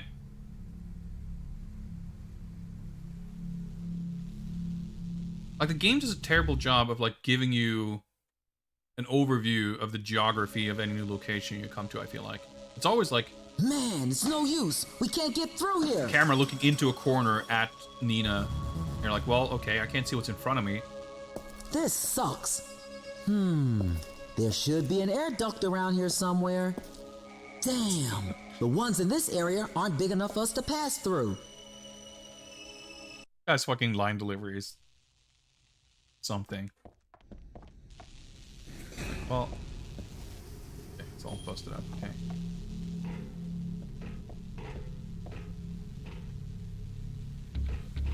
Alright. So I need to find the key to the forklift so I can lower its box, unless I can climb up from here. Oh, that'd be too... Oh, I guess... Oh, it's actually blocking it. Okay. Thought I was supposed to lower it, but it's actually... Cargo there is blocking. Okay, so that looks like a fairly ominous pier. Well, maybe not so much when I can actually see. There is a dude up there, though. Anyway, pretty sure I need to go here. Luckily, the searchlight's not turned on. Climbing up stealthily. There's the intruder. Is not very easy. Dude. We've lost the target. Yeah, okay. I say, how am I supposed to get up here? I just have to wait for him to not be in the vicinity of that ladder. But it's pretty funny to think that he would even be looking down the like ladder hole. Like, oh yeah, let me go on full alert in case someone's sneaking up the ladder. Alright, there's the key. Yeah, exactly. He like... Oh, he is looking down. Who's there? Right. No! Contact. Fuck's sake! Alright, I did a parry, but he whiffed, so no effect. Dude, can I... Jesus Christ. Oh, like, it's so floppy and easy to, like, attack in just slightly the wrong direction. There was a second ladder. Okay, I didn't think there was. And there's, like, 50 years of recovery whenever you miss. Like, that just doesn't feel good. I really wish you could roll out of... Like, do a kick like that where you sort of... It's like a drop kick. You land on the ground. Let me do, like, a recovery roll or something so I don't have to sit there. And, like, that's even one dude. All that shit is, like, 10 times worse if there's a crowd.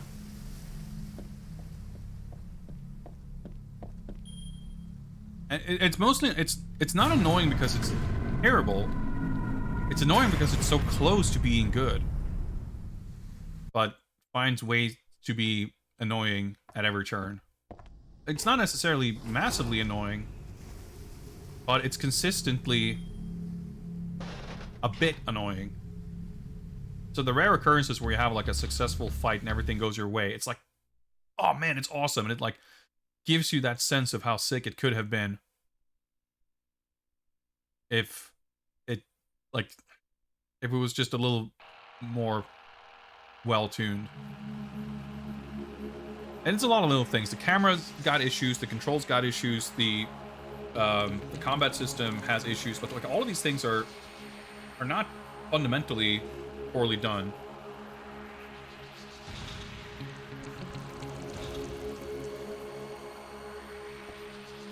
They just are imperfect.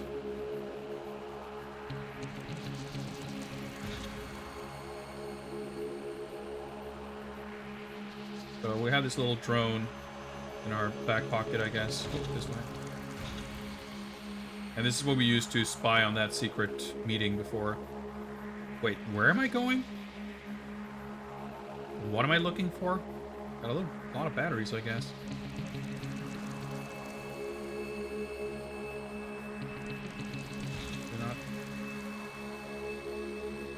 There's a thing I can interact with.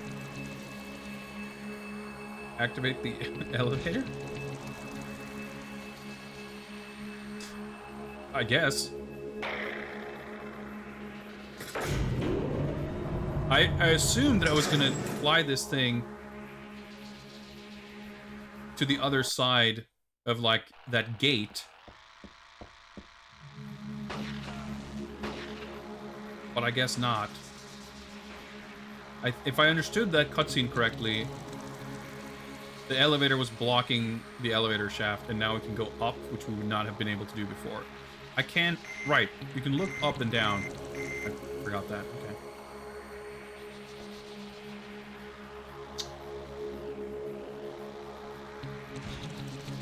What is that? What is that? Oh, yeah, so that's this room. I see, okay. So now we made it to this room. It's just a little more... Okay, depth perception. We made it. See, the thing is, like, a lot of these sequences, whether I'm crawling through sewer tunnels or air vents or flying the Stingray, it's not necessarily the case that I'm, like, that it's difficult. I get lost. I can't find my way. Usually it's, like, it's been pretty good about, you know, making sure I find my way. But there's just something about it that never makes me feel confident that that's going to be the case. I can't really... I mean, that might be a me thing also. I can't deny that. But... Intruder spotted. something about it just doesn't feel quite as elegant as maybe it should. I don't know. Can I refill this Tonfa? Yeah, okay. Wait, no, I picked up a sec... Oh, I can dual wield. Okay. Maybe it needed 6 more months. Yeah, it just feels for sure like there are things that could have been reworked. To not be as problematic.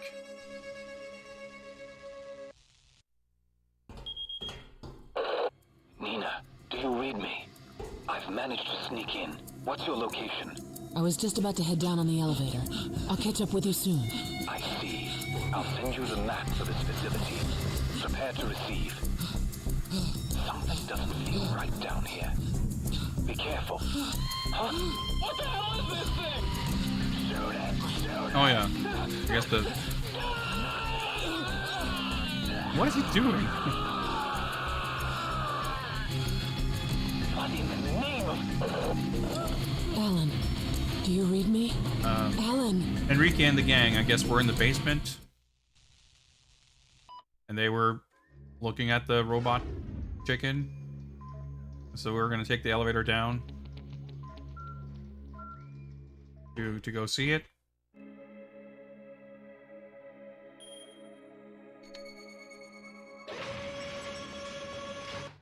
Alright. I was expecting that we would fight Enrique and then get rid of, or get out of here. And then we would find Lana to fight her.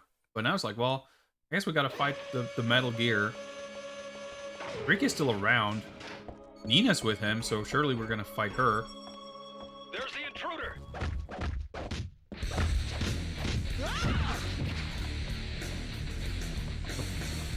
Something there I could pick up.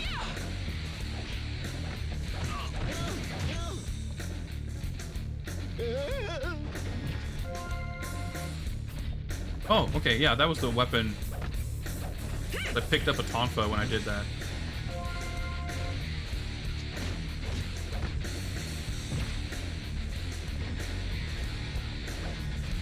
Yeah, that's a bit silly, but fine.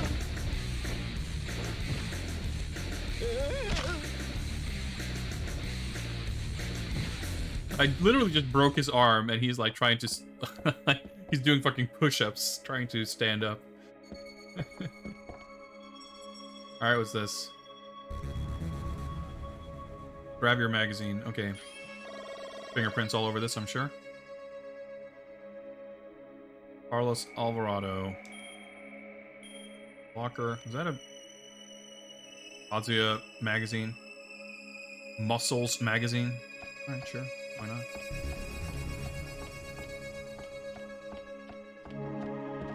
There we go. Figures that there's a save point here if there's a Metal Gear fight or something coming up.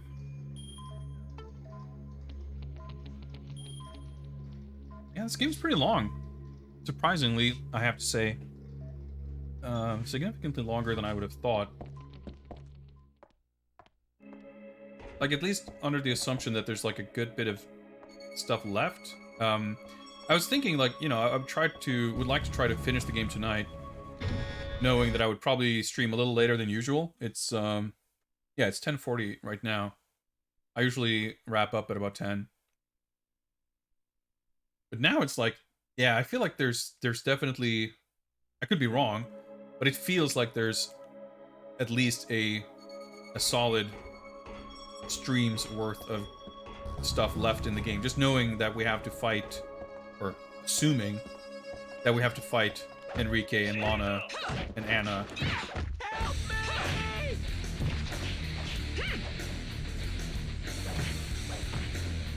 Hey!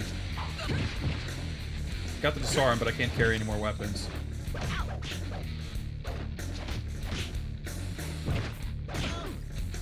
Excellent camera angle there. Very easy to see what's happening. Can I please... Can some of the characters involved in the fight please be on screen?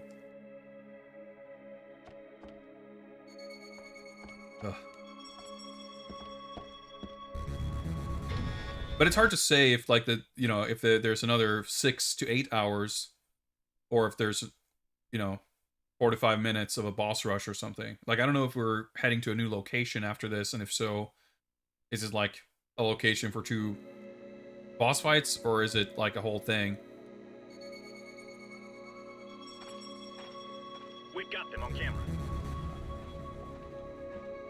Is there another save room here, or am I in the other? Am I technically in the same room as before?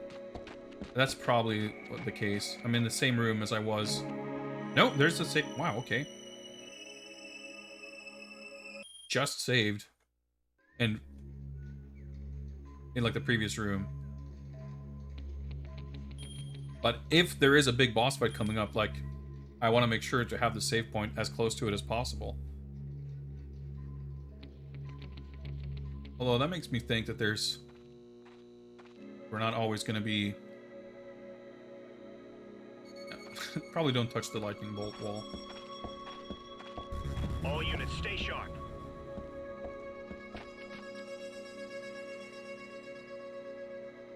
Okay, well, I can use this.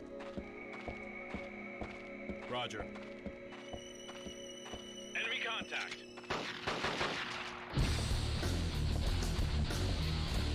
Oh, okay.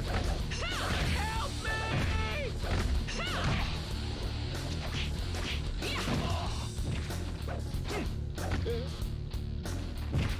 Drop something? Fingerprint thing? Okay, yeah. They do seem to be pretty, like, in the beginning, I was pretty cautious about trying to pick stuff up.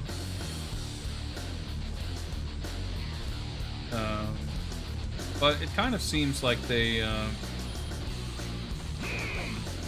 chill.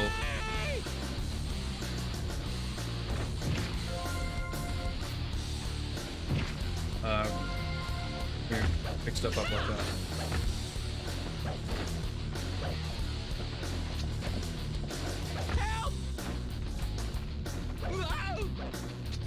I'm trying to reach this guy before he calls for backup. Fucking Korean backdash.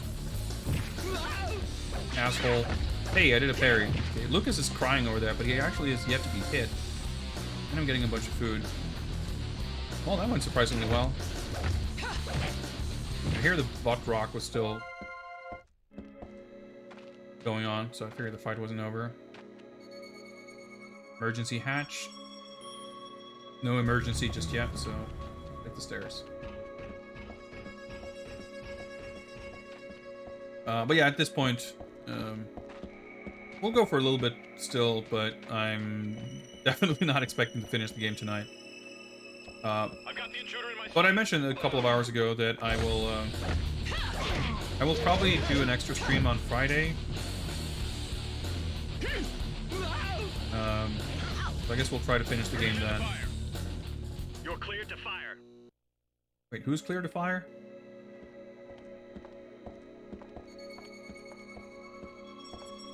Turn off the security.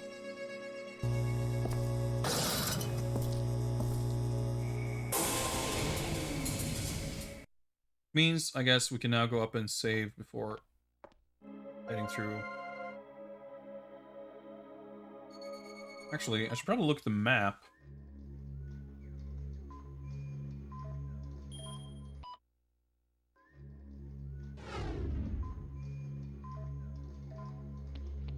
Place is pretty big. It's bigger than I expected. Alright, so that little white thing is the security hatch. Save. We can go past here. Alright, it's the Boskanovich Research Laboratory. And this Boskanovich is like quarters, like his living quarters. I mean, let's see if we can meet the esteemed Dr. Boskanovich. This angle.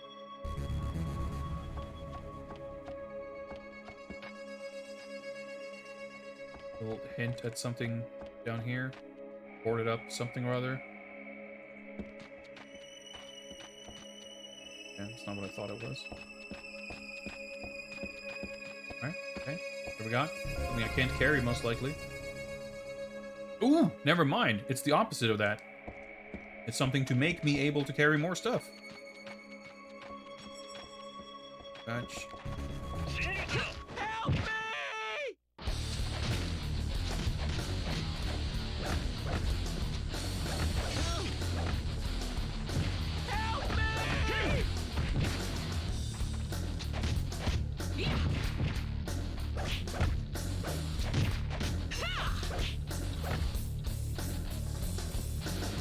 Think I can carry the sword?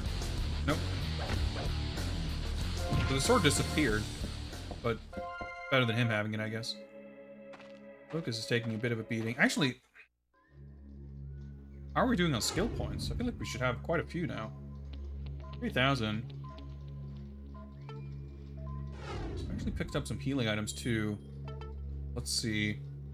Rate of fire, headshot, weapon rush. It's 6,000.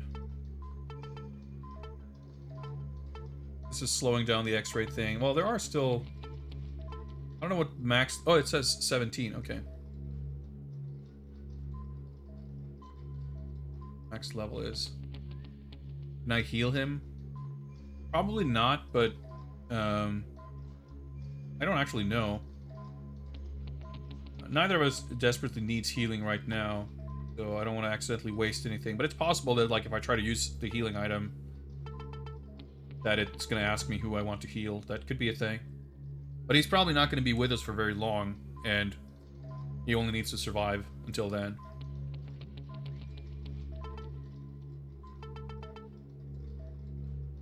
Yeah, weapon durability is, like, kind of whatever. Rate of fire. I'm fine. Don't need to get anything here, I don't think. Alright. I'm back.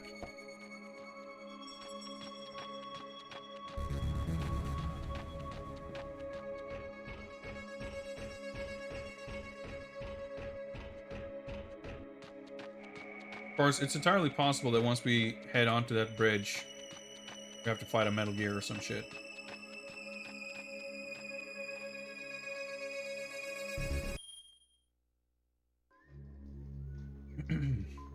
If we run into a big boss fight, we'll see if we either try to beat it and maybe wrap up after that.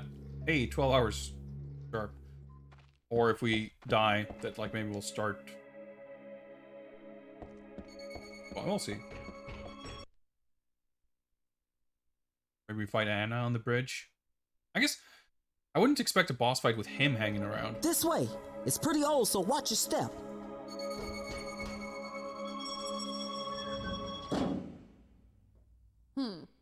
Well, what do you know?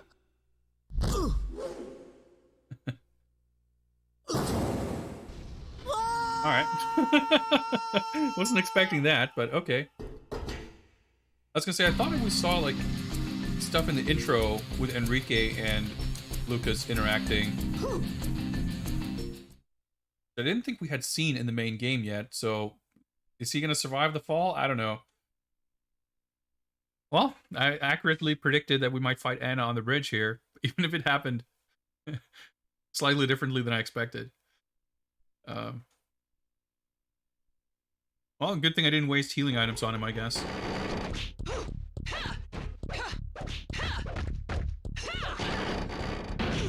Oh, shit. It's a mechanic. I see. It's actually pretty sick. You're a disgrace to our family.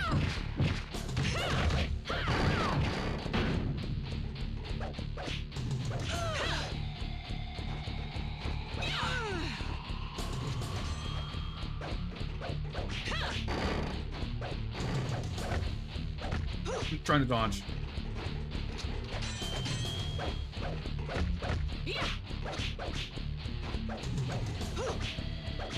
Alright, she can cancel her fucking combos with blocks.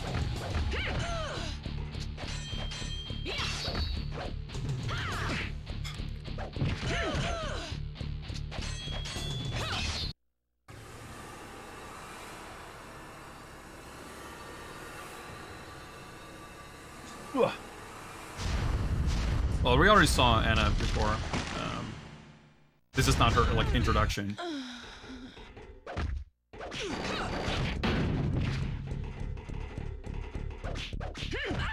I wonder if you actually can, like, fall down. Because that sort of implies that she could also, which would be a weird way to end the fight.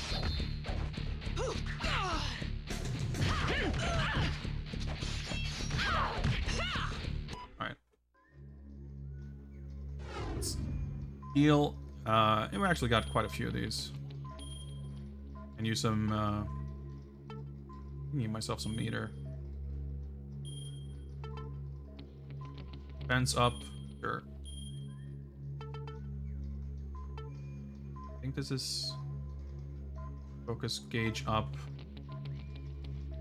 Movement speed. And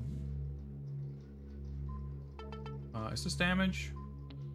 Yeah, okay, I've got quite a few of these too. I don't think I really need it, but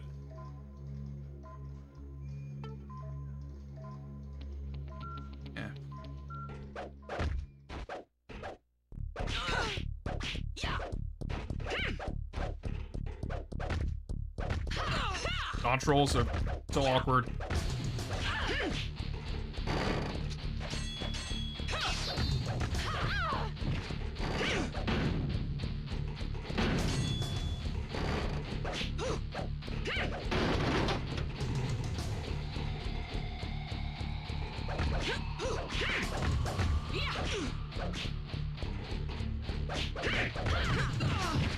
Mashing too hard, I guess. You haven't changed a bit, sis. Whoa, okay. Okay, that can happen. Oh, I don't get a taunt, like a game over sequence from her. That's weird. That was very unceremonious. I guess they could make it so that either character can make sections like crumple, but you only, like, she can never take a tile from, like, busted to breaking. Only you can do that, and, like, you never fall down. You can't, like, walk off the ledge to fall down, or she can't anyway. Like, there could be something like that. That would make sense, I guess. This way. Alright, so, like, pairing is a thing. I guess, like, if I wanted to make things more efficient, I could,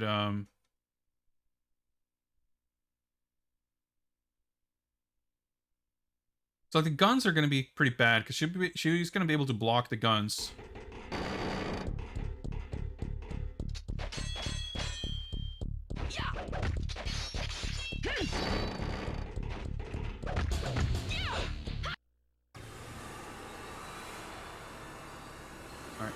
a little awkward because she's like actually moving full speed.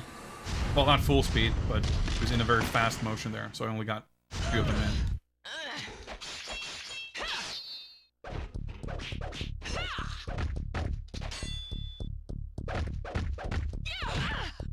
Not bad at all. You're always picking on me, sis.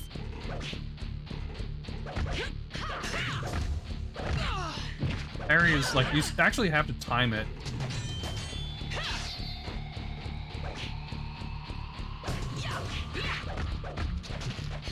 Alright, that was actually a good parry. Got a good opening from it.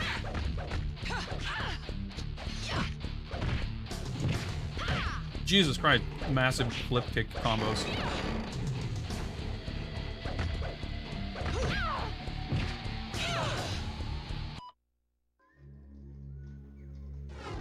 Alright, well, we used a healing last time too, so that's fine.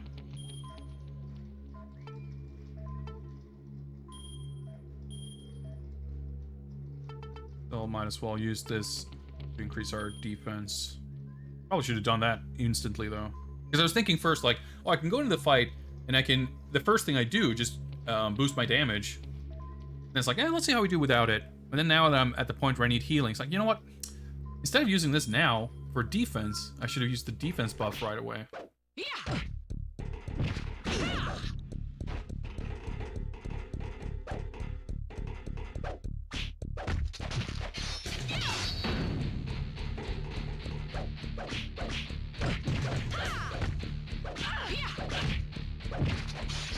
I hate you, Nina.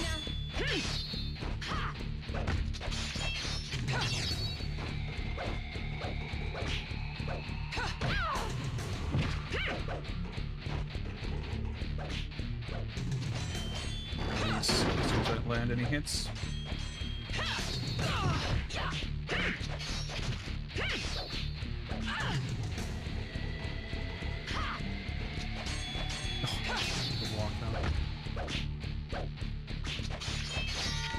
Go for that. Clumsy, aren't we?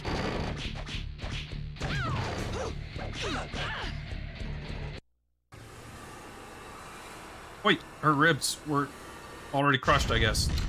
I wasted a bar again. Not bad at all.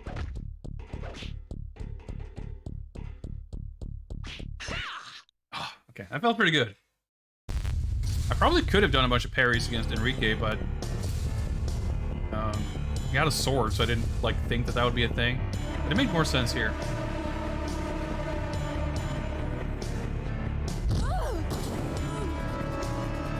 I like that the game actually has these like proper CG cutscenes with some amount of frequency. Well, I'm not too worried about her, I think. Yeah, see, there we go. I'll be fine. So will she. See, she landed on bags of cement. Nice, soft bags of cement. When he's still sprightly.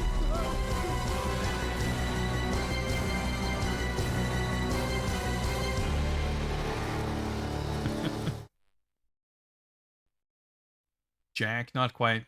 I guess it would be nice to see more, like, Tekken stuff. I mean, it was cool to see Heihachi. I wasn't expecting to see him in the game.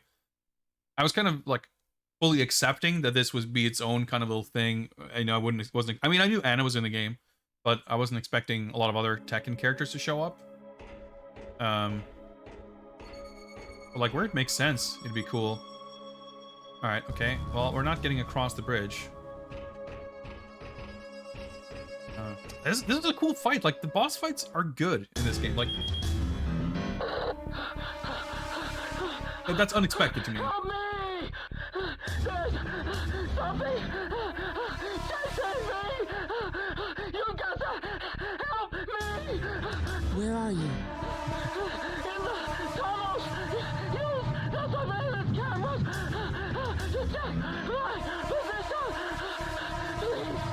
What's he saying? I need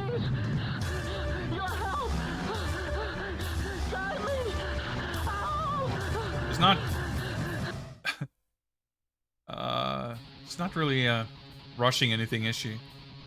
But yeah, I was gonna say, like... This is pretty rough, fucking right after a boss fight. Am I at 0 health? No, okay. I mean, I saved right before the fight, too, but... I guess as good a time as any to use large military food.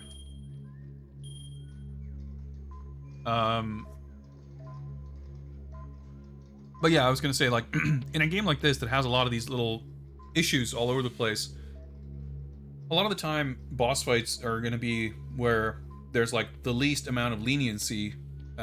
You're being sort of tested on all these different things, so with less margin for error, it can often be the case, I feel like, or logically, it would seem to be the case that all of these issues are gonna be more prevalent than ever. But it's not the case, really, because thankfully, the boss fights aren't designed as like gauntlets of annoying fights with a bunch of dudes in tight hallways with bad camera angles. Like, you're fighting singular enemies who have more kind of broad moves and stuff with like more they kind of telegraph what they're doing in a broader way, and you can focus on the fight against one character. I don't know, like, they're fun and they're cool, and they're not, I mean, the worst one was probably the zombie nightmare fight against Lana, but that was still cool, and it only took me like 2 attempts, so it wasn't a bad, like, it was stressful, but it didn't take many attempts, and after the fact, like, I thought it was really cool. Yeah, the fighting system, like, is just, because you are so, like, committing so hard to everything you do, it's really difficult to account for, like, I mean, it's one thing to, like, fight against one person and think about when you're leaving yourself open, but doing so against 4 dudes is a completely different matter, because you're always gonna, like, someone is gonna get a shot at you, and it doesn't really feel like it gives you the tools to account for that. So when you have these one-on-one fights, especially when they're these, like, fighting on a crumbling bridge like that, that's so cool. Yeah, they've done a great, like, I mean, Enrique's fight was like the least set piecey of a fight so far, but it was still a good fight. So yeah, like, I've been pretty impressed. Also, wow, it did actually not heal me more than that, did it? The large military food. It's not like a full heal. I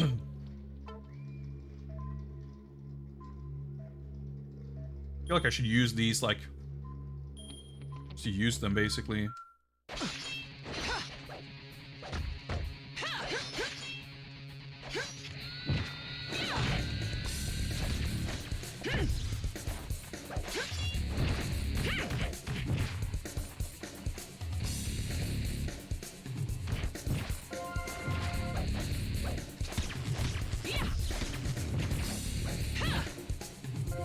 Grab that. Shining Wizard. No. Well. Take a sword. Like when they're kneeling like that, you can do a Shining Wizard on them. Nope. But I've rarely had opportunity for it. Onthas and swords. Yeah, the sniper section gave me health, and that caught me off guard, because that hasn't really been a thing otherwise. When we got captured and thrown in prison, they took all of our stuff, so we had no items or anything. And that also started us off with full health, full focus.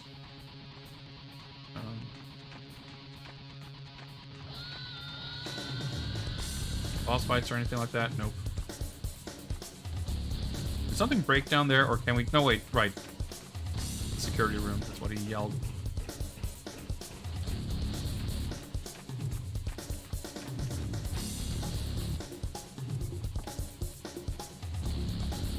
Okay, where's the... Yeah. Oh, there's a big map there, which I noticed before too, but now it's making it seem like it's gonna be a thing. I have to, like, guide him through the tunnels using the map.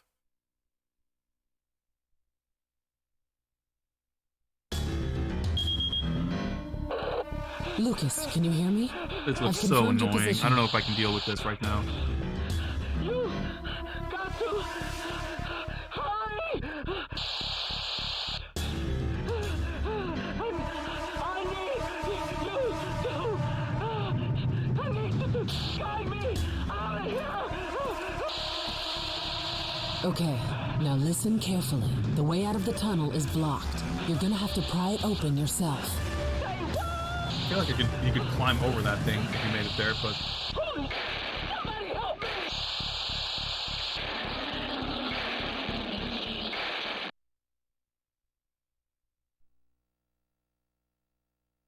use the monitors. Oh, this looks so annoying. Yeah, like I'm supposed to guide him.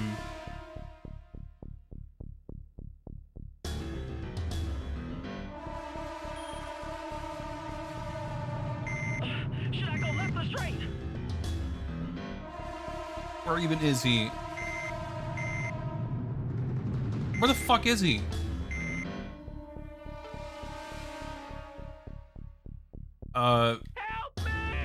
Okay, I didn't pick an option, and I had like 3 seconds left, but... Dude, why are we in fucking full... night trap mode? Go straight. Go straight, I guess. I don't know where he is. Am I supposed to swap the cameras? Which way should I go? Alright, there's a 3-way...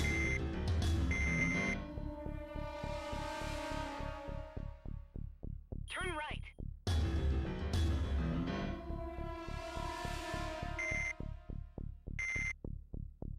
Damn, girl, it's a dead end. I'm headed back to the last turn. Okay, so where... I'm gonna definitely have... I mean, okay. So the F... It is so... Like, it could at least some of the arrows be... He's turning back. Go straight. I can just go straight, or do you want me to go right? Turn right. Turn right, I guess. Yeah, I'm completely lost. Like, could he at least be on camera the first time you're supposed to do this? Turn left. I'm just like picking at random and hoping that he will show up on camera. Do you want me to go right? Go straight. Like, even if I saw him on this map, I don't know, I feel like this is like perfectly in line with this game's... Which way do I go? Okay, it's a 4-way crossing. You know... Go straight. Go straight.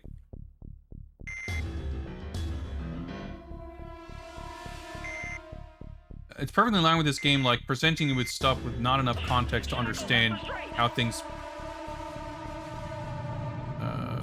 fit together.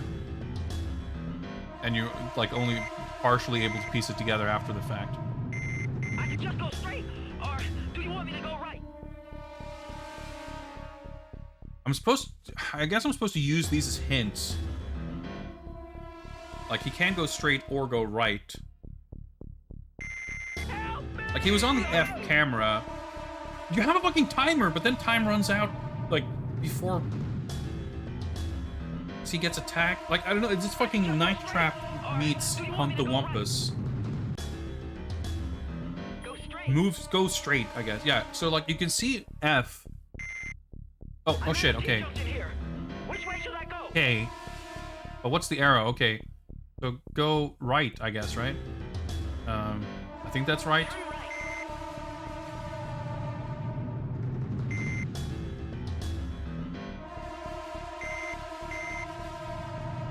I can just go straight, or do you want me to go right? Yeah, go straight. I can just go straight, or do you want me to go right? Go straight.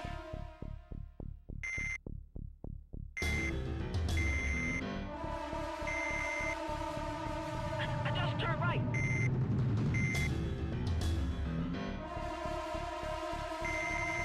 I'm at a T-junction here.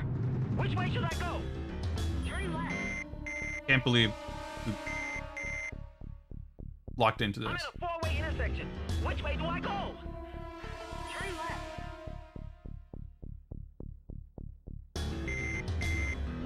This was stupid, but I guess that was it. It should be. I made it to the exit, but I need something to pry it open with. I'm headed back to the last turn. Are you serious?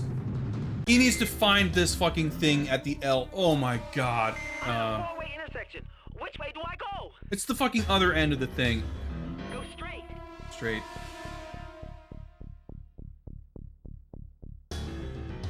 I'm at a T-junction here. Which way should I go? Turn right. We just have to hope / assume that he's not gonna run into Just turn left. the robot. I'm at a four-way intersection. Which way do I go? Turn right.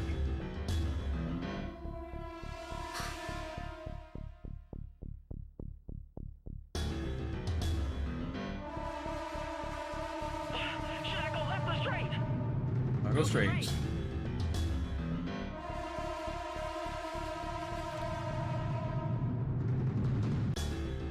I could just go straight, or do you want me to go right? Go straight. So like the hints are all there. Like you can see the crowbar. Like it makes sense. Should I go left or straight? Go straight. But you're presented with like it's so chaotic as it starts. There's like there's too much information. T-junction here. Which way should I go?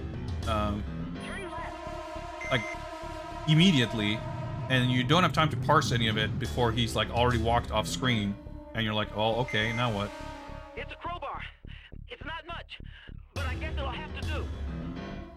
I'm at a four-way intersection. Which way do I go? Turn left. Just turn left. I should say now, right? I just turned left. Yep.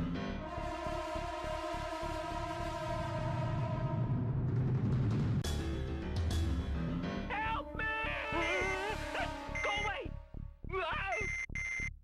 Okay. Bumped into the robot. Now I don't know where he is.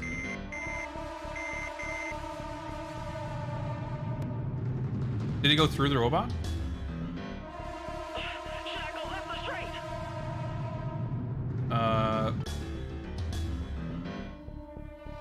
Go left.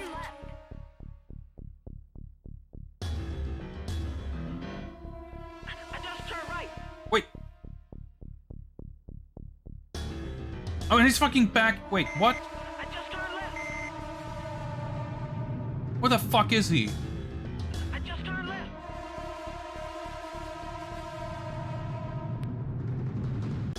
I could just go straight, or do you want me to go right? Is he up at camera C?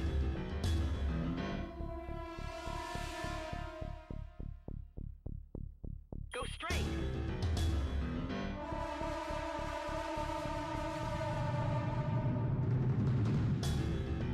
I just turned right. Is he at camera F? He is. I'm Okay. at a four-way intersection. Which way do I go? Go straight. Forward. How the fuck did he make it over there?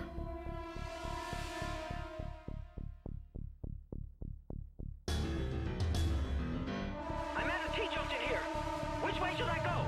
Alright, left. Turn left.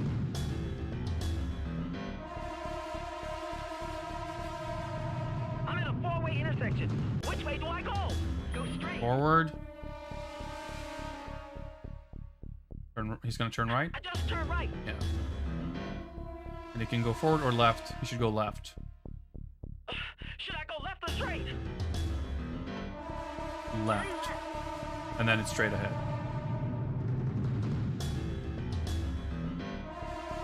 I'm at a four-way intersection. Which way do I go? Go straight. Christ.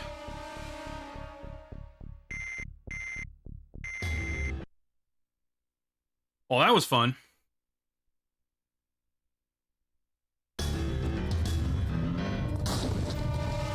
Like, there's a giant gap at the top. He could clearly climb over it. It's a fucking ladder.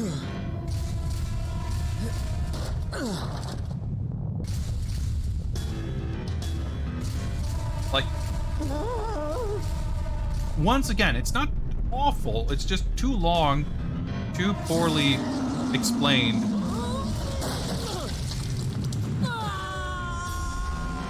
And like out of nowhere.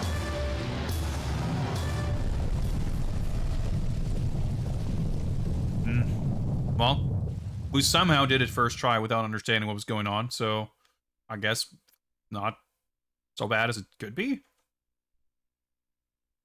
I don't know.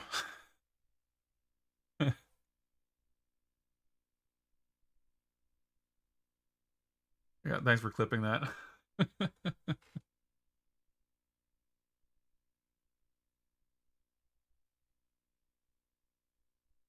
Well, let's fucking hope we can make it to a save point.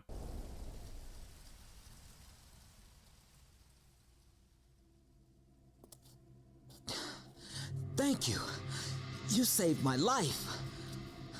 What now? He's pretty resilient. He I don't have a backflips clue. off of They must have left it onto behind. the rock floor and shit. The bridge is out. Is there another way through? There's supposed to be a hatch that leads to the facility somewhere, but I don't know where it is.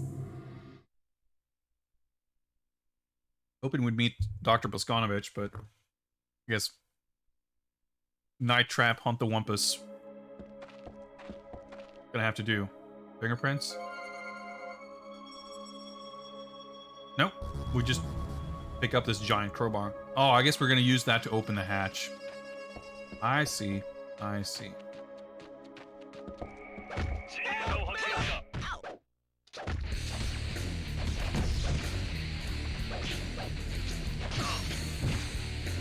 Yeah, you got health after that, by the way.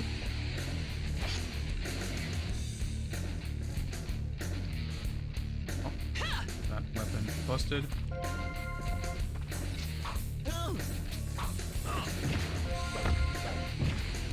Health. See, that happens so often, like...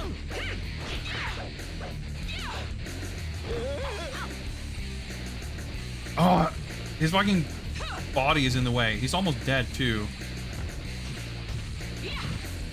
Like, I couldn't get close to the enemy because Lucas was standing there. Dude, what if we game over because he dies? Okay, let me see if I can give him a small food. It'd be worth wasting a small food. Oh, I can't give it to him. Like, he took a bunch of damage there. Like, if he dies now, and we go back to the save point, that's the end of the stream, I'm telling you. I'm not doing that again. Right now. So fucking spooked.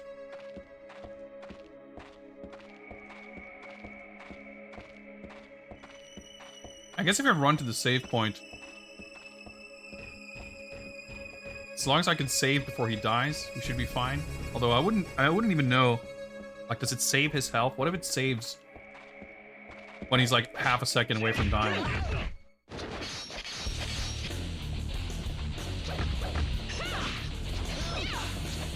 Don't fucking touch him!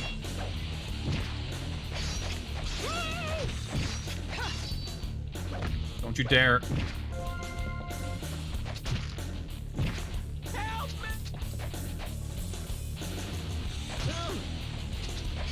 He's dead.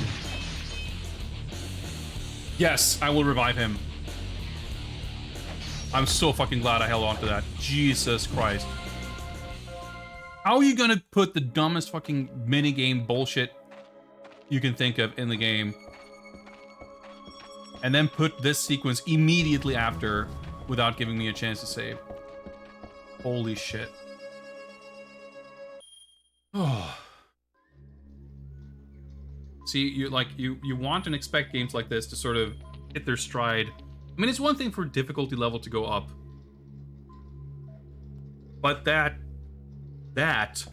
12 and a half hours in. Oh, that's... I mean, I didn't even, you know, I made it through, and I'm still, like, upset. That was... It would have been soul-crushing. Right now, it was, like, soul-grazing. We leveled up, so there's that. I maintain that I'm enjoying this game. It just has frustration spikes, annoyance spikes, more so even than difficulty spikes. But I'm not currently mentally equipped to deal with any more annoying stuff potentially happening next. For all I know, we might be, you know, heading into another boss rush. We might be heading into 2 rooms that are left and then the game's over. I don't even know. But I don't have it in me to do more of this right now. But I'm very, very happy that we made it through all that, because I would not, I mean, even putting it off to the next stream, I would not have wanted to redo that thing. And I would absolutely not have wanted to start a stream doing a second attempt at a segment I know I don't enjoy. So like I'm very pleased that I'm able to leave it there. And even if the game is like almost over, which I don't think is the case, we like leveling, I don't feel like we've been missing out on a lot of XP. I don't even really know how XP works. We've been doing some fights that we didn't have to do. We probably have skipped some fights here and there, but we were at level 14, you level out at 17. So there's probably a good chunk of game left. But even if there weren't, I'm done. I'm done for tonight.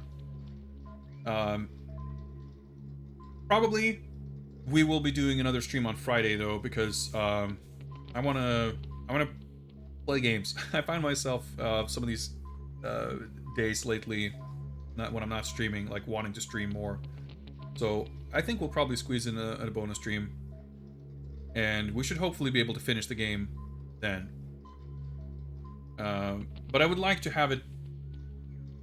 Saying out of the way sounds so dismissive, but I want to finish the game, and hopefully we'll do that on Friday, so we have all of Saturday to look at some of those recent Super Nintendo games.